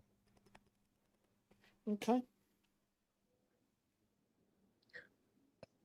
Be done with it. Where's what? Oh, there it is. I've got to finish that garage soon as well. What's the Rob? date today? Rob? 28. Okay. Yeah, 29, 30, 31. 6. Got 9 days. Inventory.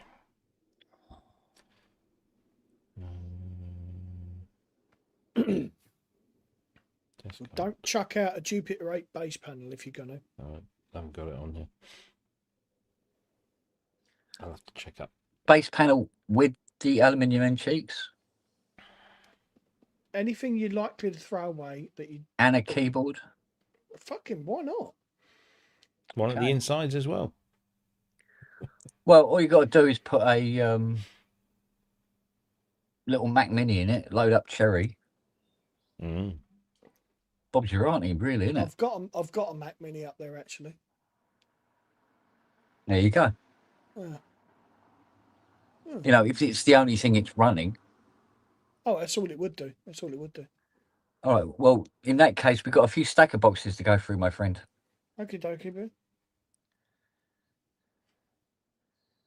Well, I mean, obviously, we'll take the power supply out of it because that's a load of weight for a load of nothing. Hmm. I'm sure we've got a full. If I remember rightly, I think we have a full Jupiter 8 keyboard. If not, we've got a Jupiter 6 one, which is identical. Mod Shots panel. fired. Shots What's fired from Panda.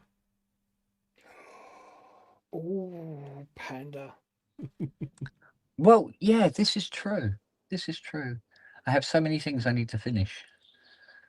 There's that wank from last week. I still haven't finished that. I went back to it. Oh, it takes up so much time now. It's like, fucking hell. Then at the end, it's just dust anyway. No wonder he gets more ocular migraines. His eyesight failing. Wanker. Yeah. I can remember a time of coming and it was all rich and moist and looked like hand wash. But now it looks like somebody's walked on a bloody tub of fucking talcum powder. That's like a confetti fucking cannon. Yeah. You have to put baby oil on it because that helps get rid of all the cobwebs.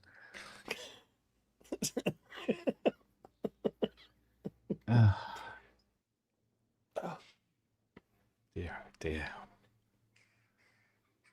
It's like Granny's mobility scooter, isn't it? Covered in cobwebs and nobody's been on it for years. A bit like Granny. Yeah.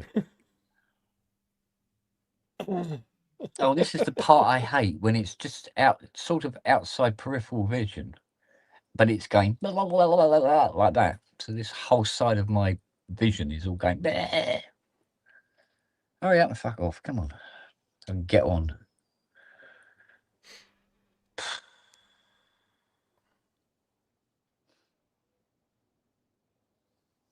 Oh, been leaning on that too.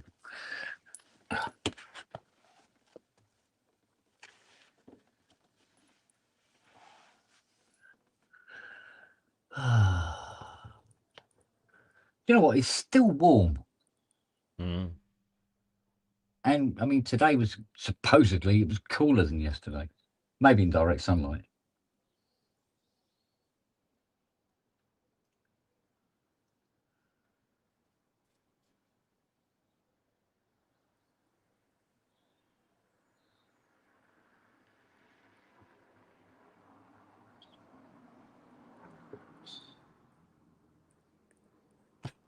I'm just reading the reviews of this Premier Inn that's near the Channel Tunnel. Oh yeah. There's one guy who says, one of the worst in the UK. His opening sentence reads as such: I am beyond frustrated and disgusted by my experience at this hotel. Bearing in mind this is a Premier Inn. Yeah. I booked this stay for my anniversary getaway with my wife. You booked a That's a Premier Inn. premiere. You get everything you deserve, mate. Exactly. It's like saying, I booked a muddy puddle in a field covered in cow shit for our anniversary, and it smelled. I wasn't expecting that. And it was damp. There he is. Whee! Hey, Ian. Whee! Hello. I can't hear anything. You what? Clean your ears out then. Jesus. Turn your hearing aid up, lad. Aye. It's my hearing aid. It's exactly my hearing aid. International sign for I've haven't got- turned the volume up. Hang on. They still Beautiful lighter. Hello, everybody. Oh, he's there. Doug. Hello. Hey, Hey, thank you, mate. Hey. nice t-shirt. Nice t-shirt. Yeah, I've got the badges on display. Ah, good stuff. Least I could Nice. do, matey. Least I could Thank do. you. Oh, no, thank you. I managed to spill tea on it already. That's a given, isn't it? Christened now. That and the Yeah, dog that's hair. it. That's what Fiona said. Oh, it's kented now. No, that's what it sounded like. Yeah, that's true. It was like that last pub because every time somebody said, "Oh, Ken," like that, and I'm going, Oh, yeah. "What?"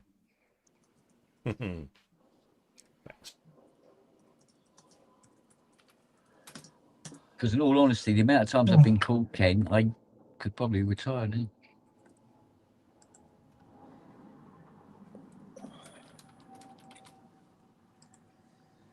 So let's save our work so we don't lose it. That's the Might be an idea. there we go.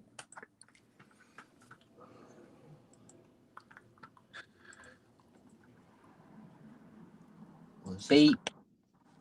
This is great.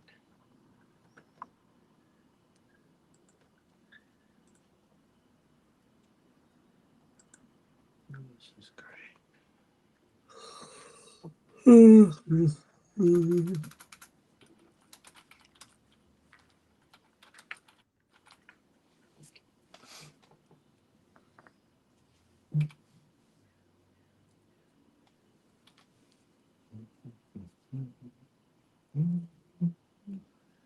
Oh, nearly gone.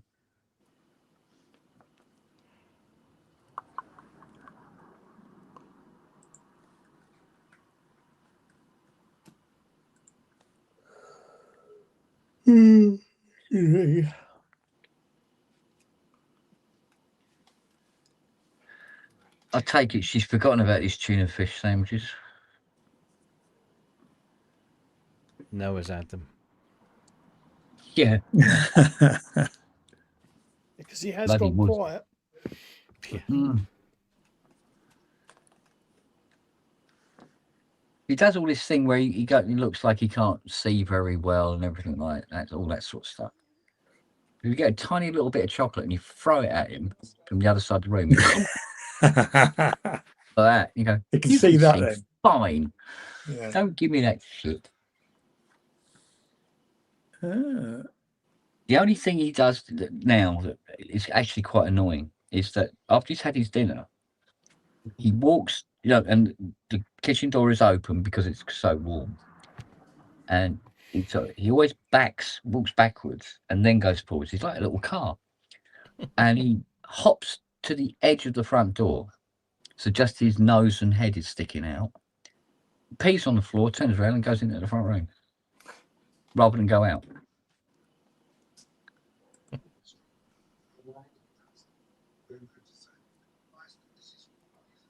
We wonder if it might be because the door frame, the bottom of the door frame is about 2.5, 3 inches high. And he might be having trouble. So we thought I might build him a ramp so he can go out onto the decking. But I built him one from the decking down onto the lawn. He never uses it. He jumps off. And then tries to jump up right beside the ramp.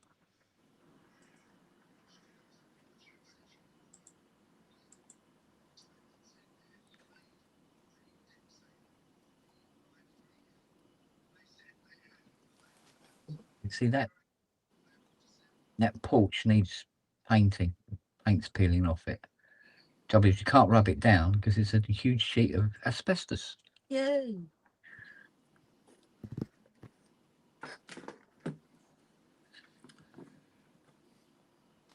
You'll probably have to scrape it as best and then put some very, very thick paint on it.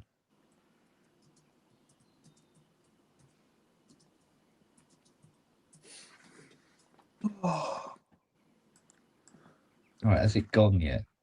No, it's still in the top right-hand corner.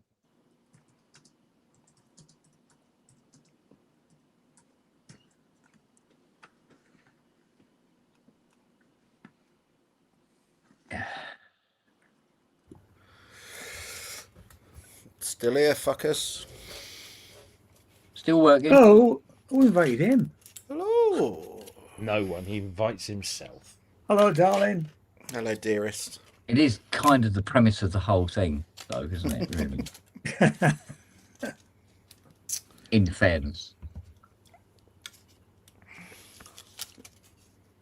If I get that side as good as that side, I'll be happy. You You're talking to yourself, Ken. happy?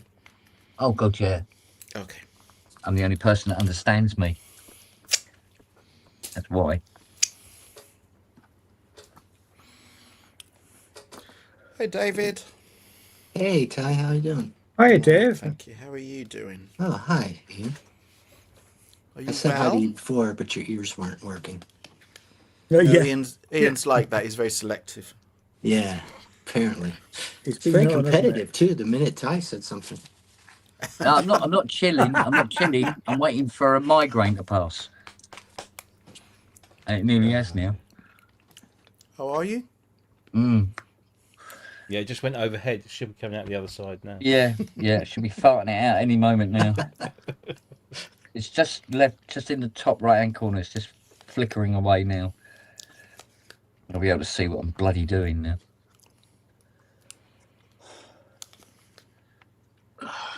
Right.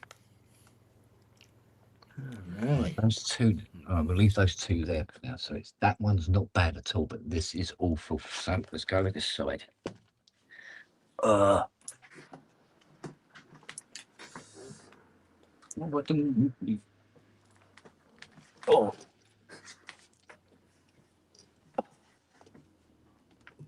You bought a Canada album tomorrow.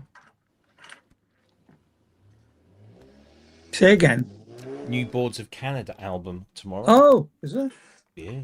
Call that a loud engine. Wanger. Cool. That's nice. I do quite like them, but I do think they're overrated. I mean, they're kind of. Yeah, I mean, their albums are. They're fine, but I don't understand how they've kind of got to this realm of being some kind of. I don't know. It's a status and a level I don't get because they're not worth. It's not worth it. Their albums are quite good. They're quite enjoyable. They're quite interesting. What's that? Do you know what I mean? But then you look at Yeah. them and it's almost like it's the second fucking coming. And you go, no, it's just a new Boards of Canada album. It's been a while since Same the with, last one. it's the same with Aphex Twin. Yeah, but it's the same with Aphex Twin. Aphex Twin brings something out and everyone loses their shit.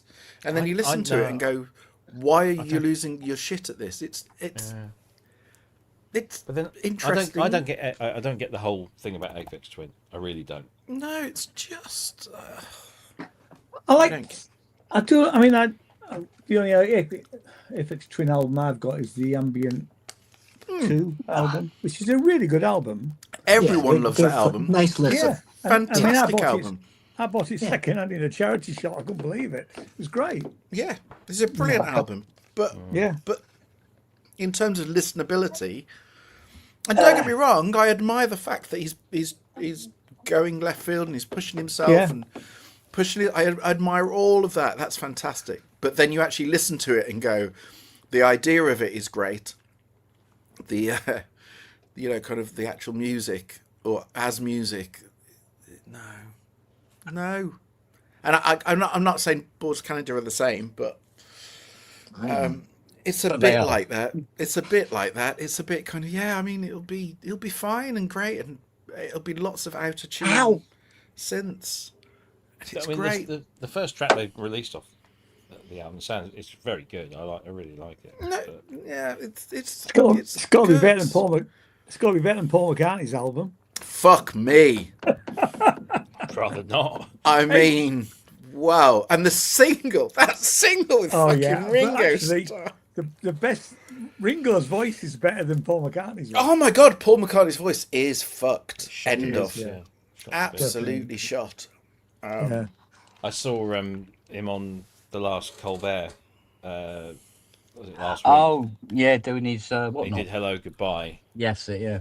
and he'd got obviously he got Elvis Costello Oh yeah. and I knew Stephen it was on there. Colbert and a female vocalist, and you know just carrying him, just doing all the bits he can't do anymore. You know, Yeah. but he's Paul McCartney. I mean, that's what Brian Ferry does now. But at least Well, that's no excuse. Oh God, yeah. Brian Ferry. I mean, he knows his voice isn't what it used to be, and 'Cause you can only drop a song so many keys before it becomes unsingable or Yeah. unrecognizable. well, he sort of had that sort of. I hate to say it, but the old man wobble in his voice. Yeah. But the then thing he did is, have a bit of a it- wobble, didn't he? It That was his thing. Yeah. I think the thing is, it happens, and I think it's just when to know to kind of go. Stop, Okay, I've got to stop now. Yeah, but the problem with Paul McCartney is nobody in his organisation is going to tell him that. Yeah. Nobody, and for years nobody's been. Yeah, but yes, Paul, what do you want to do, Paul? Mm-hmm. Because he won't it? doesn't need That's- to do anything. Of course he's he not doesn't. needed to do anything No, since but- 1970. But the thing is, you in a way you admire him going. He doesn't need to do anything, so he's obviously not doing it for the money, because money wise, it's not financially going to make any difference to his life whatsoever. So he's Yeah. not doing it for the money. He's doing it because he wants to do it. Now that is admirable. That's fantastic, but there needs to be a point where he needs to have the ability to listen to a playback of something and go, I don't think I've got it anymore, and a realization. That's all. And don't get me wrong. That we could all be there at a certain age, and we could all be God, turning yeah. around and convincing ourselves that we've still got it, but we haven't. I'm sure the record will probably sound okay because they'll probably just fix it, auto tune. No. No, I heard it on No. on Is it on, not? No. on Apple Music, and it didn't it's sound great. gone. I mean, Oh. the voice is. Do you know what? That's unfair.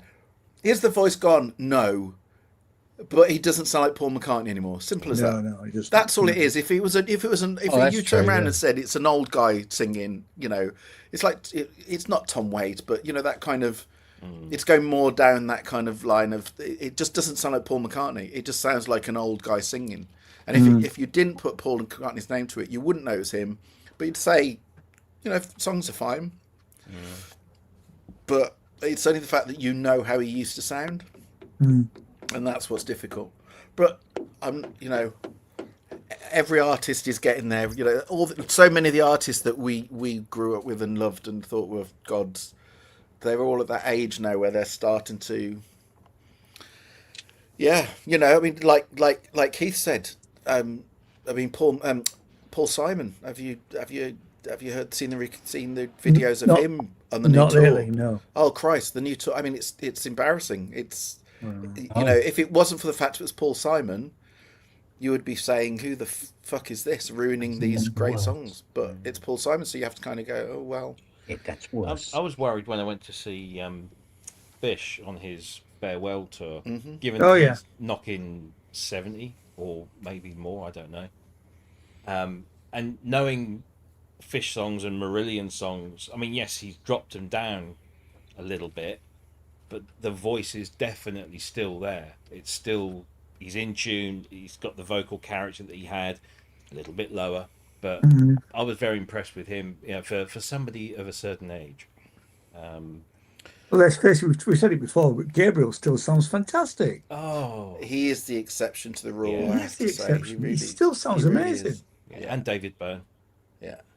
I've not listened to David Byrne lately. But then David Byrne Yeah. never had a He had a distinctive voice, musical- but what? Yeah. yeah. It wasn't a classical sort of musical voice. No. John Lydon, well, he sounds exactly the same. I think the one that I noticed is that, you know, 'cause we grew up thinking that Paul Young had a great voice, and then Oh. and then I saw Paul. I Well, saw like- Paul Young probably about 10 years ago Mhm. doing one of those 80s festival day things, and people were walking out saying, "Bloody hell, what's happened to his Well, voice?" Well, first of all, But- so I played with him 20 years ago, and even then, he. I'll just give you a bit of space to make the joke there, Robbie. No, okay. Okay. And I'll do it. and it had kind of gone then, if I'm honest. Well, he'd had surgery, hadn't he, on his vocal cords he at one point. he did have surgery, And he and probably never really was the same after that. I He's- mean, I know I saw him if- in Las Pacaminos, and he was being covered by yeah. Drew to say, yeah. I mean, and Drew, because Drew had sang with, well, he sang with Joe Jackson, and he'd also been in a really great band in the late 80s. I can't remember what they're called now, but as lead singer, Mhm. and his voice was great, but he was covering Paul certainly. The thing is, I mean, you're exactly right, Peter. Again, I can't. There were certain tours where, they were asking for refunds. They were literally walking out on Paul Young's set because he was so bad. Which is, Oh, but dear. again, at what point, when you know you were, I mean, he's literally just going on tour now because Pip absolutely, oh my God, she absolutely fancied anything of him when she was younger. So she wants to go and see him, and I'm trying to go. Yeah, you may be disappointed, and Yeah. On your own. Yeah, I saw him a lot exactly. when he was in Q-Tips as well. yeah. I saw the He was first- brilliant. He was It brilliant. was brilliant, and I saw the first Paul Young and the Family tour as well, where I saw him at the Hacienda of all places, which was a good night. Mm. Wasn't very full, but it was a good night. Yeah. You know. So, What was the name of the two women that sang with him? Um, They- There they was had something tarts. What are they? Oh, yeah, that's it, yeah. the The- Heinous tarts. No, I don't know. no. Pip would know. She knows. Now she knows everything about him. Probably knows how big his cock is. Hey. Fabulous Wealthy Tarts. Fabulous That wealthy sounds- tarts. that's That's right. it. That's it. Yeah. So yeah, but I also have to say, look, you know, kind of, I'm going to be the elephant in the room around me is you know, Midge is on tour at the moment, and he's suffering hugely with his throat, really struggling, and it's you know, it's not his doing, it's not his fault, No, but if I mean, when we went to see him, one of the tracks from the new album, you know, obviously, as you say, you take it down a little bit. You take it down a tone if you can't manage it. He took it down a sixth. So if ever you want to, but he did tell me how. Oh yeah, I can't. Yeah, Anyway, there's lots of background stuff that but yeah, he's kind of struggling a bit at the moment with his kind of just because his throat's a bit fucked. But the thing is he's doing it. He's still out there on tour. I mean, I Whereas saw him. Is he still got the same band? The with the India Electric, yeah. yeah, it's still them, and then there's a drummer as well. So yeah, it's the same. I saw them Russell. probably about 5 years ago. Mm-hmm. They played York Opera House, and he was great. He was really. Oh, really he's good. still even though Mhm. because of his throat he's struggling as a show, as an as an hour and a half performance. Yeah. It's fantastic. He's still absolutely got it. So all we're hoping is that this throat thing's just going to fuck off, and Yeah. because he's taken up this. He's off to Australia and New Zealand to actually finish the last tour because of that had to be cancelled because of medical stuff, and then he's coming back to continue this tour in November. So hopefully by November it'll all be back and sorted. Fingers crossed. So yeah. Cool beans. Yeah. So that should be good. But yeah, off to see Kraftwerk next week. Why? Sorry. Because Tribute bands, I don't know. I have a thing Yeah. for watching people doing their emails. Yeah. But Kraftwerk, it's triggers. Yeah. Kraftwerk now is triggers broom, Don't they do it on an NPC now? isn't it? It's not even an NPC. Do you know what? If you actually see what they're doing it on, No. it's just iPad Central Yeah. behind their little I thing. did That's wonder. all it is. Yeah. And I think no, two of them have got keyboards. Obviously Ralph has got a slightly bigger keyboard, but it's just literally one kind of controller, and then the other one is just a little like 25p key controller. That's it. They're the only two keyboards on stage. Wow. It's look. But I know. you go for the visuals and you go for the sonics, don't you? I mean, the thing is, so Nick Batt and I've only seen 3 times, but the last time Nick Batt and I we went to see them at Symphony Hall in Birmingham, and bearing in mind Nick's background, all of front of house, kind of live mixing and all that kind of shit, and we sat there at Symphony Hall, and I know the acoustics of Symphony Hall are fantastic, and I really know them because I've been so many times. But Nick just sat there. Within the first 2 minutes, he was just going. He was trying to talk to me, going, "Fucking hell, this sounds amazing!" And it's because they have their own speaker system. Did you know this? Yeah, They yeah, don't. yeah. It's No, I not. didn't. Yeah. It's a completely bespoke rig that goes with them, and it's not. They're not normal speakers. I don't understand what the difference is and how they work, but it's a special rig using a different kind of speaker. And oh my god, because it's essentially like the only way to describe it, and Nick said it's basically like listening to your hi-fi at full volume in your lounge with 0 distortion, and the bass is going down lower than you can even imagine. Basically, there's so much bass that you just feel it. You feel it in your rib cage. The Well, bass I was is gonna just. say- Yeah, I was it's going to just. say, is it some sort of electrostatic? But electrostatics are known for not having an awful lot of bass. So No. I don't know what it is, and I wish I No. did, but they keep it very close to their chest. But it's a very bespoke rig. But the sound is phenomenal. I mean, it is phenomenal. The best thing about that was on that particular tour, they had all these big venues, but they needed a venue just to test the system for kind of, and so they announced a gig at the last minute. They chose the Oxford New Theatre. Now, if you've ever been to Oxford New Theatre, first of all, it's really local, but more to the point, it's not big, and they put in this huge fucking rig into this little theatre just to try it. Oh my god! I mean, but that's the thing. It was kind of deafening, and yet there was no distortion. It was just phenomenal. Yeah. And so I'll be honest with you, I'm only going for the sound. I mean, I've got all.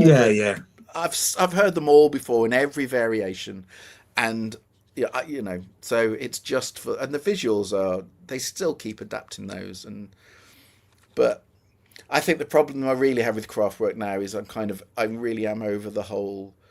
You know, you're there going, please, please. Are you ever going to release anything new again? I don't think they will. To be No, fair, they never will. I don't No, think it they sound will. like But it. I'd love it if they did. Although to be fair, the last album wasn't up to that much, and that was 2000 and Yeah. Tour de France. Ty, Tour de France. Yes. you're offensively rich. Have you have you ever been to the Fat Duck? Yeah, of course. You have. Twice. Did you try three times? 3 times? Did you try the Bacon and egg ice cream. bacon and egg ice cream? Mm-hmm. Did you have the hamburger that wasn't a hamburger? No, I haven't had the hamburger that wasn't a hamburger. Did you have the fob watch? I haven't had the fob watch. I last went about 10 years ago. So if these are new ones, because These might be new ones. Yeah. They change it all the time. We keep talking. We're going to go again. Well, Pip's never been, so we're going to go. But Yeah. It's. Well, there's some I've- stuff on the menu now, mate, that will just. Well, no, I think the thing is, even back then, it was the menu was just it was mind blowing, and it's just. But Yeah. I've said at the time. So bearing in mind, the first time I went would have been 20 years ago. Right. And when I went then, it worked out. It was about 400 quid a head or something then. So this Yeah. is 20 years ago, something like that. Yeah. It's about 400 a head by the time you'd had drinks. But I came away basically trying to say to everybody, look, it's stupidly expensive. It is absolutely ridiculous. But for 3 hours of theatre, it was mind blowing. It was because you were eating things that you wouldn't think you should be eating. You couldn't cope. Your head couldn't cope with it, and that was. But it had then. these little red, sort of like they looked like tiny little meringues, Okay. and they're served in liquid nitrogen. Yeah. Loads of stuff is served in liquid nitrogen. Yeah. But when you eat this little thing, it is a complete McDonald's hamburger. Yeah. That's the Cheese, kind. bacon, sauce, the bun, everything in this thing, and it contains none of those ingredients. Yeah. Like, what? Yeah. The science behind it is just immense. Yeah. I've been 3 times over the years, and I can honestly say I would recommend it to anybody. It's stupid. It is stupid money, but as an event, if you're ever in the position where you could possibly do it as an event, Well, it's an experience, isn't it? That's exactly it. I didn't, you don't forget it. Even if you only do it once, it's a bit like Glastonbury. Even if you only do Glastonbury once in your life, everybody should do it. Yeah. I'm going next year. Are you? I'm going to go on Sunday. Yeah. Honestly, Ian, I've said apply this for the time. tickets. I've said this time and time again. It's whether you love it or hate it. It's the kind of thing that you should absolutely do once in your lifetime, because it's unlike every other festival. It's a And very try to unique use festival. the Portaloos on the last day. That's an experience. Well, I can imagine. I'm going on the last day, because from Froome we can get. They're still not cheap tickets. It's You can get it's 150 quid, I think, for the day, something like that. That's brilliant. Including that's good. Well, the in bus today's trip. pricing, Yeah, that's good. So Do it, honestly. I'm gonna apply for it next year. I think it's all about these. I think it's all about these things that.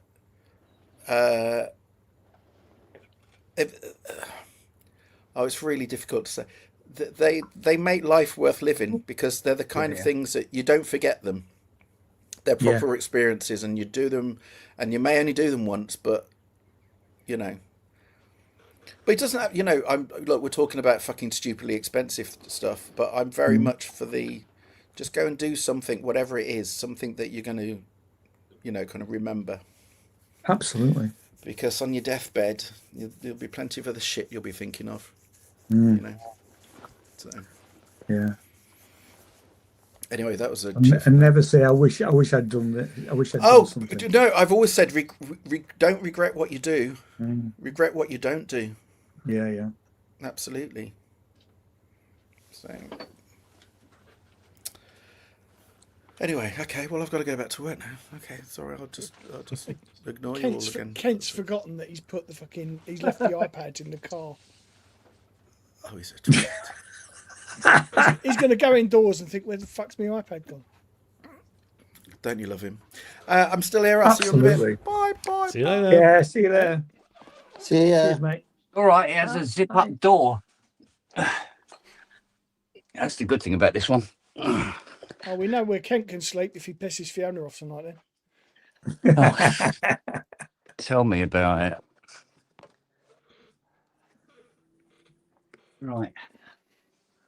Right, I decided to stop because it got to the point that everything I was doing was making it slightly worse than it was. So, stop. Come back to it tomorrow. That's it. Zip up and walk away. Oh, fuck. Nearly.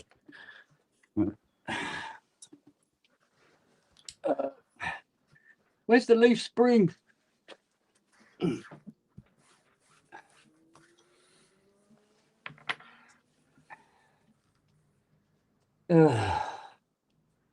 we go.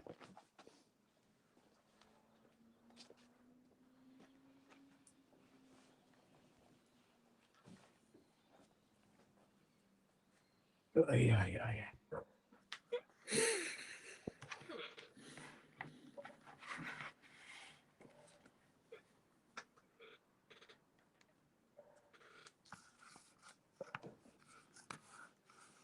Right, now the centre strap.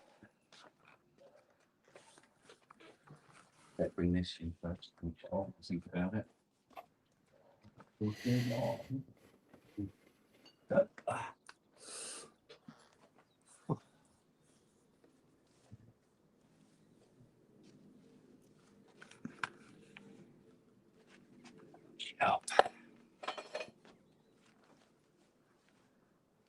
Yeah. They should have made the other side.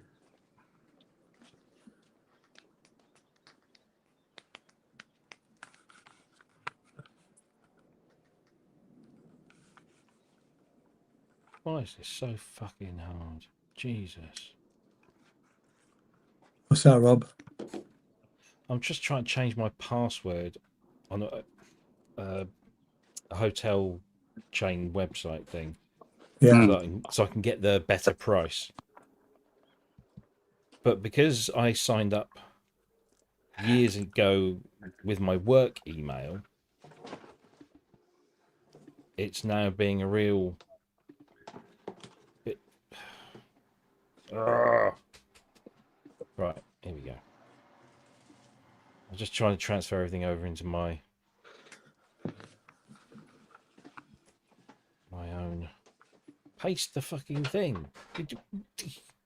Hang on a minute, did I leave my new Mustang lighter in?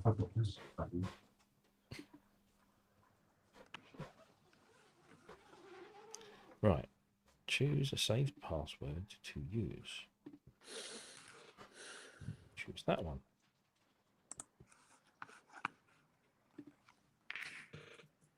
Good grief.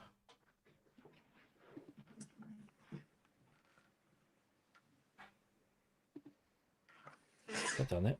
I agree, Done it. homegrown. Adventures Beyond the Underworld is a great album. Never got into the orb either, really. There it is. Twat. No, I didn't really, but I've got that album. It's good. They played here again recently, I think.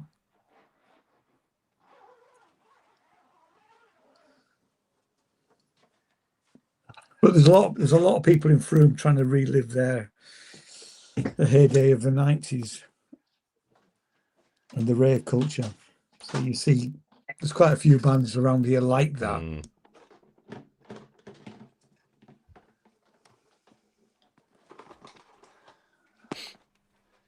Oh.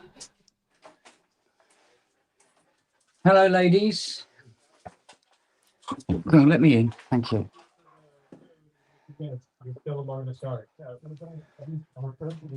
So I take it you go. Thank you. I take it you gave up on those sandwiches then? There was never sandwiches. Huh? There was never going to be sandwiches. Then what the hell were we talking about? Tuna fish with cutting up the. Oh, pasta. Well, it never happened. I'm waiting for the pasta to cool down. Oh, I see.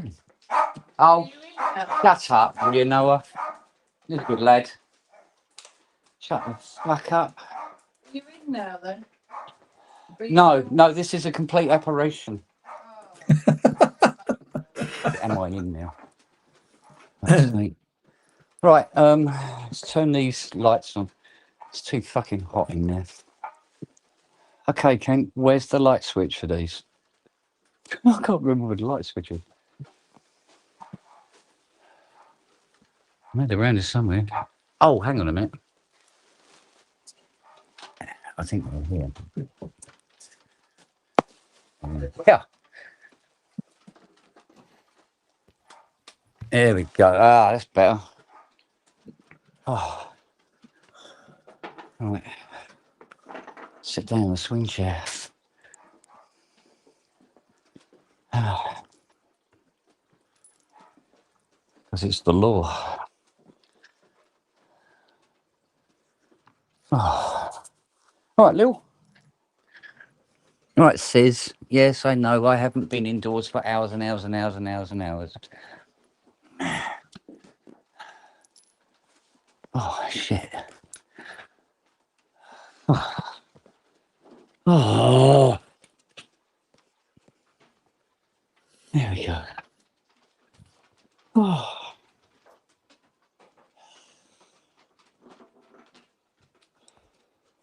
What, you sat in your sex swing? Yeah. Really good. Even got a little pocket here. Got any bits in. That's where Kate keeps his bollocks. Yeah. Well, it stops them dragging them on the decking. When you're swinging backwards and forwards, it don't tickle. There we go. Oh. Oh. Oh. I think that's enough looking up for one day.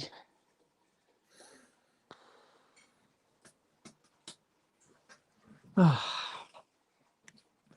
Ugh.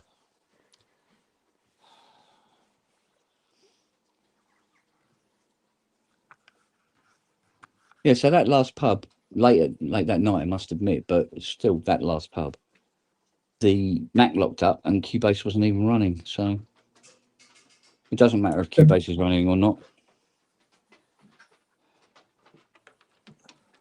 I think we've established that it's not Cubase. Some while back, didn't we? I don't know, So because it was crashing, and Cubase was running, but then again, I tend to have Cubase on all the time anyway. Have you eaten those headphones again? No. You bloody... Oh, that's one headphone. Where's the rest of it? Hey? I said don't eat them, didn't I? I said to you. I know I'm throwing them out, but yeah, she's bitten me now. And where's the cable gone? Bit that off and all. No, look at her. Yeah. Yeah. Oh, I'm so wonderful and innocent. I'm such a beautiful girl. Like fuck you are, you little moo. Right, it's 9:30, so I've got to go and do an Ian. Go on then. Come on, show off how pretty you are. I've done an Ian for a while, have I? Let's face it. No, it's been a Yeah, it's while. been a while. It has been a while, so I'm going to go and spend some time with Janie. Good move. Her dad went into a care home yesterday, Ah, right. Oh, so God. it's been a bit, you know. Go give it, Yeah. go and spend time with her, mate. Go on. So, but I mean, he's he's better. He's chose to go in. Oh, Really. that's good then. Yeah. But, anyway, she's going back. She's going back over there tomorrow. So yeah, so I'll see you all later, boys and girls. All right, darling. Regards to her, Also, please. Ta-da. Take See you care, later. mate. Will do. Bye. I was going to say he was having trouble getting out there, wasn't Oh, David gone this one. Did I miss that? Mm. he? He went a couple of minutes ago. Yeah. I was just talking to the wife. I think you went just before I started putting the car cover on. No, he was here. Was he? Yeah. Oh, okay. Maybe he wasn't there after I'd put the car cover on then. I'd have to look back. I can't. It doesn't. It's immaterial, isn't it? I suppose. It is. I think this is the longest Ty's been on a pub ever. Fucking hell, was that a dig? Was that a moan? No, that was a statement. Don't be such a miserable cunt. What's the matter with you? Fucking I'm hell. working and I don't want to be working. You call but I that know working?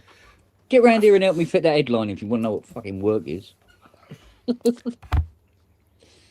Fucking thing. Bloody hell. Can I go back to working? If you must. I mean, I don't know. Working for the man, I don't know. But... Bye. Oh dear. Oh, Oh. come on. That's a lot of pasta. Is there such a thing as too much pasta? Yes, and I'm looking at it. No.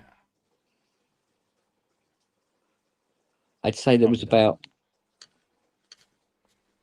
a pound of it.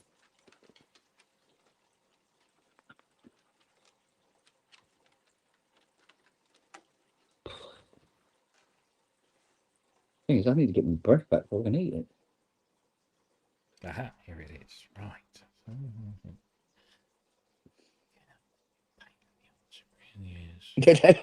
By looking at his balls. Yeah, this is true. That's right. No, that's an awful lot of cheese. Oh, fuck. Grated as well. Ooh.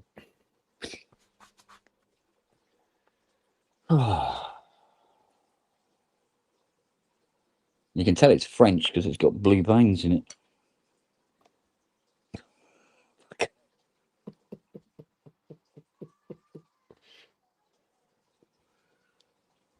Somebody stop me. Prometheus, neither. Sorry. Prometheus just said, did I walk? Was I So you sacked? just suddenly just come into the show and you were talking So Dutch for some reason. It just went, what? What did you say? What did you say? Yeah. Confusingly, unbelievably, don't really knowingly, neither. I haven't been sacked. I haven't walked, and that's what I'm doing now. But I'm only doing this, and then I'm done, and I still get paid. How much longer you got on it, do you reckon? Oh, depends whether I can be fussy or whether I can be asked. If I can't be asked, half an hour. If I'm really being fussy, You might go all the way up to 4 tracks. 3 hours. Something like that. Not long. Yeah. I'll be in bed before midnight, come what may. So Bloody hell. yeah. That is a good day. Yeah, exactly. Yeah. So it's a kind of win-win. So sort of. Oh, Yeah. cat must have farted somewhere.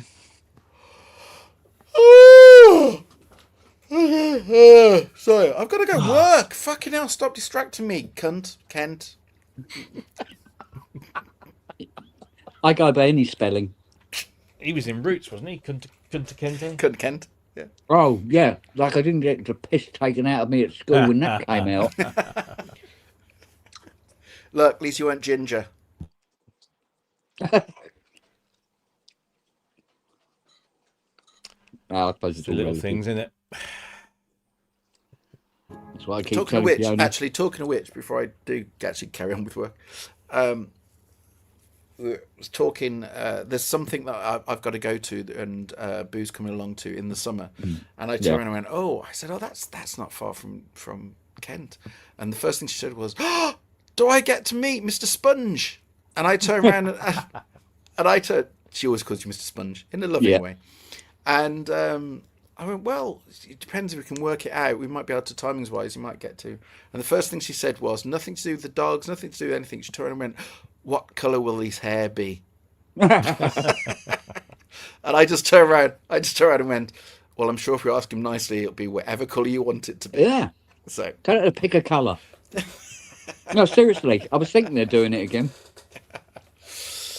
anyway, sorry, I've got to work. For fuck's sake, Yeah, stop go- distracting go me. to Fuck work. off. Fuck Good off. work. I've missed that wanker.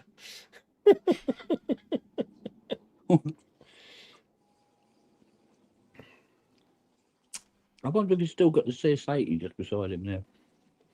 It was there the other night. It was there Yeah. in Sonic, wasn't it? Was it? Mm. No, I didn't. I haven't watched Sonic for a long time. Not Still because of hold that Sonic, but grudge, don't simply you? because I'm always busy.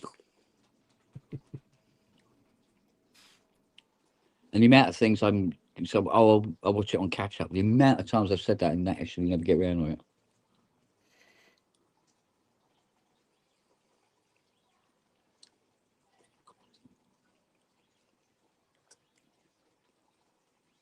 I can't even begin to describe what is in here.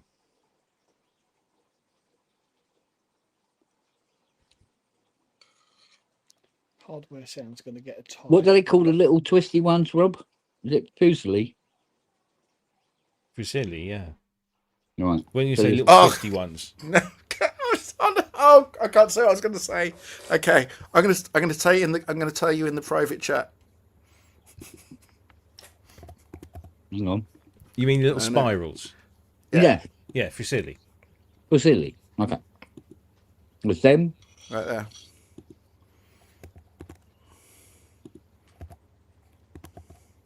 No, is that going to everybody? Oh no, I don't want it to go to everybody. Okay, is it? If I just put this, can you just say if you forget it? Yeah. Yeah. No, I can't do it now. I can't do it because I know that one of you cunts is going to turn around and write what I write. It's going to say what I write, so I'm not going to No. do it. No, we won't. No. Promise. No, promise. no, hand promise. on heart. We Promise. have rules. Okay. Okay. So now when you turn around and say, ask the question. What was the question? What do you call these twisty What do you- things or something? What do you call What the do you call little the twisty? little twirly ones? What do you call the little twisty ones? The little twisty ones, yeah.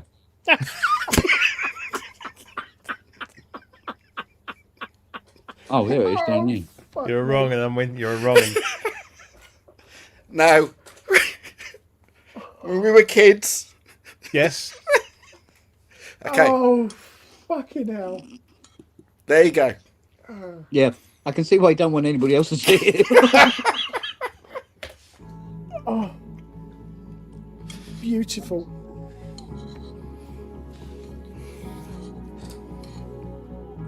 Yeah. Sorry. Okay. Good. That one's going to keep coming back and catching me. Yeah. I am not a bad person. I am not a bad person. That's No, gonna be my not at all. mantra. That's gonna be my mantra tonight.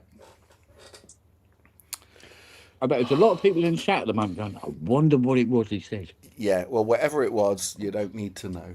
No.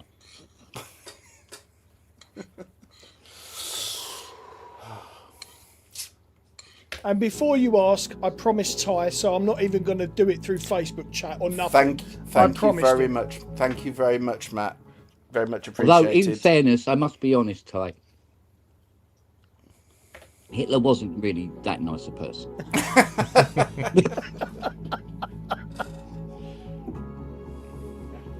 Sorry, you shouldn't. I turned this off. Sorry, you. No, don't it need to sounds hear this nice. shit. No, it's you don't need to hear it. It's fine. I Oh, just want to okay. get. I just want to get it done and out of the way.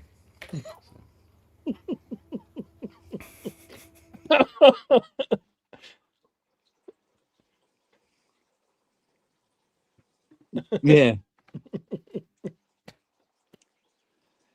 Swipe the oyster in the oyster.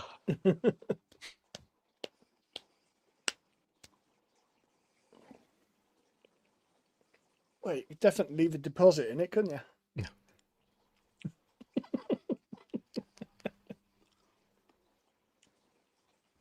I did. Are Say you still something. on about those videos? Mm, Yeah. I haven't seen them yet because I was too busy getting rid of creases rather than bringing more into the car. I forwarded them on.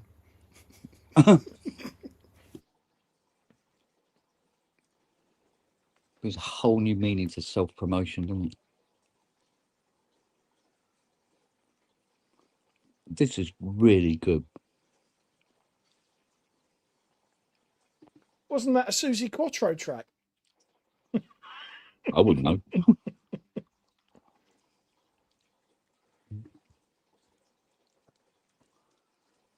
9 times out of 10, I can never remember the title of a track.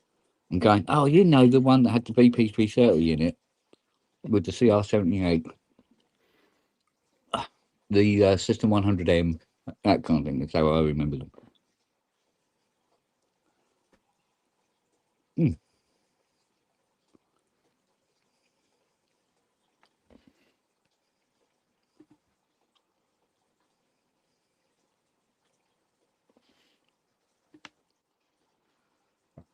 There's some sort of sauce she has concocted into this.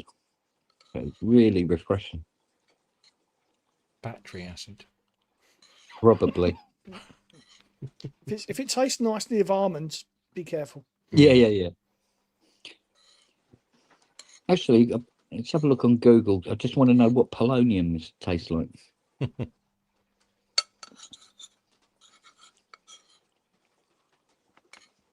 What?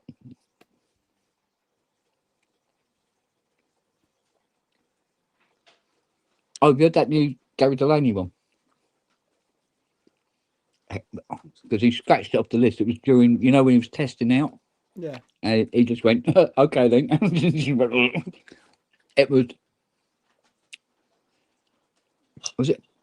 I went into Tesco's today and spoke to a assistant and said, do you know where the vegetables are? And he said, yes, they're in the rubber-diced playground out the back. And there was a lot of, oh, like, okay.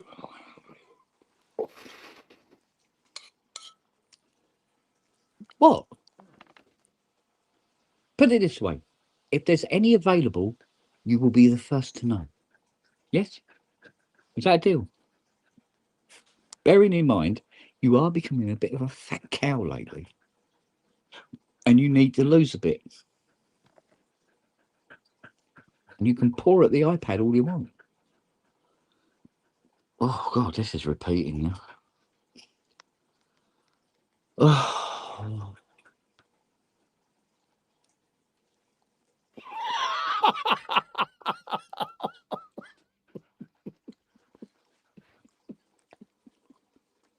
Oh.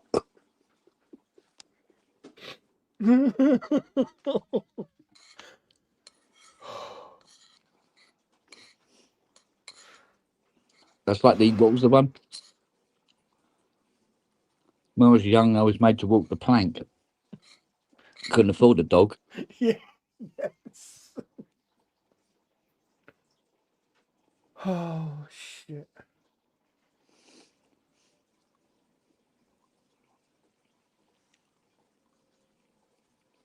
Mm. Oh. I knew this would be filling, and it is. Somebody help me. Okay then. What was the name of on Phoenix Nights? What was the name of the psychic that was Clinton the Baptiste. And he's a Clinton wanker. Baptiste? Never saw it. What the real the real Because person? I've known No, a few real ones. When we went to see Stephen Wilson Yeah. at the Palladium, he was doing 2 or 3 nights in a row, and instead of a warm-up act, he had a comedian. One night was Okay. Stuart Lee, not my Great. night. Yeah. Another night was Frank Skinner, not my night. My night, Clinton fucking Baptiste. And No good. It's awful. It's just Okay. it's laboured and old and tired and the same shit. You can only make so many jokes about being a psychic. You know, it's But you The saw only that reason I coming. the only reason I say it was I got a thing on Facebook from him. It was Oh, a think of joke. another one. It was absolutely hilarious.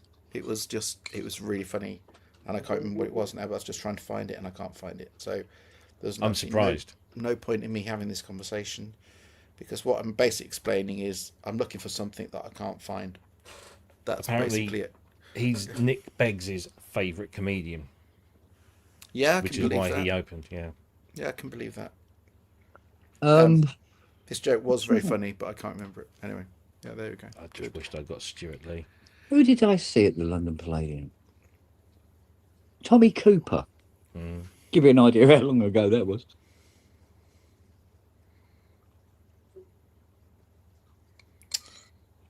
It's really going to annoy me now because I really wanted to find it. It was very funny. I didn't save it, did I? Is Panda having a moment? I think He's he's having a always having a stroke. moment. I don't think he's having a moment. I think he's Well, having that's what I mean. Yeah, yeah. What, me? No, Panda, Panda. in the Oh. chat keeps posting the same thing over and over. Oh. Oh, God. Yeah, I got into trouble. Well, I got into trouble. I got upset somebody at work many years ago. They were going to see some sort of psychic or something, and they put a notice up on the staff notice board, obviously to see they get some other people to go with them. And just as I was closing up one night, I walked past it. I just got my pen out and said, "Cancelled due to unforeseen circumstances." She wasn't happy, bless her. What No. was the name? What was the name of the woman who became quite famous about 15 years ago, something like 20 years ago? Oh, There was Sally. Sally's. That's the one. We went Yeah. to see her once at Oxford. Just to see if I could see how it was done. That, do you know what I mean? That kind of. Go and watch Darren Brown. Oh no! I've seen Darren Brown. I've seen him Yeah. when he revealed it all. But I've actually seen Darren Brown live loads of times. Yeah, 'cause me he's too, yeah. Fucking amazing. He is fantastic. It's about careful leading questions, isn't it? No, it's not. It's to do with when they fill in basically when they go in and they fill in the question. Basically, you basically go in, and you are invited to try and find a loved one. So you basically write a piece of paper who you're looking for, and your name, and then Yeah. there's a team that basically go online, and through Okay. the wonders of this day and age, you can find out anything about anything, as vague as it may be, and they just try to find a lead, and they're basically fed into a headset. That's basically how it's done. They're fed into a headset, No, I'm I'm talking going- about well before all into that. an earpiece, and earpiece. Oh yeah, there's lots. There's open leading questions that Yeah, could there have it a goes. multitude of answers. Like it goes, Right. I'm getting a D. I'm going to be the voice of opposition here, Go on. having trained in that and not doing it anymore. My sister is a very experienced medium. I've watched her operate. She doesn't ask leading questions because when she trained me, that was one of the things she insisted on. You never ask leading questions. If the person you're talking to offers an answer, you cut them dead. You don't want any information. It should be one way only. Denise has done things, told people stuff that she's never met before that she couldn't possibly know. Now, I know this all sounds very, No, pie in the sky, but she told me would have been, 20 years ago that I was moving house. 3 months. I hadn't applied for a move, and 3 months later, it happened. Just there's all sorts of things that she's told me that she couldn't have known. no. Okay, I'm going to absolutely sit here and annoy Robbie, and to a certain extent, I'm going to agree with Matt. I think what we need to differentiate is people who have some kind of skill and charlatans like Sally, whatever her name is, they are very different things. Because Yeah. Yeah. I've said to you, I've told this one before about when I walked into, anyone that knows me knows there's one thing I hate in this world more than anything else, and that's paperwork. I've got myself, over the years, I've got myself into a lot of trouble. I've lost huge amounts of money just because I won't do paperwork. I fucking hate paperwork. Yeah. I've lost huge amounts of money because of it. And when I very first time I went to Glastonbury, I went into one of these tents, and this woman didn't know anything about me. I literally said hello to her. That was it. And I put my palms out in front of her like that. And she went, "Oh my God, I've never met anyone that hates paperwork as much as you." Now, you could turn around and go, well, no one likes paperwork. You could make that as an argument. But it was so... Anyway, on the money. And there were loads of things that she said. And there were also loads of other stuff that I got told that I'd only ever have one trauma in my life. And she gave me a date of when that trauma was going to... No, not... It had already happened. And she told me how many years ago it was that the trauma had happened. And it was when I basically tried to kill myself in the car, basically. So, you know, I mean, I should actually not make like that. I didn't really try to kill myself in the car. I wasn't there with an exhaust pipe and a hose. I mean, when I say I just drove like a twat in a car and had a car accident. And pretty much every time you go out in the car, isn't it? Yeah. She told me that was going to be the only traumatic event in my life, and she told me how many years ago it had happened. So, what are you doing? There's, you know. So I'm going to sit here and defend Matt. But I think you do need to differentiate from the charlatans that do the that do the big shows and things. Yeah. Oh, the Derek Akoras. My God. No, that's bollocks. I know. That guy was a fucking twat. I know. So yes. But anyway, I'm going to go back to work because I've got to. And I know that Robbie's just sitting there, desperately like to just. Robbie just wants to turn around and go. You're a bunch, you don't know, fuck all. They're all... And he's perfectly entitled to do so. Absolutely. There's got to be balance in all things, and there has to be. Yeah, I know, absolutely there does need to be balance. But just before I go, Robbie, you're a twat.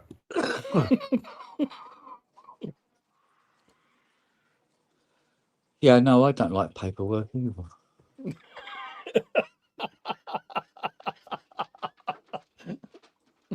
In fact, the only paperwork I do is wiping my arse, I think. No, because she'd see him coming and she'd be off like a bullet. Oh, hello, Charlie. Did you smell tuna, perchance?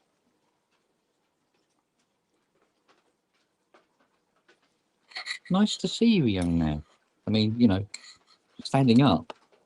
Oh, would you stop pushing me around, woman?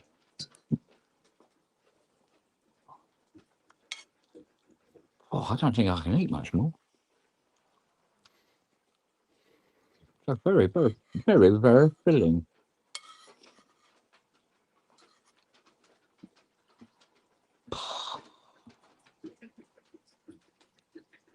£1 of pasta sounds cheap.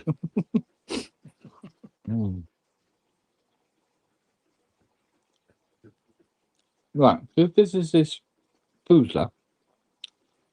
What's Fusilli? Fusilli? Yeah. Fusilli. Will you stop it, woman? Get down. Down. Get down, Shep. You're supposed to be dead. What's the brown one? Awful. Yeah, but does it have a different name, or is it just the same name, but it happens to be the brown wheaty one? Yeah, the colour is just determined by the type of wheat that's used. Yeah.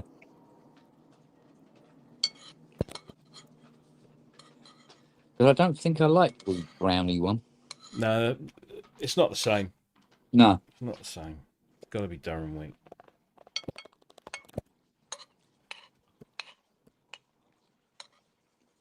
Wow. Oh, that's really tangy. Nice. Definitely know you've eaten that.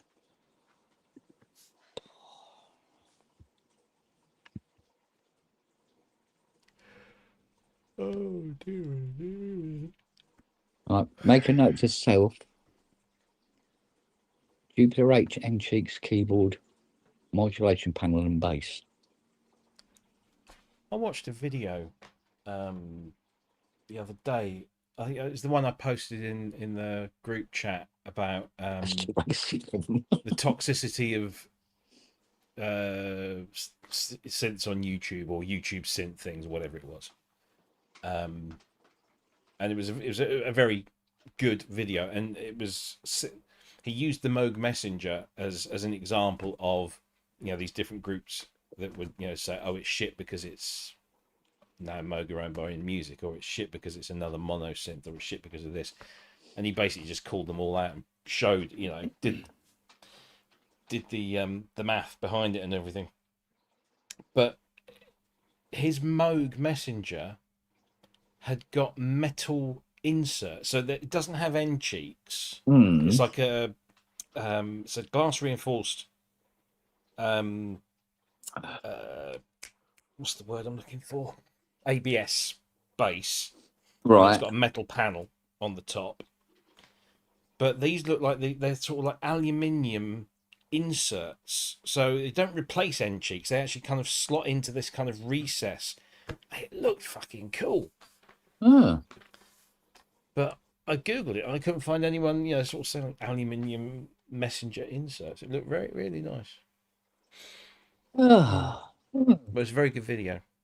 Yeah, I never did quite understand the whole sort of like, oh, yeah, it's shit because it's a mono synth. Because you go, yeah, but then look at the price. If it was a polysynth, you'd be complaining it's too fucking expensive. Well, they did a polysynth 1 year before, so I mean, yeah, it's because that was one that, you know, he went through a whole bunch of online videos, and particularly the comments section, and he was just looking at all the comments that people were making. So I can divide the comments into 3 main groups.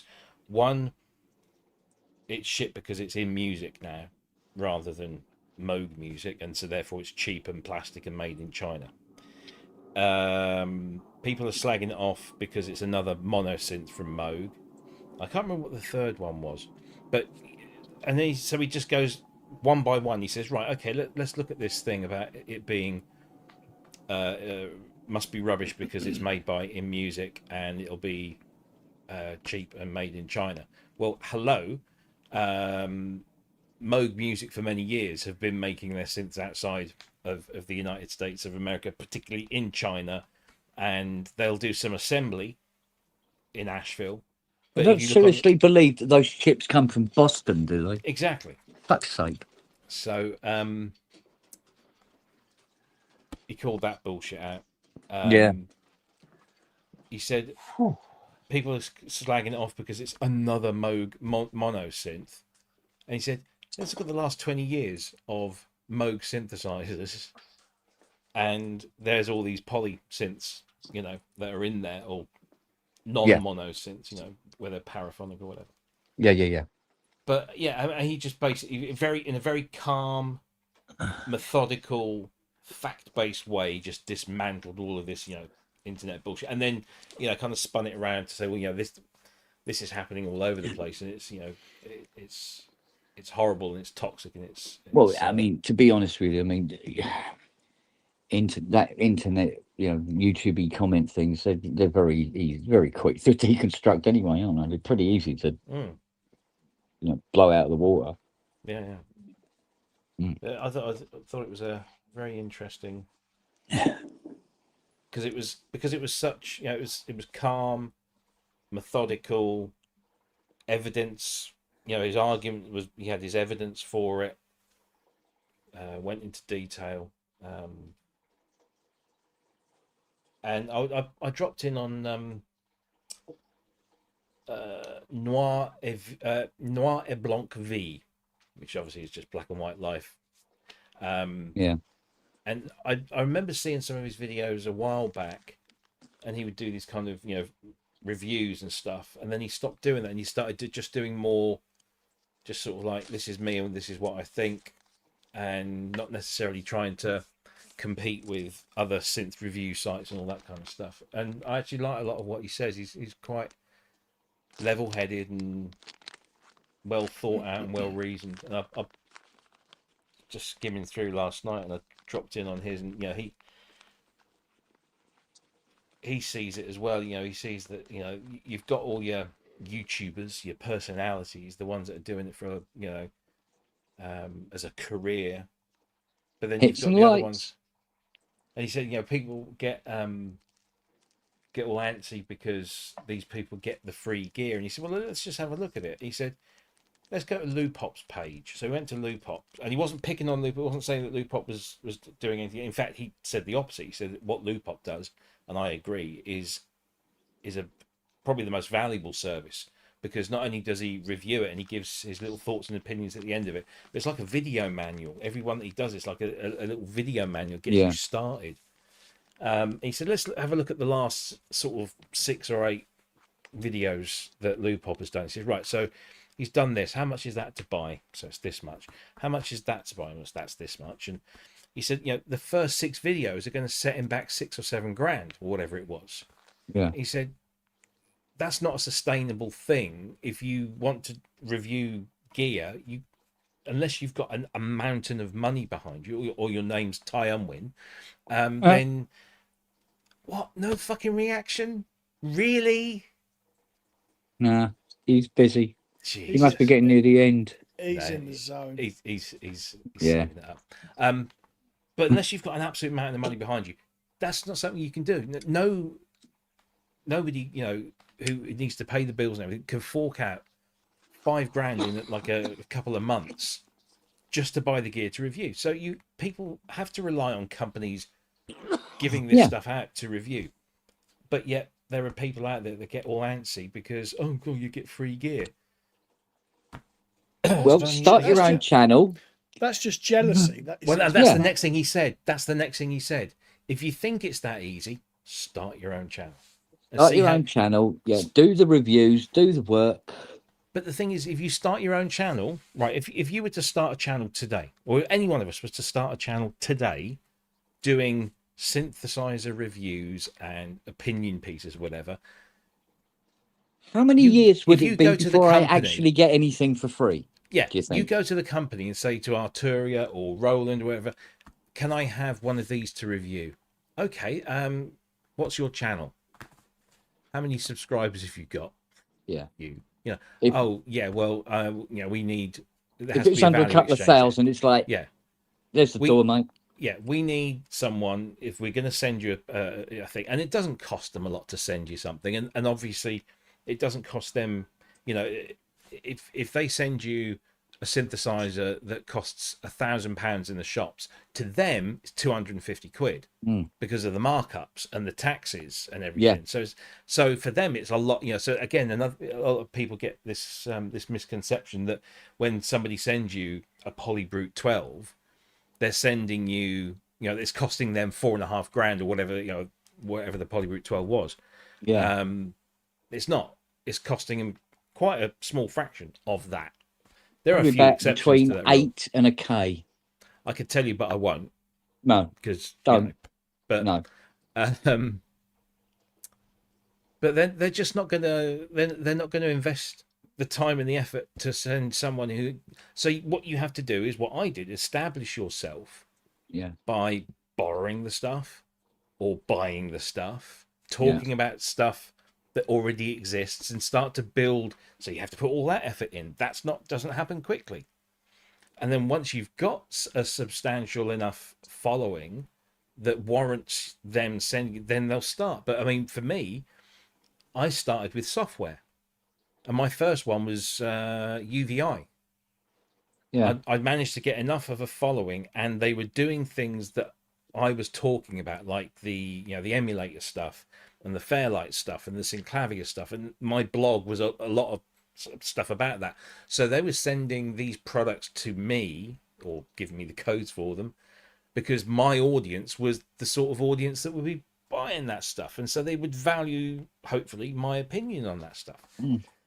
And then you can go to another manufacturer and say, well, I've been doing these reviews and here are the reviews, and so on. So you're feeding and you're nurturing and you're building, and that takes fucking time. Yeah. Well, this is what I've always said. it's very easy for people to point the finger and say, oh, you get this and you do that and blah, blah, blah, blah, and fucking jealousy, jealousy, jealousy. But what they forget is the groundwork that's been put in off camera. Mm. In many other places, long hours writing, long hours reviewing, long hours doing this, doing that, doing the other. They don't see that. All they see is, oh, he's got fucking this keyboard. He's got that. Yeah. That annoys me because people don't truly appreciate the work that's gone in behind the scenes. Well, I've had people, customers at the door here before now. They say, "Oh yeah, watch the process network," and like blah blah blah blah.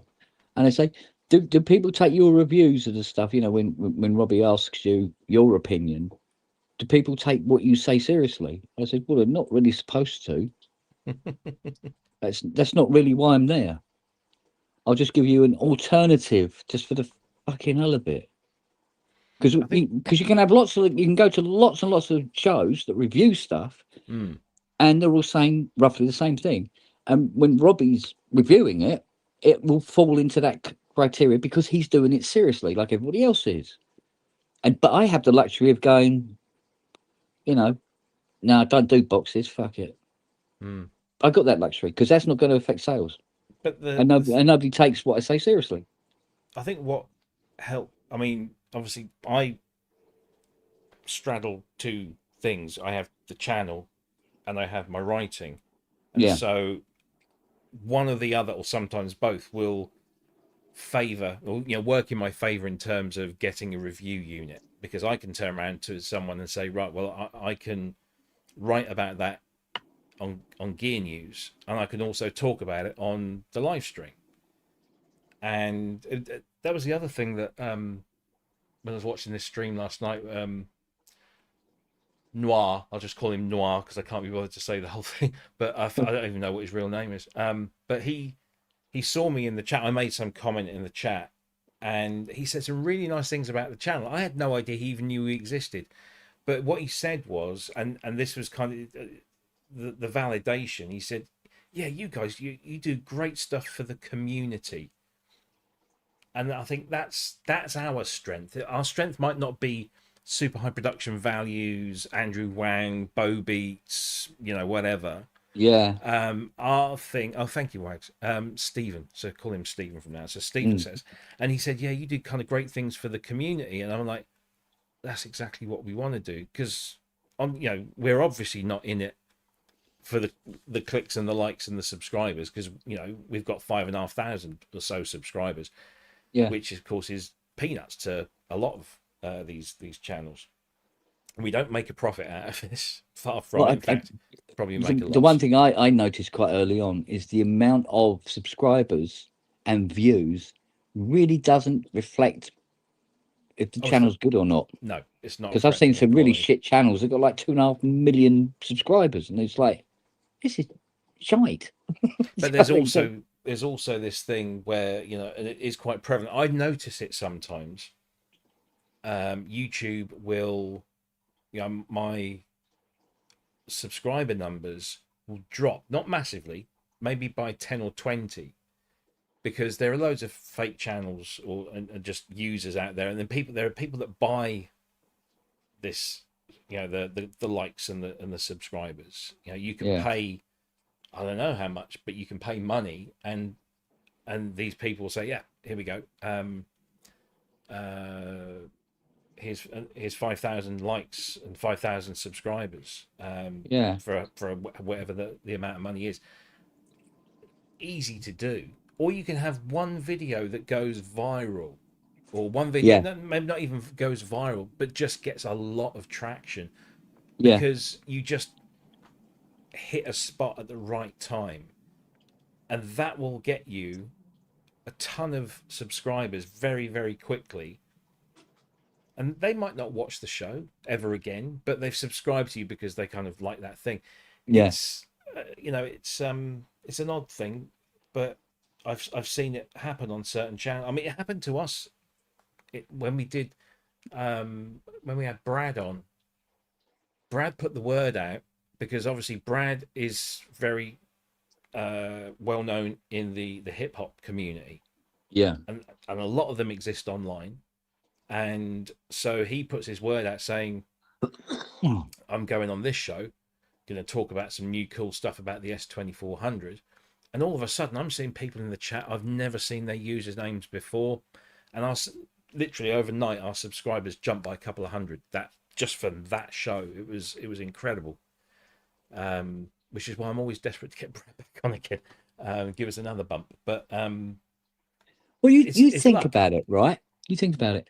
Can you think of any other channel that would say the Regen or the System 55 would keep those videos up? Mm. You know, so when we fail badly, we keep them up. Mm. It is what it is. Yeah. No editing, just fuck it, go for it. And you know, if we end up looking like dicks, we end up looking like dicks. When I first started the channel, I remember I'd have regular chats with Chris and Ben, either before or after the show, or even during the week, and I'd be like, "Oh, we've only got this many subscribers, and you know, it's really slow, and you know, if I work it out, we won't even hit 1,000 by the end of the year." And I was getting hung up on those numbers. I was getting hung up on subscribers, and hung up on and all sorts, and then they both kept saying, "Don't worry about it. Build it, and people will come. And if it's good, they'll stay, and they'll stick around." And I eventually got to a point. I can't remember when it was, but I got to a point and thought, "Yeah, you're right. It is what it is." And I will look at the dashboard maybe 2 or 3 times a week, just to see what's going on. More often to see if we've had a copyright claim on something. That's true, Wags. But I look at the subscriptions, the average number over the last 30 days, and it's consistently in the 40s or the 50s every sort of 30 days.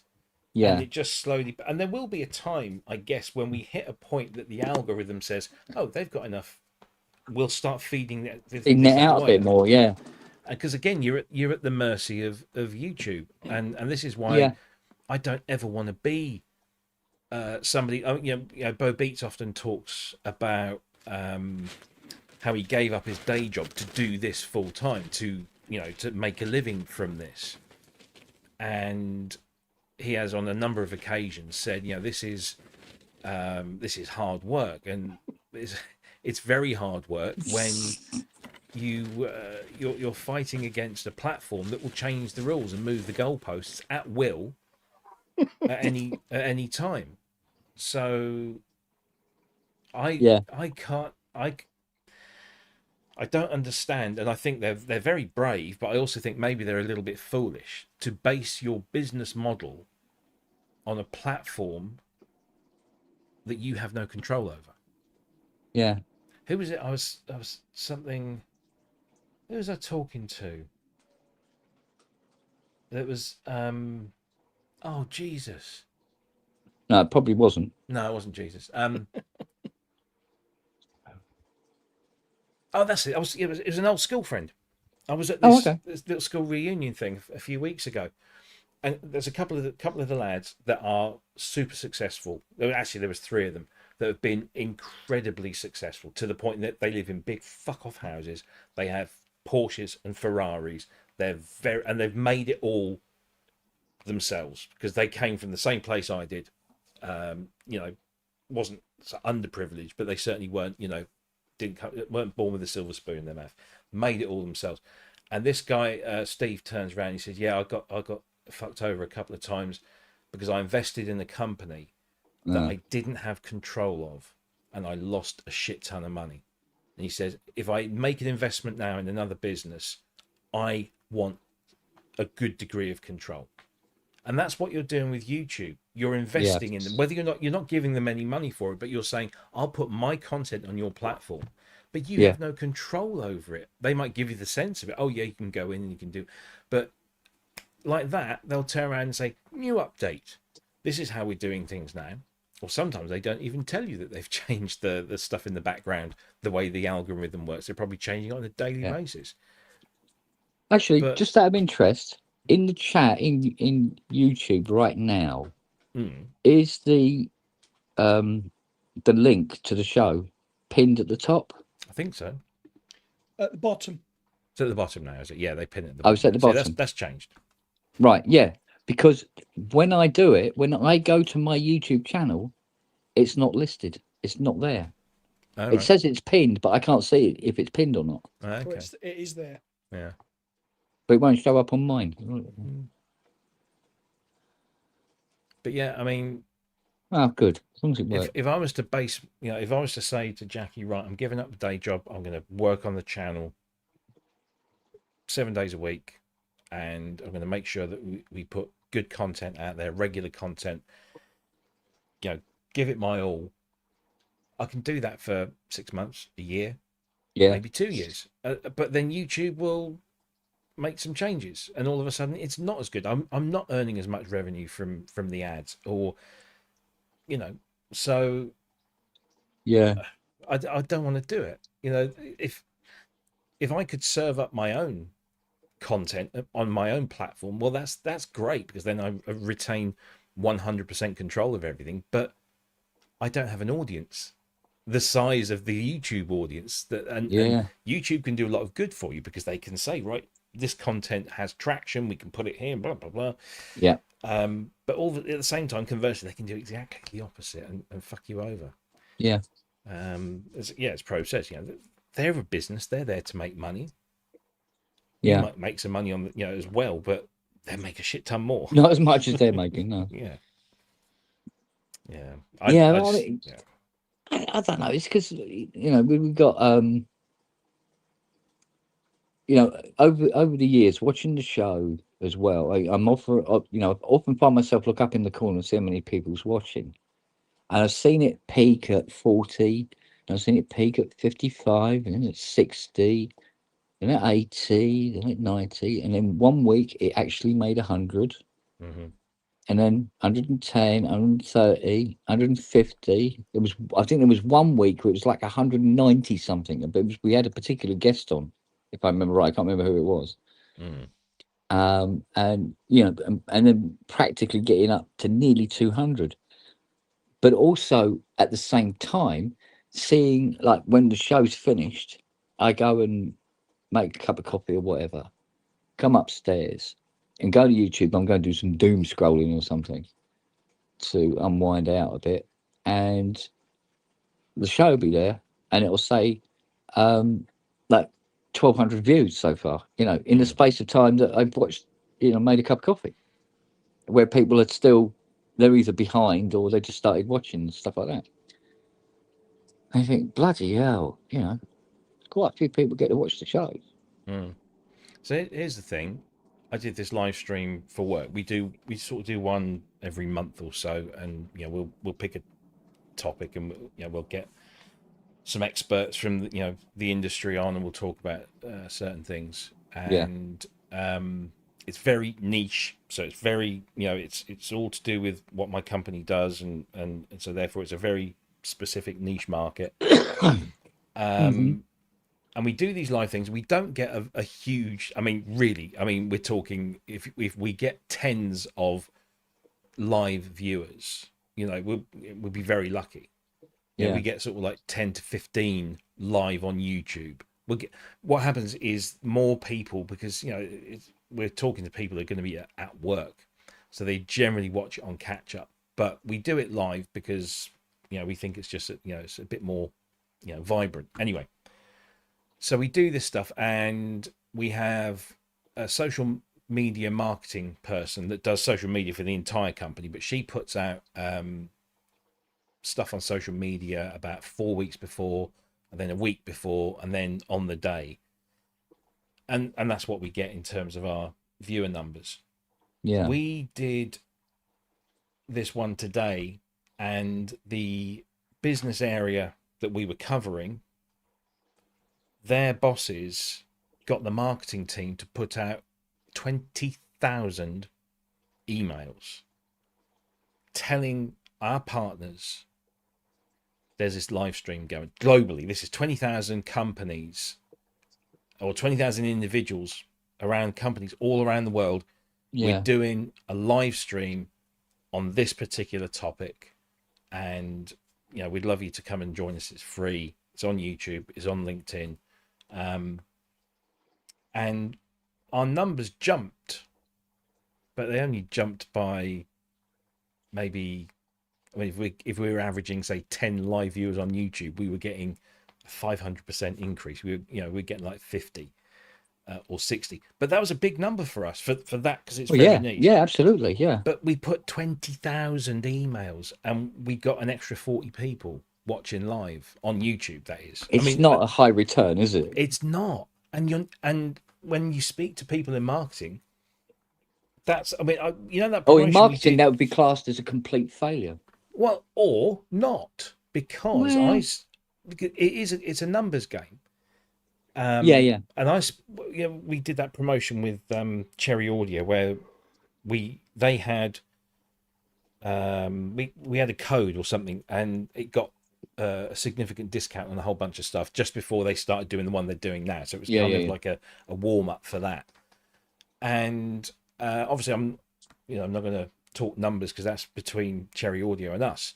It was successful in their eyes. It was very successful, given the ratio, number of viewers that it was applicable to, a number of people that took it up. And I looked at the number of people that took it up. I thought, oh, that's not great. I mean, I thought maybe we had a few hundred people, but it wasn't. But when I spoke to Robert, he said, no, that is good. That's a good return. So, and he's a marketing guy, so Yeah. he would know. But, Mind you, I suppose at the end of the day, if it's making sales for them,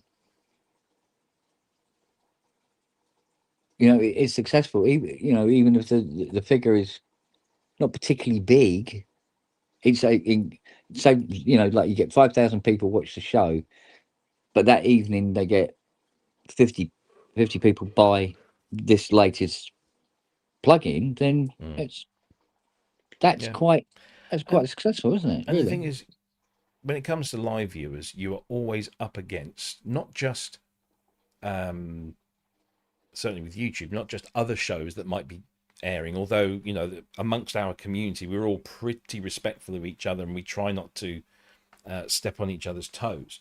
But I remember when I used to work at Argos, and in my early days there, somebody they came up with this little kind of like analogy, and they said, look, the stuff that we put on display in our window, we are trying to get people to buy it, and it might be on a special offer, but what we have to remember is that we're not just up against people who want to buy a kettle.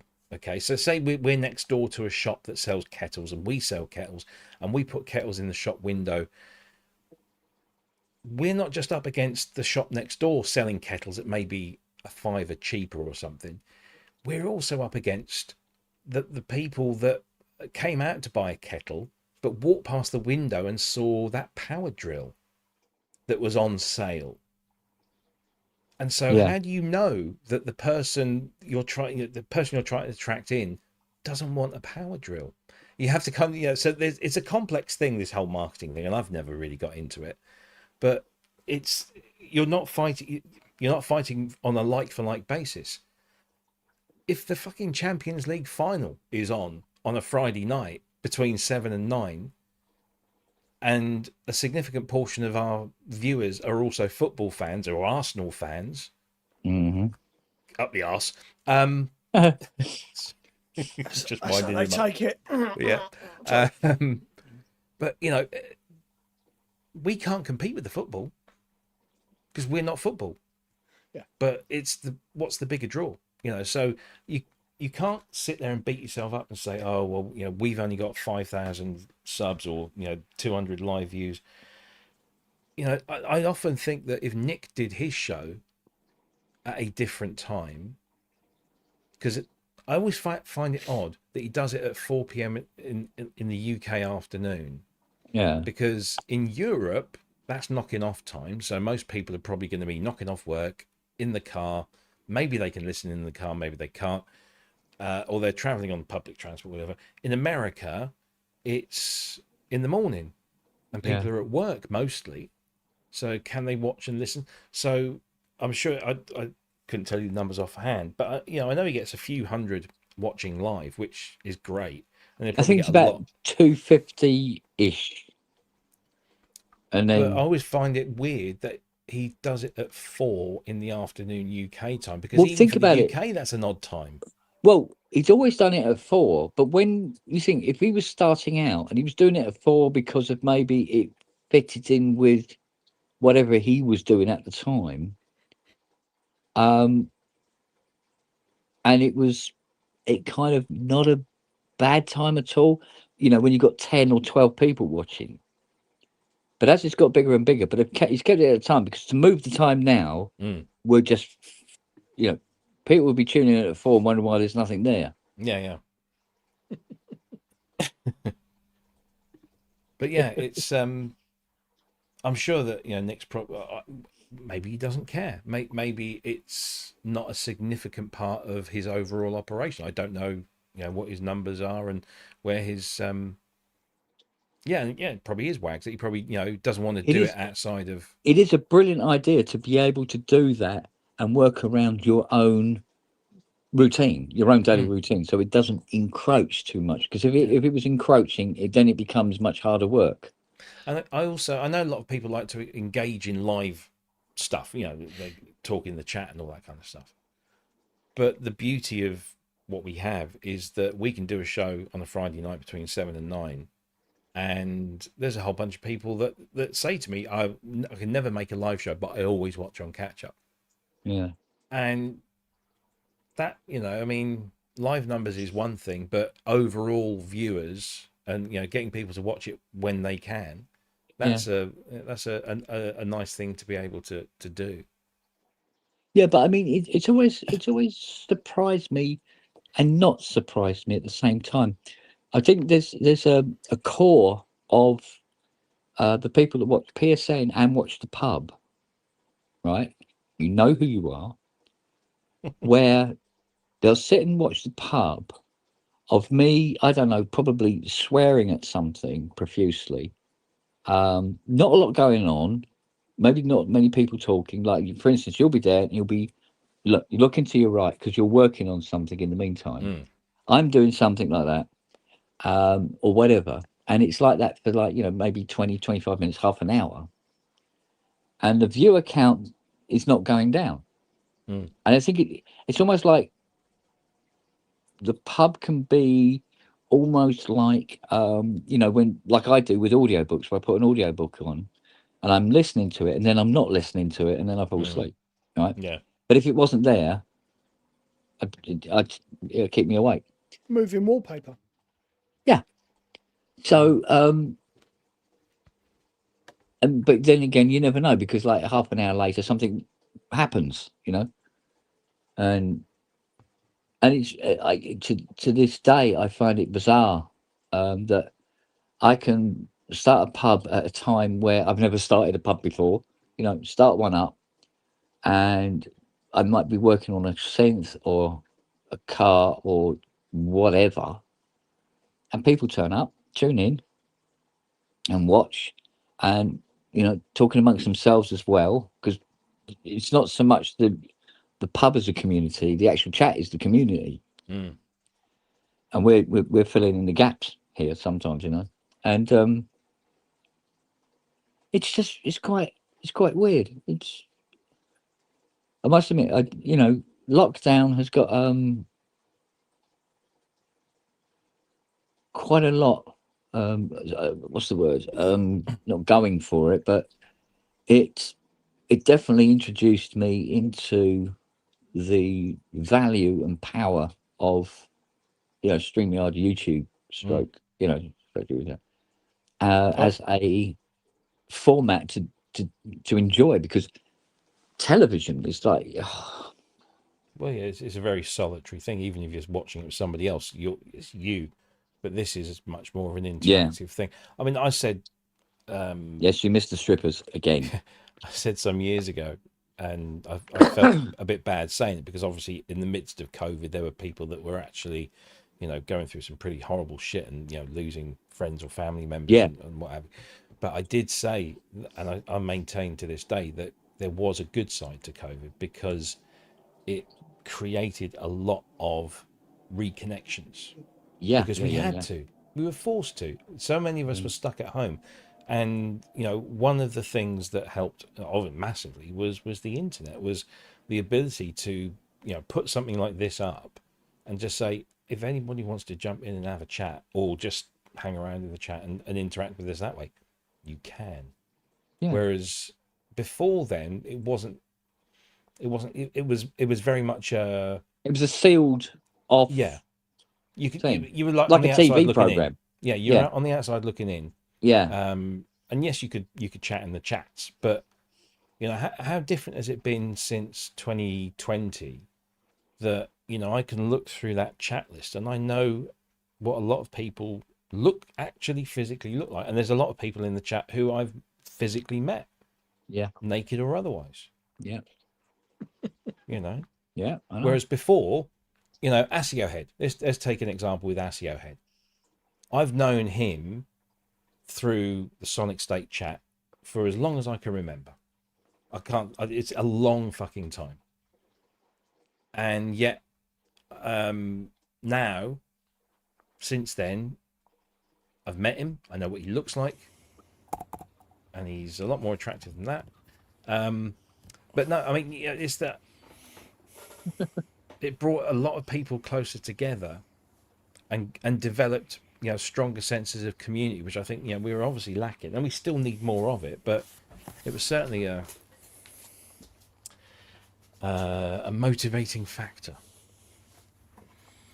Yeah, it's been a long time, but been a long fucking time. Yeah, I must admit, it's quite bizarre actually when you think about it. I mean, because I I've been privately messaged after pubs before now, when I think, oh, when you brought up that subject and you were talking about this, that, and the other, and you see it sometimes. I'll be talking about something that it's all getting a bit personal and dark, and there's people in the chat are going, well, actually, I have this problem, I have that problem. They're talking about it, and they're talking with everybody else. And the other night with you, me, and Jeff, all the stuff that we started talking about. Yeah, you never know where it's going to fucking end up there. Yeah. Those conversations. Yeah. I know. My memory of, I think it was probably the second or third pub you ever did.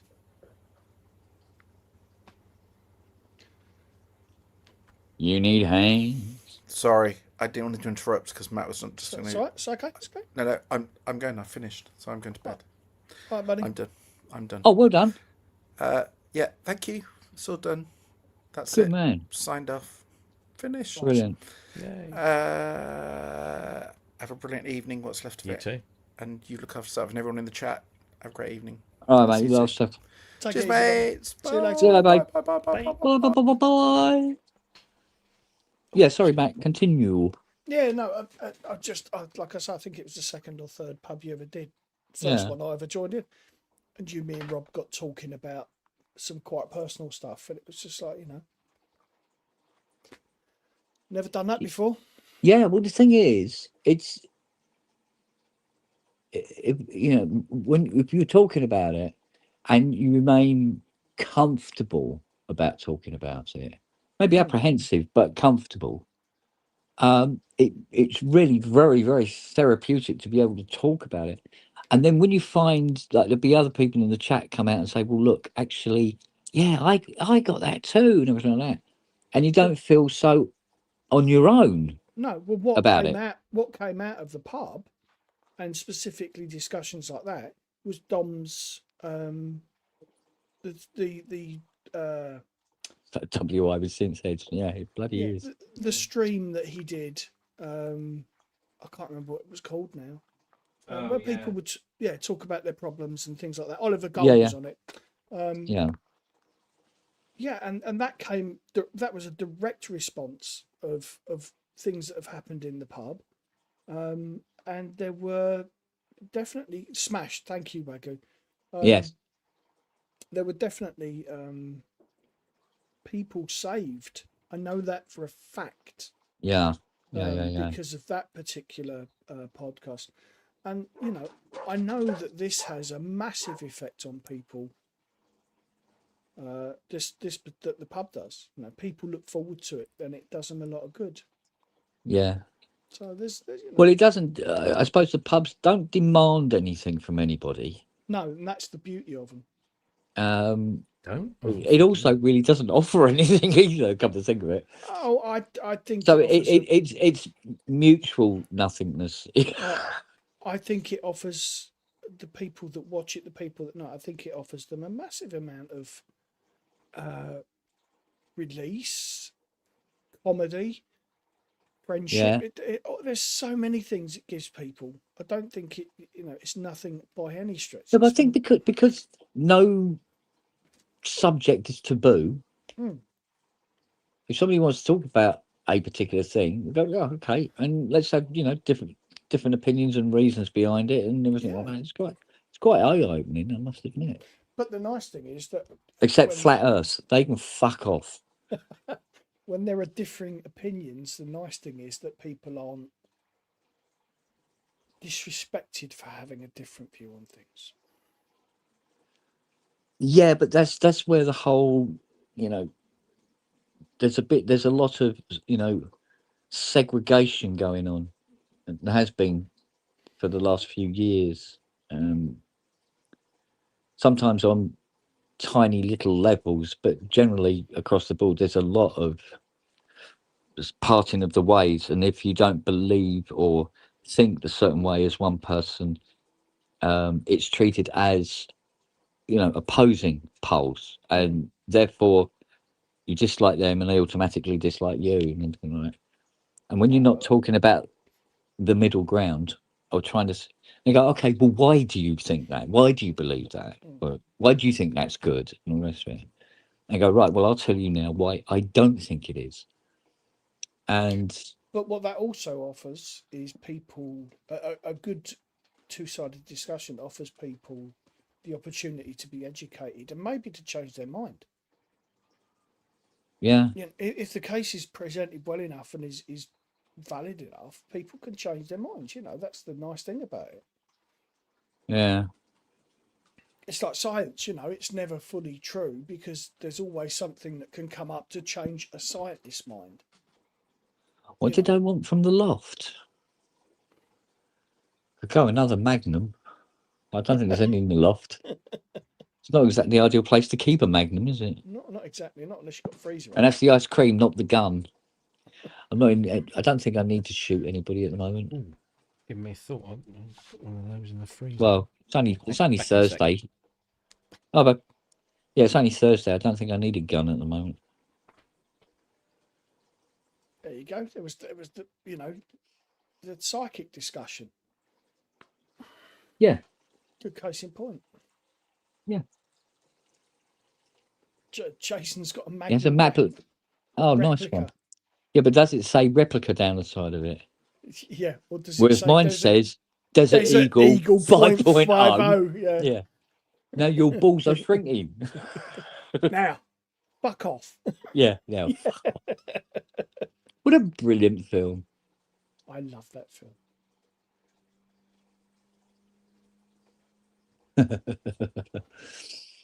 Oh dear, there hasn't been any. Well, I don't know. I suppose there's The Gentleman was the most recent one, I suppose, wasn't it? That was a good film, yeah. Yeah, that was a good one. But I watch a cooking show if it had Tom Hardy on it anyway. I do like a bit of Tom Hardy. Yeah. The pub scene in Legend. What is that? It's a fucking rolling bin. Yeah. Yeah, I mean he did those two parts really well, I thought. Yeah. I come here for a shootout. Got the voices wrong though. The voices were very wrong. Oh, no doubt. But sometimes it's poetic interpretation. Oh, very much so. He was definitely projecting the governor, well, the colonel, as Ronnie was. Yeah. Yeah. But yeah, fucking amazing. Yeah, because you were too busy baking fucking fairy cakes, weren't you? Yeah, go on, get out of my way. Go on, fuck off. Yeah. Fucking embarrassment. Yeah. The shootout is a fucking shootout. Like a whisky. Proper men. Fucking embarrassment. Do like it. Oh, fucking hell.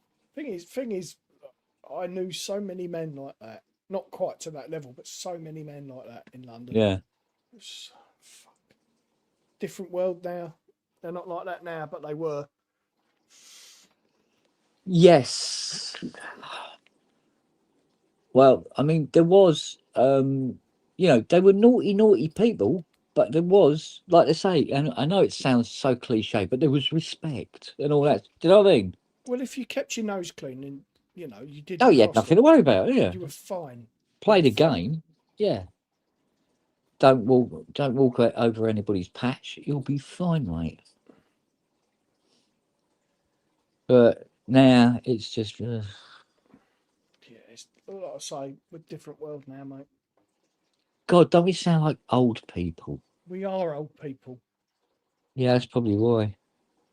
I look at my kids and think, fucking hell, I wouldn't want to grow up in the world they're growing up in. Was it a couple of days ago? I think it was. Old Noah got out, right? He was in the car with me, and I don't know how he managed to do it, whether he jumped or whether he fell out. And then he's off and he's hopping up the driveway. He's onto the path, and he's hopping away, right, having a sniff, right. And I hadn't noticed. And Fiona comes out and she goes, "Where's Noah?" He's in the car. She goes, "No, he ain't." I've looked, but where is he, right? And right up the road here, what's his name?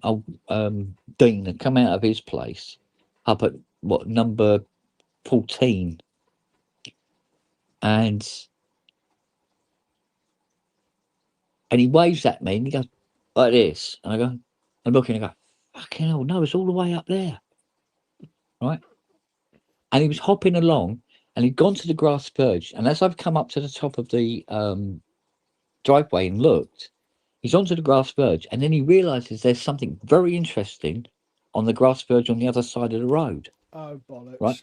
So I ran up the road here, right? So we're talking, what, 200 yards. I went full tilt, got there, grabbed him, picked him up, and go, "You little shit," like that.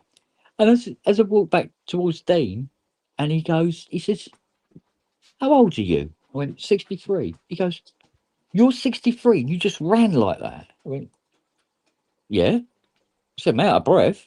He goes, "Yeah, but bloody hell," he goes, "I'm 63. I went, "Yeah, I still go up the stairs 2 at a time. If you don't think old, you won't be old." I God, think that's the trick. I haven't run in years. No, this is it. I do it all the time. I run down to the workshop to grab a couple of bits and run back up again. When was the last time I ran? For the hell of it. At least 18 years ago. At least. Because I can't do it. Can't do it now. Because the hip changed all that. Oh, well, you see, here's the thing. If I take Lily, walk her down to the green and walk her back, just as I'm getting to the door here, my hip is hurting so much, I'm limping. Right? But then after about 10 minutes, it eases off. Yeah. And then get on with it, you know? Yeah, see, I'm the 2 steps at a time guy as well. Yeah, so there's a big difference when your leg is that much shorter on one side than it is on the other. Because Mate, it's not my only feet sitting like that, yeah, naturally. it's not I'm only the pigeon-toed. bones, it's Yeah. it's the muscles are that much shorter. So if I try and run, it's so much easier That's for me from the police. to pull muscles in my hip, in my groin. Yeah, but it's not all. that. Yeah, but you got to remember, mate, it's not all just physical. If you think young, mentally young, Oh yeah. you stay young. Do you know what I mean? But when you start going, oh, all this business. If you think old, you'll be old. If that makes sense. That is what you call a difference between hips. Yeah, yeah. What I call That is- popping a bollock. One's a normal hip, and the other one's an upside down apple. One is just fucking destroyed. Yeah, well, So, like Eurorack, I'm a decent virtual runner.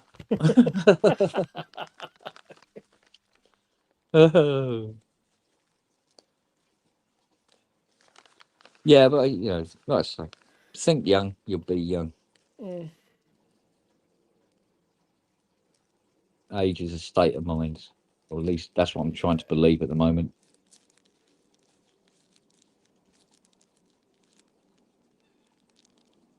Yeah, I must admit, like with where he says, I stopped acknowledging my birthday 30 years ago. Yeah. I must admit, when people ask me how old I am and I tell them, even I go, really? Am I? I don't feel it. Well, I hit 50 and that depressed me for about 6 months. Really? Yeah, oh, I hated it. And it was on a number of different levels. It was like, fuck, that's half a century. Secondarily, I'd outlived my granddad. My granddad I never met him. He was 49 when he died. Yeah. And I sort of outlived him, and it was like, that shouldn't be right. There was all Yeah. sorts of fucking stuff that went through my head when I turned 50, and I struggled for about 6 months with it. Well, 60, I dreaded my 40th birthday. yeah, it didn't bother me up until 50. I was fine with Yeah. everything then. And then I hit 40, and then for about a few weeks I went, oh, okay. Because what it was, because my dad died at 40, Yeah. I thought, well, when I hit 40, who knows, and all this sort of thing. Yeah. And I don't know, not that it was ever said, oh, his heart condition was congenital and stuff like that. And I was, well, but it was just always at the back of my head. Hmm. And then it was the same when I hit 50. I was aware of my age, but only for about a week. Hmm. And same when I hit 60 and all the rest of it. And but definitely when I hit 60, I was going, oh my God, I'm the age that I used to consider people were actually old when they reached. Hmm. And now here I am at 60 and I really don't feel like that. Mentally, I don't. Yeah. But then if you're a 12-year-old, a 60-year-old person is ancient. Yeah. Because it's all relative, isn't it? Well, So Serenity calls me the dinosaur. She calls me Yeah. the dinosaur. So, it's like for instance, being 62 but and that's 'cause you've dressing got up in little an hands. inflatable dinosaur suit. yeah. I've never worried about age. I don't. Oh God, it's But certainly about my age, I've never worried Yeah. about it. I've never worried about reaching a certain age. I know Jackie, because she's That's true. 60 next year. So for her, she's like, oh, I don't want to be 60. I said, but look at you, you're 60. I mean, Jesus, you look good for 60. But Yeah. people look younger now compared to how they used to. Yeah, but So I understand why I she look feels older worried. than I am. Yeah, but people I do. look fucking old. People do. I still get, not offended, but surprised when people think that I'm old, because I am. I'm knocking on 56 now, but because I still feel like, although my physical body is telling me exactly how old I am, Yeah. up here I don't really. Doesn't bother me. It doesn't worry me at all. I'm still sort of 19 in my head. My brain says you can do this shit that you could do when you're 19. I can't. But in my head, I'm still 19. And my mum, the last time I spoke to her, said she was still 18 in her head. Mm. And she's fucking 79 this year. I think, as Ken says, if you don't necessarily feel like 19 years old or 20 years old or 25 years old, but So long ago, I can't remember what I felt Yeah. like when I was 9. I know it's crazy, but Yeah. as long as in your head you're not limiting yourself because you think, oh, well, I'm too old for that. Yeah. You're not, you might be physically too old to, like Matt, you can't run or you don't want to run, because you either because you're unfit, it hurts, or you think that you look like an absolute twat when you run, because I probably do. But you, I don't know, it's all in the head. I mean, well, it's not all in the head, because you are physically getting older and you will physically not be able to do certain things as much as you would like to have done. But as long as in your head you're still feeling vibrant and alive, and as long as you still have the good fortune to carry on feeling that, and you're not afflicted with some degenerative brain condition. Yeah. But I mean, sometimes I think, I hear what Jackie goes to see mother-in-law, or I go and see her, and she's off with a fairy somewhere. But in her head, I'm thinking a lot of the time she's probably in quite a happy place. Yeah. There are other times when it's a little bit distressing, and it's also distressing for Jackie. When her mum calls her by a different name and she doesn't realise that it's her daughter. That's obviously quite upsetting. But similarly, sometimes she's away with the fairy. Oh, we did this the other day. We did that the other day, and went to the seaside and went and had a paddle. No, you didn't. You were in bed all day. But I wish, if I end up going down that route, I'd be quite happy to be lying in bed all day, but in my head thinking I'm having a whale of a fucking time. Yeah. So. Yeah, that's true enough. Yeah, because I mean, I must admit, when Mum was doing that particular part of her dementia, to start with, I was going, no, actually, you didn't, darling, and no, you've been here all day, and then after a while, I just thought, there's no point in correcting her. No. At all. Why am I doing? Why am I doing that?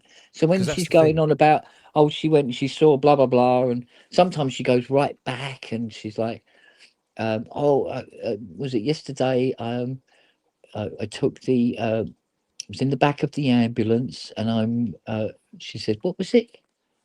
Remember this thing? Because it took me a little while to put all the bits together. But she was talking about when she was in the WAF, because she used to be a nurse in the WAF as well, and she used to, the army, the Air Force ambulances, and she was talking about being but she'd done that this morning, sort of thing. And as far as she was concerned, that's what happened.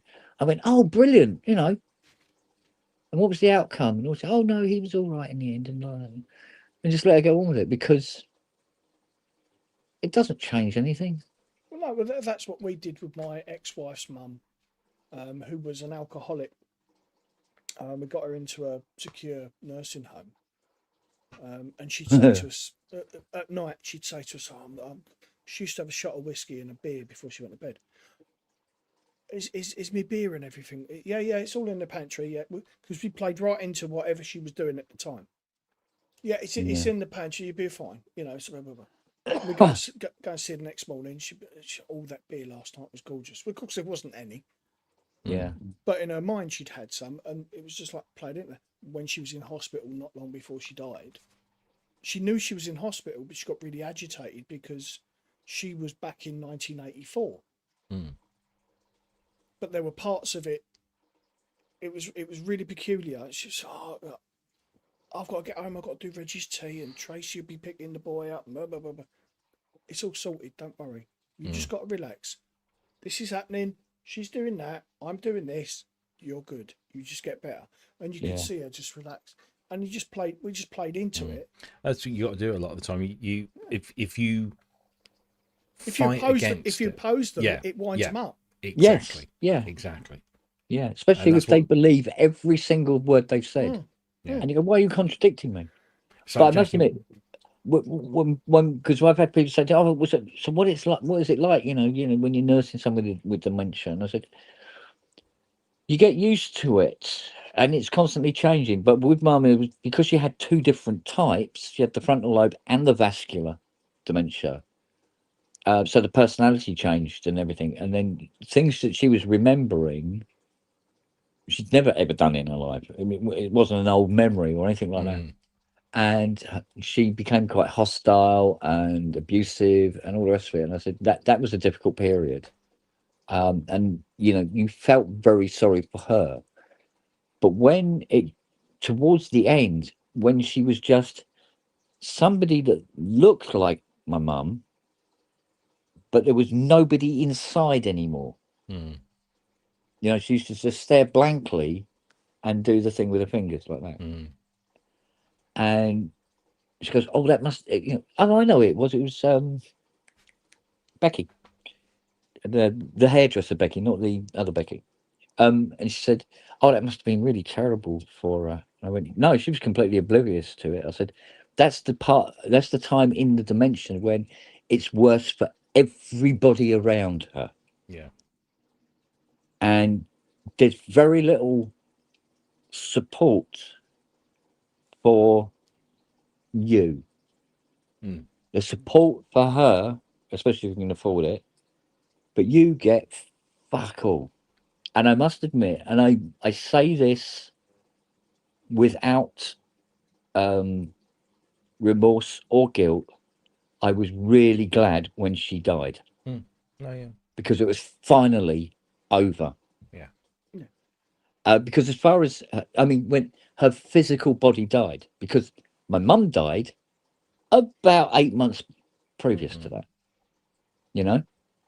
and as much as you wanted her to, because admittedly, leading up to that, she would disappear for a week and then come back briefly, and she would be her again for a day, and then just disappear again, and then come back and then disappear, and then the coming backs happened less and less, and for short periods of time, and then eventually it was just there was this body that you were looking after, and which was really hard to deal with,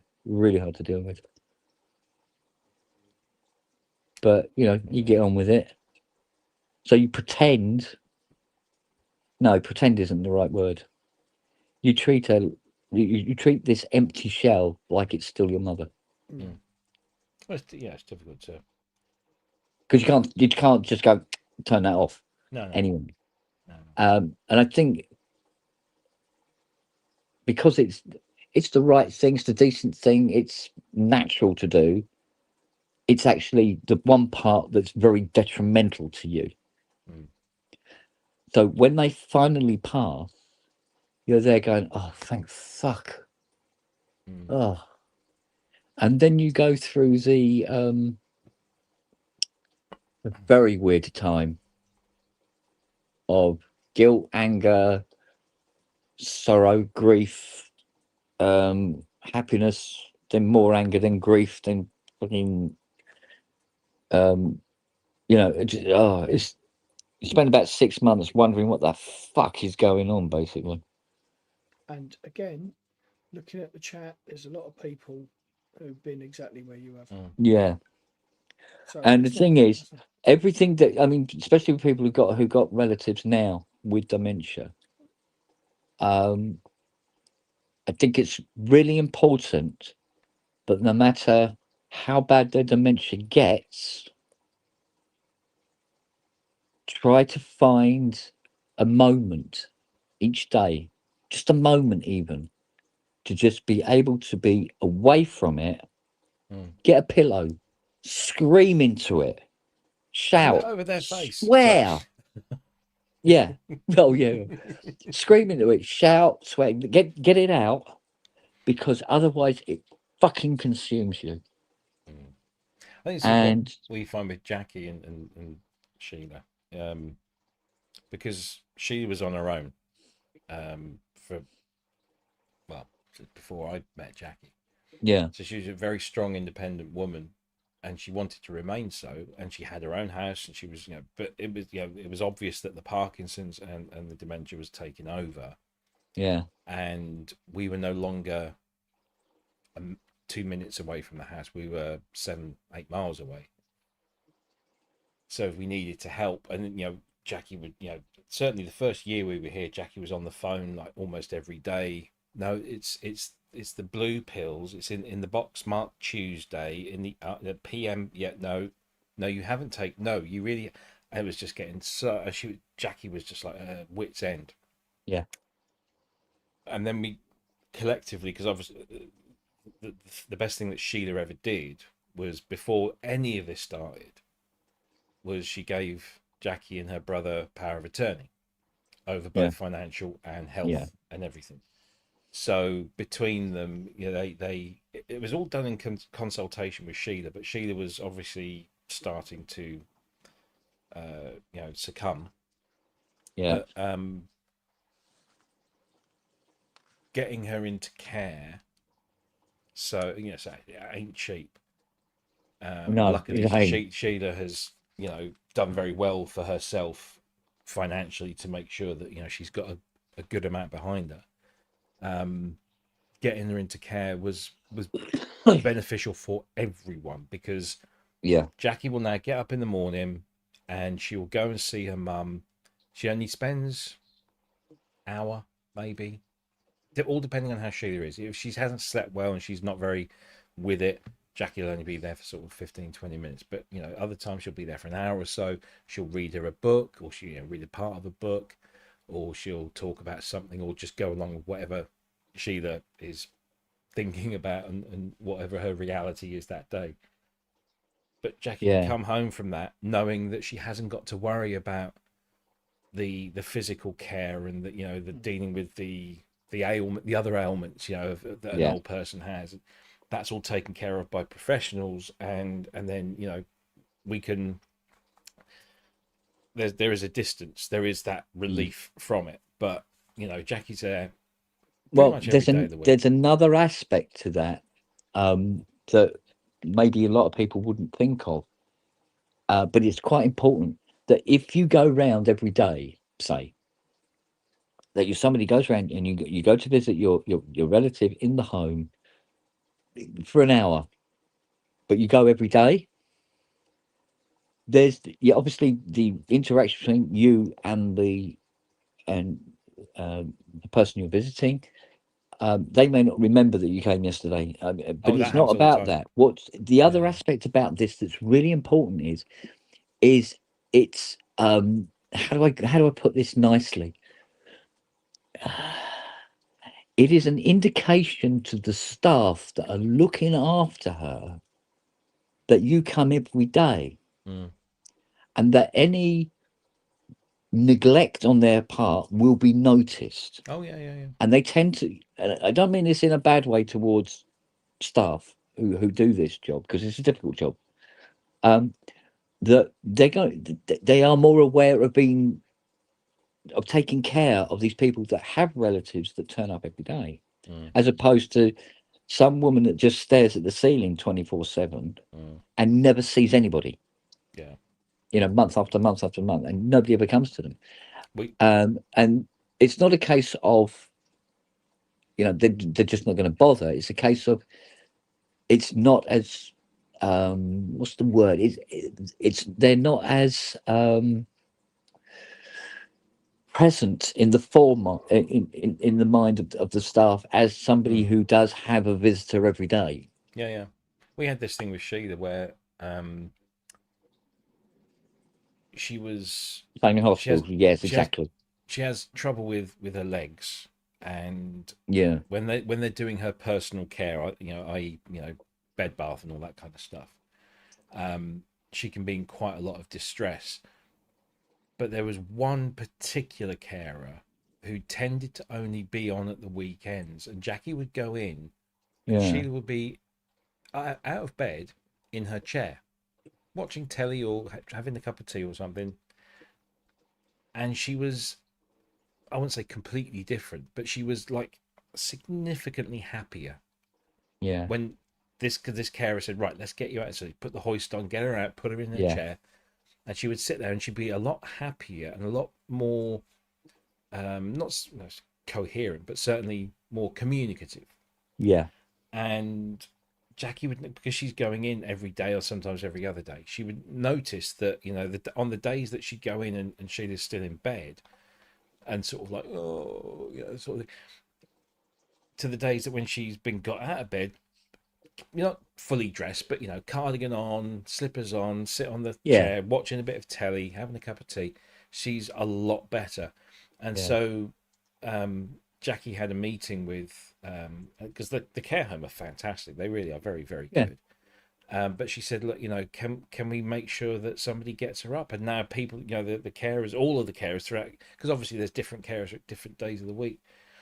They will get her up, and like today, Jackie walks in and she's not even in a room. She's been put into a wheelchair and wheeled into one of the larger kind of living rooms. And Jackie's like, oh, you're in here. Oh, should we get a coffee and sit on the balcony? Because obviously it's a lovely day. So pushed her out on the balcony, and she was having a, you know, I won't say a whale of a time, but certainly, you know. And when Jackie Nice scenery, left, innit?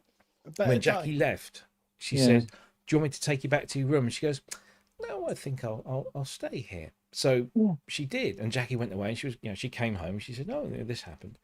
And then Jackie had ordered Sheila a fan to just go in her room, because they don't have aircon in the rooms, but they have aircon in the sort of the general building. But in the rooms, it's a bit warm. So Sheila had said, oh, could you get me a fan? So we got her a fan. So Jackie goes back later, you know, maybe an hour or two later, still in the fucking room in a chair, chatting to some bloke up the hall who she thinks comes from Woking, because that's where she's from. Right. And Yeah. oh, he's from, he came. Oh yeah, I've known him for years. No, you haven't. He's whatever. Yeah, go. Yeah, of course you have, darling. But Yeah. he's probably as gaga as she is. Yeah. But they get on like a fucking house on fire. They're yapping away. They're There you brilliant. go. You know. There you go. Yeah, exactly. Social interaction. Exactly. Quite important. And there are some carers that, like you say, will do the minimum, you know, to sort of keep them clean and comfortable. But you know, they don't think they don't think of the extra little bit, you know, and maybe they can't, because, you know, obviously they're busy and there's lots of people. Well, yeah, there. exactly. And There's this is different- why you have like the carers that we had with Mum. Like, you know, like I've said before, we had one that used to come round. Has she had her pills yet? Yes, she has to have them at 8, and it's now 8:45. All right, cool. Sign the book and fuck off. Mm. And then there was the other lady who would come in, make her a cup of tea, go, she had her breakfast yet? I said, oh, yes, she's had her breakfast. She goes, okay. And she'd sit down and talk with her, even though she's staring out the window, doing the fingers, and she'd be talking to her and stuff like that. And she'd inquire, she goes, is everything else okay? Blah, blah, blah, blah. Yeah. I said, and she had her nappy changed. Yeah. I said, I did that about half an hour ago. And all the rest of it. And she'll check her over, checking for bed sores just in case, because you never know, and all this sort of thing. And she does all those bits and pieces, and then she'll sit in the kitchen with me and have a cup of tea and stuff like that, and she'll be chatting about this, that, and the other, and you know, what's going on with her. And it's a case of, and this is no reflection on the staff generally, but there are carers who do it as a vocation, and there are carers that do it as a career. And there's carers who go, it's a job.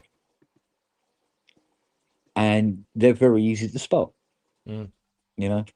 And if you've got one that's where caring is a vocation, count your lucky fucking stars, basically. And that clearly is what this lady that comes in at the weekend is.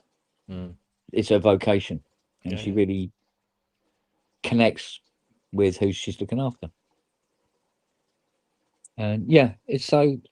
I mean, I think was it? No, it might have been. Yeah, I think it was Mick that said to me. He goes, how can you, you know, change your mum's nappy? You wipe her ass and everything like that. And all this shit. I said, well, think about it. It's kind of fair, isn't it? He goes, what do you mean? I said, well, she did it for me. Now I'm doing it for her. He went, oh yeah, I suppose so. I said, but what's it like wiping your mum's bum? I said, the first time was interesting. I must admit, it felt weird. Well, it would, wouldn't it? When you think about it, it's a weird thing to do. But she needed it, and as it transpired, I was wiping shit off of all surfaces at one point because she had to. Thank God it didn't last long. I think it only lasted about a month, where she got it into her head that what she needed to do was poo into her hands and wipe it on things. She didn't go to the toilet to do it, and she'd wipe her hands on the floor or on the sink and the windows and stuff. And so I get up in the morning and I go into the bathroom. It's like, holy fucking hell! And I'm cleaning everything up. It's just like fucking hell. And I go, I really didn't know this was coming. I had no idea I'd be doing this. I really didn't. So, and even now, I was thinking about it. I go, fucking hell, how did I do all that?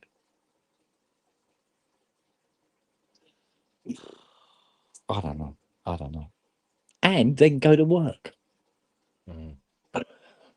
Try to work on a synthesizer, and you're sort of like, I still got a shit under my nails. I better go and wash myself again. Wow.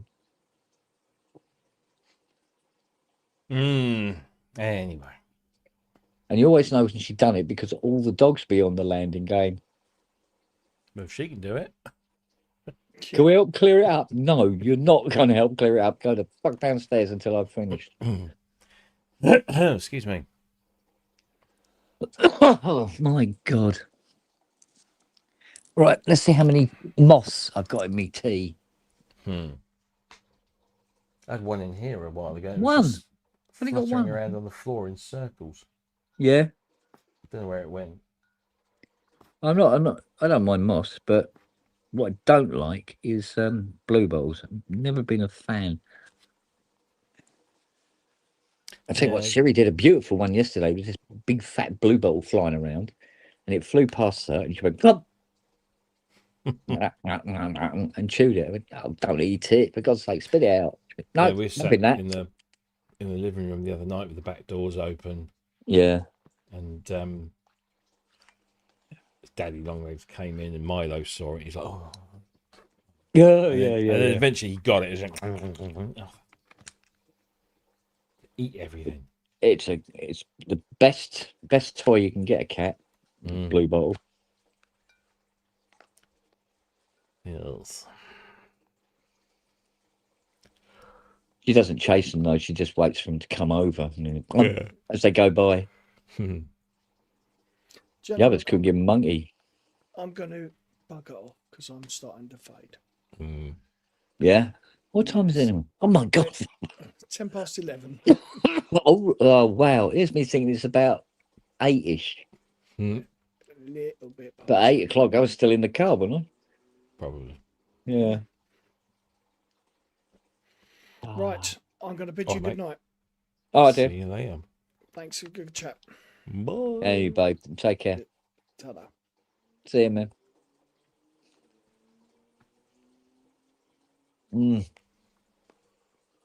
Oi, oi, oi. Oh, hopefully there'll be a time will come when I will forget all that. No, probably not. Thinking about it.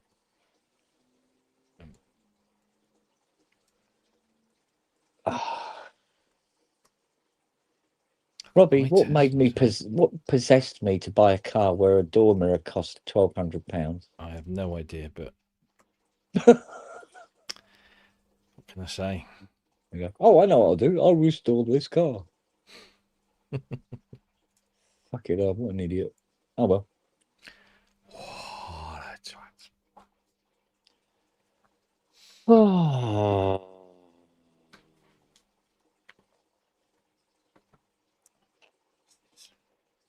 Oh, mate. We got anybody? Oh, we got what's the names on the show tomorrow, haven't we? Got Kim Yeah. and Ollie. Yes. Yeah, so it should be a good one. Yeah, like I said, I was going to sort of might get that SR95 down, and I thought, oh, yeah, might be a bit killer up there. Obviously, I don't have my favourite drum machine, Which is a Lindrum. oh yeah, well, But and You know I'm not what? going I to haven't get out. seen one for years. No. No, I just stopped coming in at one time. No. No idea why. Thing is, my favourite drum machines tend to be the ones that I don't have. Like Yeah, the Lindrum, the TR-707. Pinto. It's all for me. It's about the sound, you know. Yeah, I'd love.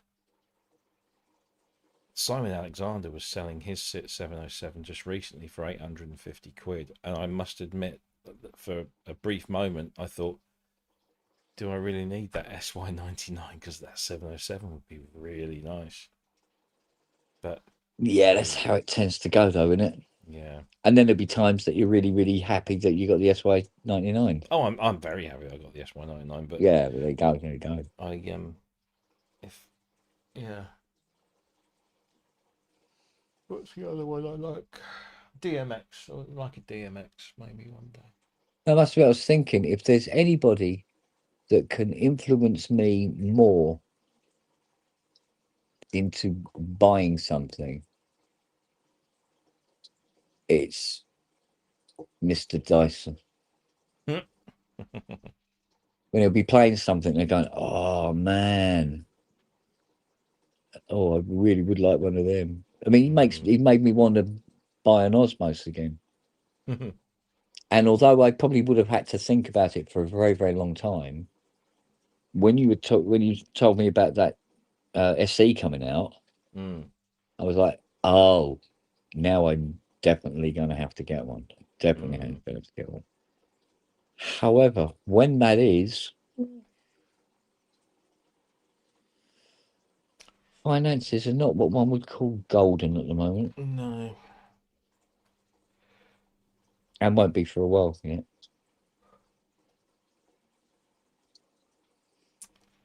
And it's not like I've got nothing in the studio, is it? No, exactly. I got enough, you know, MPE controllers, for Christ's sake. Perhaps I should be concentrating more on how they work. That'd be a better idea. Well, I do, because I can't get an SC for a while. So, but I must admit that M8X confuses the shit out of me sometimes. It really does. I can't always find the thing that it says it has, and you go looking, and go, well, I can't fucking see it. I'm still looking for the how you can set the timing on the sequencer. Right. Like if you want a time, the clock by half. I can't find anywhere where you can do it. No. And I've looked and looked and looked and looked and looked, and I just can't find it. Because I think there's this point where you got the controls on the front panel, and you push one button, and they are the parts, and then the other time they are the performance, and then push another button, and they're the live sets, and it's all looks the same, but it's all actually different. And it's that case of I'm adjusting things, and I go, yeah, but what part or aspect am I actually changing? Like when you change some of the controls on the PB12 on some of the patches. So you open the filter, or say, for instance, and fuck all happens. Because what you're changing is not the part of the keyboard you're playing, kind of thing. Yeah. And that kind of thing. Do you know what I mean? Or that part of the sound isn't heard until you push the expression pedal open or whatever, or move up the modulation wheel. And that aspect of it should actually be learnt before proceeding any further. So, like I said, I keep meaning to sit down with an M8X and a manual and the PB12 and its manual, because it's got a nice little chunky book, hasn't it? Yeah, PB12. Polyrate has. Yeah. I was playing around with this SY, and obviously it's my first time with one of those. But it's quite remarkable how similar the operation of it, and certainly the navigation around the UI. Obviously, the screen is different. The information you get back is different, but you can see where the montage and the Modi X, by association, Yeah.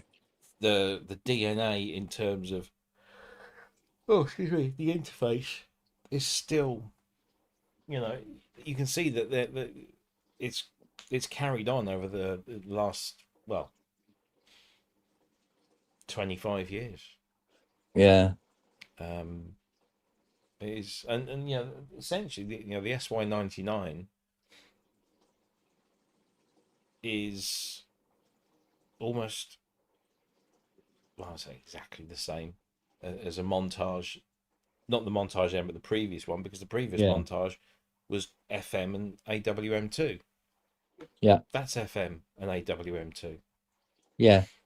And so the thing, I mean, yes, you've got 8 operators on the montage and 6 on here, and there's obviously little differences all across the board, but the the fundamental level, it's an FM and AWM synth, and all the new one that's added is the analog modeling. There's a great Yeah. video. The I can't remember his bloody name now. His YouTube channel is musictrack.jp. It's the Japanese guy. What the fuck is his name? Oh, Does- yeah. I think I've seen some of his He's videos. I believe. done tons of great demo videos. Yeah, Does a lot of yeah, stuff with Yamaha on call. What the fuck? I can't remember his name now. Anyway, I happened across his SY99 video, so I thought, Uji, Yeah. and I happened across his SY99 video, so I watched that, and it was just, oh yeah, that sounds great. Because I was watching it before this thing arrived. Yeah.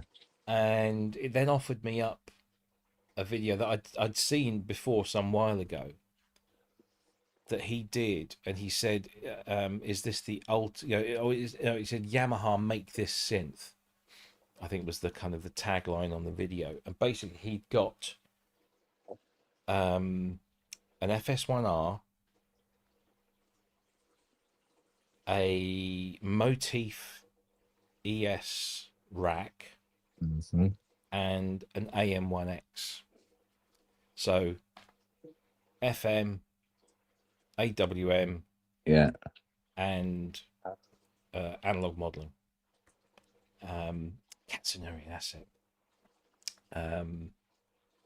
And this was before the Montage M came out. Whether it was in development or not at the time, I don't know. But essentially, what he was describing, he'd got these three things, and he stacked these sounds. So he was playing a patch that had kind of an electric piano thing going on, but it had a pad thing going on, and it had this kind of effects thing going on, and combining the 3 engines in one. Yeah. And you go, yeah, that sounds amazing. And you just think, well, that's kind of what the montage has done. Obviously, the montage, the ANX engine in there is obviously more powerful than the AM1X engine, and I wouldn't say the AWM stuff is much different, because Yamaha's AWM2 library has been around for a while. I don't know how often they tweak it or update it. Yeah. And of course, the FM engine is exactly the same, because the Montage's FM engine is essentially the FS1R engine. Yeah. And if only Yamaha would put the formant shaping in there in the Montages, you'd then have something that nothing could touch sonically. Yeah. But it was very interesting. Here he's getting like really enthusiastic about layering these 3 engines together and how great it sounds, and it does sound great. Yeah. Yeah. And Yeah. then Absolutely. a few years later, then obviously they come out with Yeah, because I must admit, because Montage, when I'm going through the NAX, it is clearly 2 or 3, well, 3 at least, very, very different keyboards under the hood, and some of the blends are quite eye opening. But I've always liked the Yamis, because when I had the ES7, I mean, I played the hell out of that thing. Mm. I loved all the stuff. When I used to try writing patches on it, there were certain aspects of the patch writing where I wasn't getting the results I thought I was going to get. But that's part of the quirks of the machine. But there was so many patches available for the bloody thing anyway, so it wasn't really a problem. But with this montage, this M8X, the thing about it is, it's a terrible keyboard if you want to write patches on it, because it really encourages you to not bother, because there are so many patches on it. Yeah. It's just absolutely millions of the fuckers all over the place. You know, it's just mad. The amount of stuff that they put in these machines now is staggering. Oh, yeah. So get this M8X, and I'm going through it and everything, and it's like I bought 7 keyboards. They all happen to just be in the same case. It's amazing. It really is. You know, so, but, you know, it's so many different sounds, and the samples, and then the FM and the ANX and then the AWM. It's like, oh my godfathers. There's so many different textures and tones in one box. It's just mental. Yeah. I mean, Yamaha have got so many tricks up their sleeve that they haven't brought back, which they could, and do some amazing things with. Like the virtual analogs, not virtual analog, the physical modeling stuff. The VLs and the VPs. Yeah. They could bring that back easily. Yeah, but you know what it's like when you ask them about doing stuff that they've already revisiting stuff, and they always do that sort of like, oh no, we only look forward, we never look back, and all this stuff. Yeah, but they go, well, so what was the reface thing? And yeah, and they've brought stuff like the that. the virtual analog engine is coming from the which they haven't done for a while. And why can't they bring? I mean, the VL and the VP stuff, particularly the VP stuff, was incredibly innovative, and nothing ever really got kind of that close to it. Yeah. But this is it. I mean, they go, oh no, our philosophy is never look back. Well, that's what unless used to say, we can see some sort of good reason to do it. And formant shaping, I mean, that was again something they did so well in that FS1R that it just kind of makes you wonder why. Yeah, maybe it is a Japanese thing. You might be right there, Trevor. And also, it's well, I don't know, because I don't think the Japanese are afraid of nostalgia as a culture. I don't think they're afraid of nostalgia. No, but yeah. I mean, but in terms of Japanese manufacturing, there's a reluctance to look back, generally. But if they were to bring back VL and VP, for example, yes, in a way that's looking back to a synthesis method that was around at the same time as that thing was, or certainly started to be around. Yeah, but they would be able to do it in a much more efficient way, because they wouldn't have to do independent voice boards with custom DSPs. They could just do it all in an FPGA or similar sort of thing. I'm no expert in that, but to be able to do that stuff now in software with a just a single dedicated processor. I mean, you look at what the guys at Freshwater have done with that Fairlight. You've got this one processor that now runs the entire computer system of a Fairlight, and the optimized software that runs on it. I'm sure Yamaha have got the ability to do that. Whether it's just at the end of the day a committee and bunch of bean counters don't believe it's financially viable, or not necessarily Yeah. financially viable, but it wouldn't add anything to the bottom line, you know. Sometimes you got to wonder though. Like for instance, you know, they're always looking for new ways of doing things, etc., etc. There has to come a point, surely, when there just isn't anywhere else to go. You just you reach a point where there's just nothing new to do.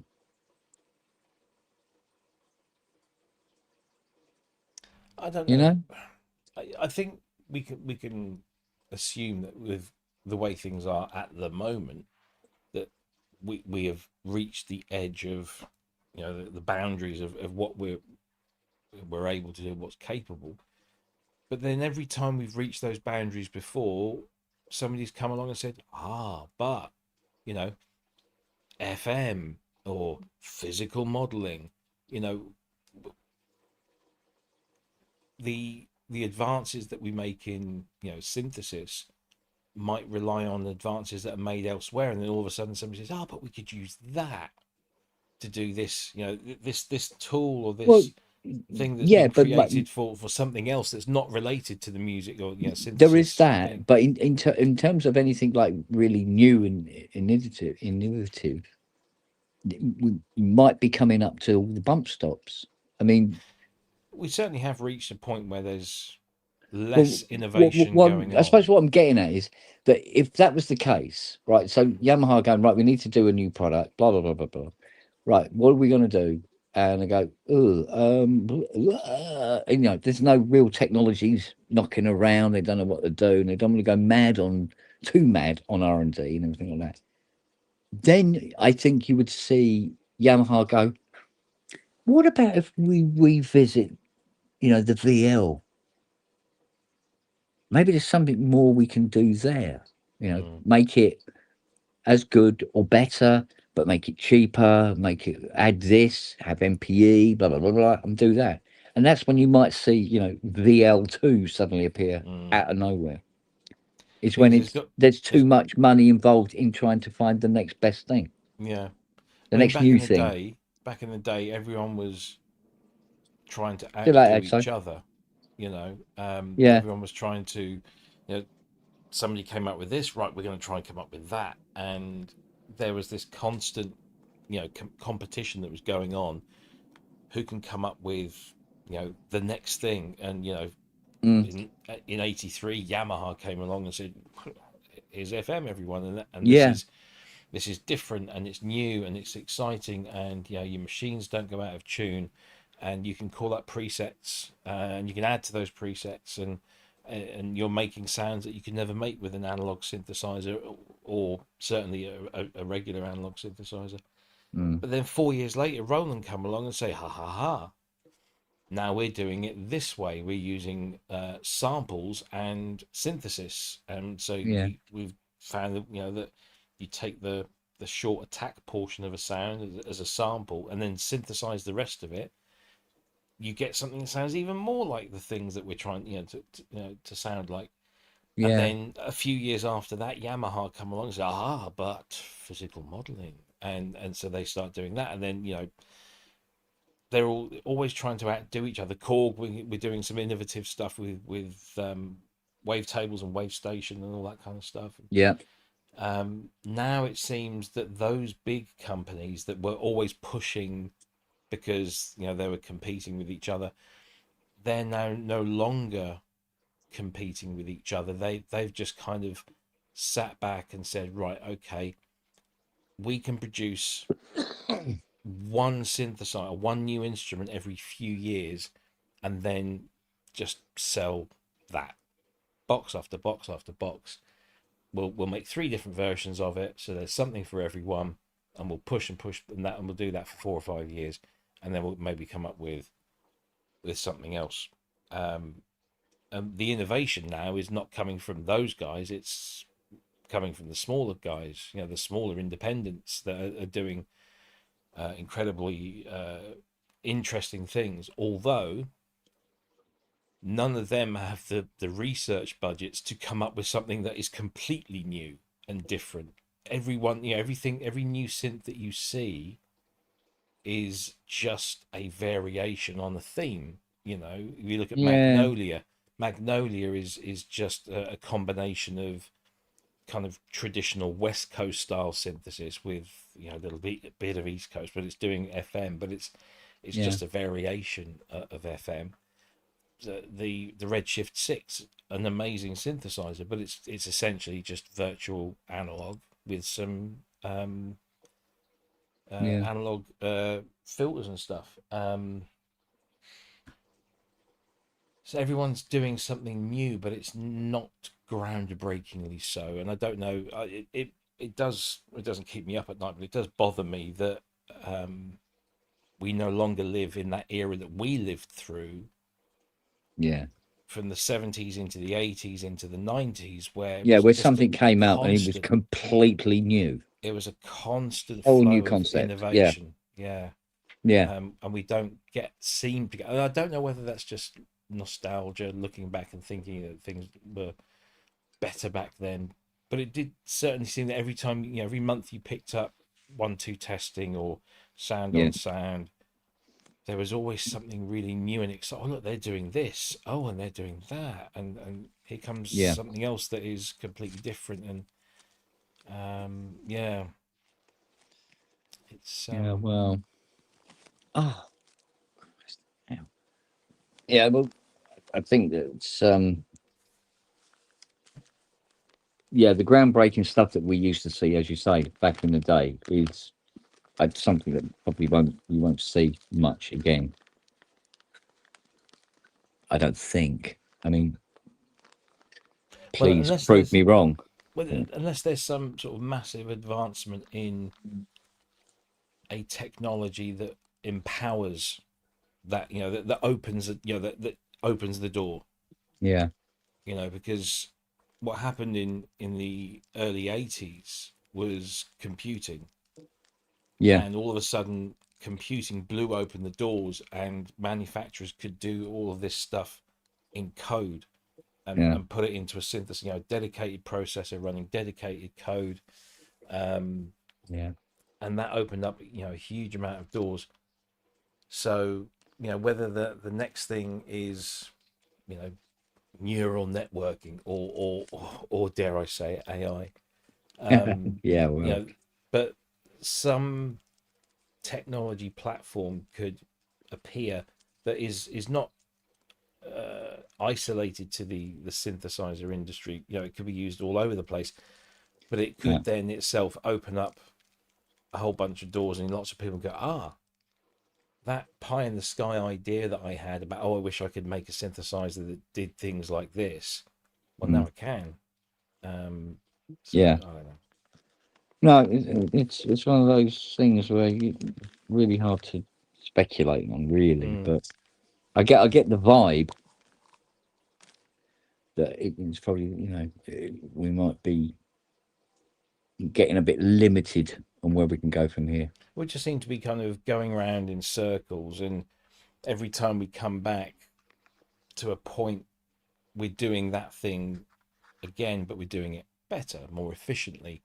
We've got synthesizers now that do things that we could only dream of older, if you look at the Essence FM, that's doing FM in a very, very similar way to what a DX7 does.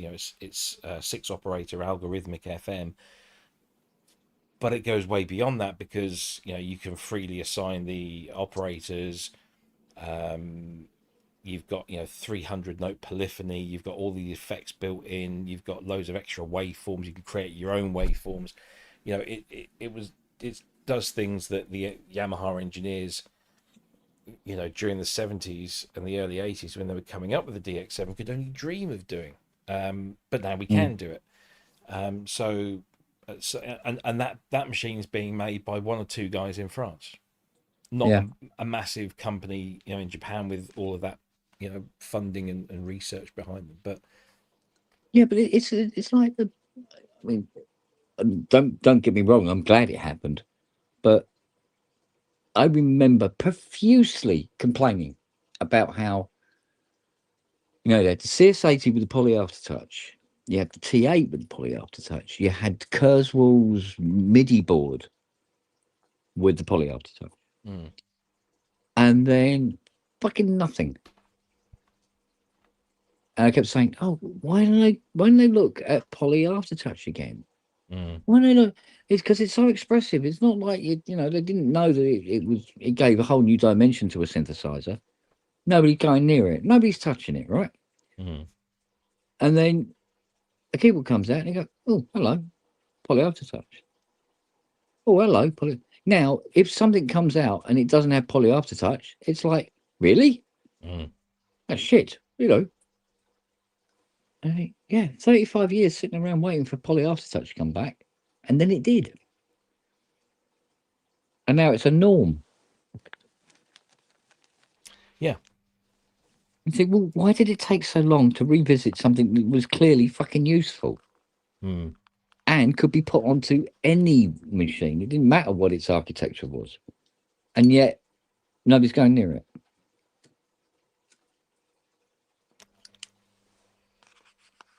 Because you can say, "Oh, well, the Osmos, that's different and everything." Is it? It's cross between a CS80 and a GX1, really, isn't it? To a point, I suppose. Yeah. Well, poly aftertouch with wiggle. So, but it's what you can do with that poly aftertouch and the wiggle that makes it different, because agreed. But that really didn't have anything to do with the hardware as such, because the hardware that's in, whether it's the Osmos or the Roly, is loosely based on performance controls that have been done before. But the standardization of MPE is what really made it happen. Yeah.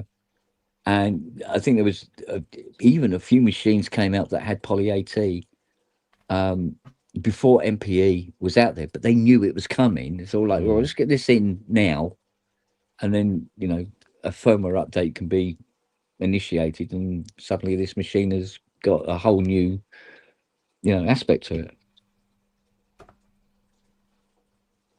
But I just don't understand why there was 35 years of like no on, no off, and that was it. Well, I think poly aftertouch made a comeback, mainly because of ASM,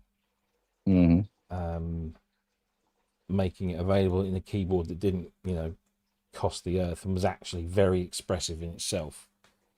But I think also it was kind of right time, right place, because MPE was becoming a thing and people could see the benefit. Because I remember speaking to lots of people about poly aftertouch and them saying, "Well, I don't really like it. I think it's terrible." No, I suppose it's not for everybody. No, I agree. Yeah, that's true. But like Wags says here, he goes about there was loads of synthesizers with poly AT support before MPE, right? But you could only play. I'm going. Was there loads? There was quite a few that would support it over MIDI, but you had to have a poly aftertouch keyboard. And there weren't very many of those around for a long while. But then it didn't have it, then, did it? Yeah, so it didn't have poly AT. I'm talking about had physically in the machine, physically. But it was able to do it. You just needed to have a controller or something that had poly. No, I'm referring to machines coming out that physically had it in the case with it in the keyboard. Yeah. Because having support it's one thing. It's the cheap option, isn't it? You support it without putting all the mechanism required to make it work. But there are poly AT keyboards where the actual poly AT mechanical function is absolutely fucking shit. T8. It's awful. Yeah. Worst design yet. And now we've reached a point where producing a poly AT keybed, I wouldn't say it's a piece of piss, but it's certainly a lot more. Oh, now it's easy. An art form. Yeah. Now it's an art form. Yeah. Because now you've got ASM with their patented thing. Fatah are producing poly AT keyboards, and then you've got companies like who is it that have my brain's gone again. There's a company just recently. Not Waldorf, Nonlinear with their C25. They've taken a Fatah keyboard and then fettled with it themselves Yeah. to deliver something akin to this. Arturia, this is their keyboard. This is nobody else. Yeah. That's their design. Yeah. So, and that took it for to another sort of level with the full touch thing. Yeah. So it's I becoming. mean, was the AT the first poly AT keyboard? A commercially available poly AT keyboard? I can say. Because I can't think of any others back in '76. I must admit. But I know for a fact. I mean, I know there was aftertouch available, but it was on mono, and that's because it's really easy to add. But like Pros was saying about all the Yamahas ones bar the montage don't have poly AT beds. Yeah. Exactly, and I never understood why Yamaha dropped it. They had it on the 80. They slightly perfected it again and put it into the DX1 and into the GS1, and then never, ever, ever looked at it again. But if you look at the poly aftertouch mechanism in all three of those instruments, yeah, it's a delicate mechanical thing. Now, if you look underneath, if you look underneath that, don't do it. No, but if you look in your MAX, it's all electromagnetics and other things going. And in here, this is not. I mean, I don't know I daren't open this one up, but no.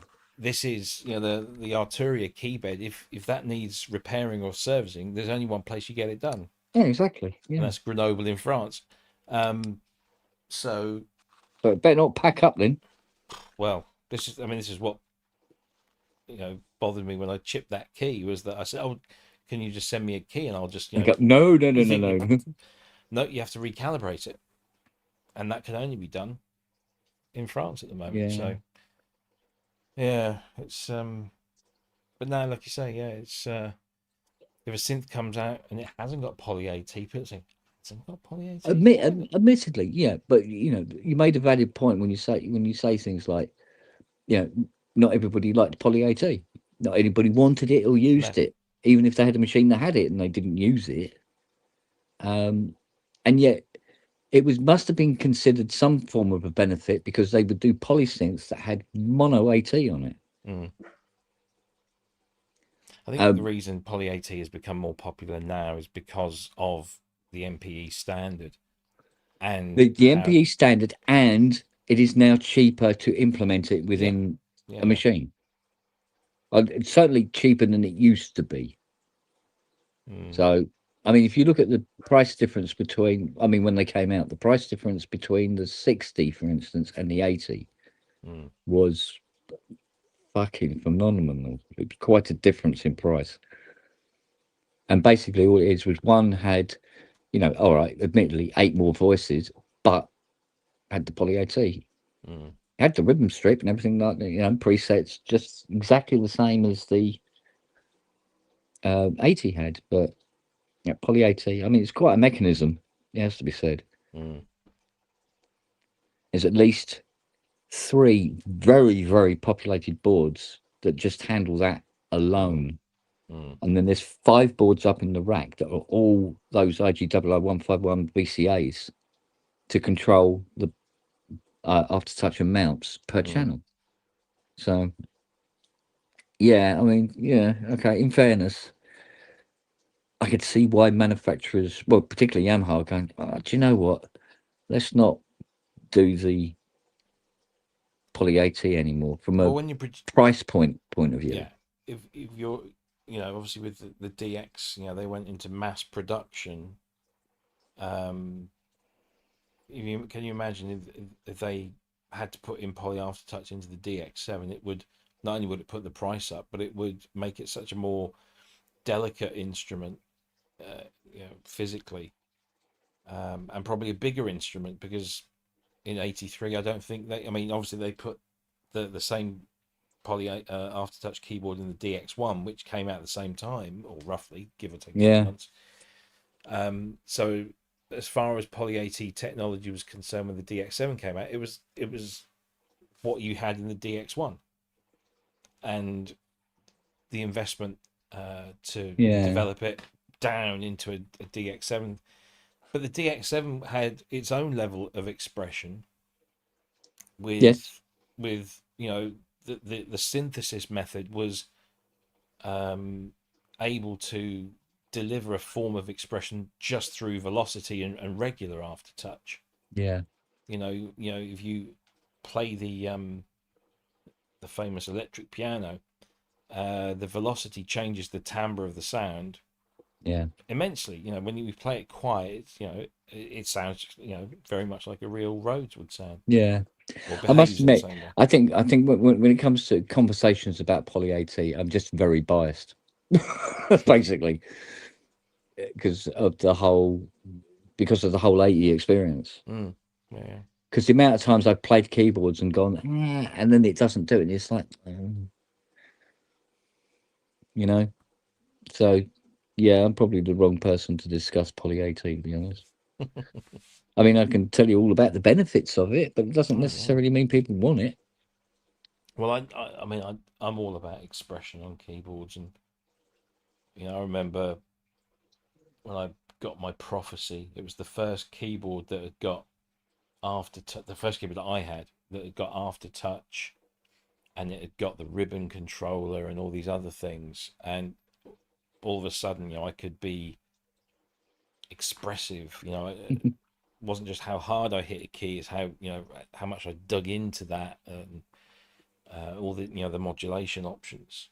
Yeah. So to then play with a polyphonic aftertouch keyboard, it was a real eye opener, and something that once you've tried it, you tend not to want to go back from it, because it does just give you so much more to play with. But yeah, and when you then move on to something like the Osmos, where you've got so much more going on, other than it's not just velocity, it's not just pressure, it's position and left and right. Yes, yeah, as I know well. it's far more detailed now. Far more detailed. And the things that But you can do. I mean, there's sometimes you should not be using it at all, because yeah, it the upper doesn't, keyboard had horizontal aftertouch on the GX1. Mm. I think it was actually an SY1 Yeah, it was. was the top manual, wasn't it? Mm. And it had the wiggle. And yet you could buy an SY1, it didn't have the wiggle. Mm. Which always seemed like a shame. I think if the SY1 had the wiggle, mind you, nobody'd be able to afford it, I suppose. Because how much was the GX1? It was. Oh, I'm trying to remember now. Its book price when it launched was, I think it was 22,000, which was the equivalent of buying nearly 5 brand new cars. Mm. The year it came out. I think it was 22,000, something like that. A lot of money, but then hell of a flag. But when you consider, you go, yeah, but hang on, it was an organ when SY1. Well, yes. Yeah. Right, I'm going to take myself to bed, because no other fucking will take me. Yeah, no, the GX1 mini keyboard is monophonic. Yeah, exactly. But with the wiggle.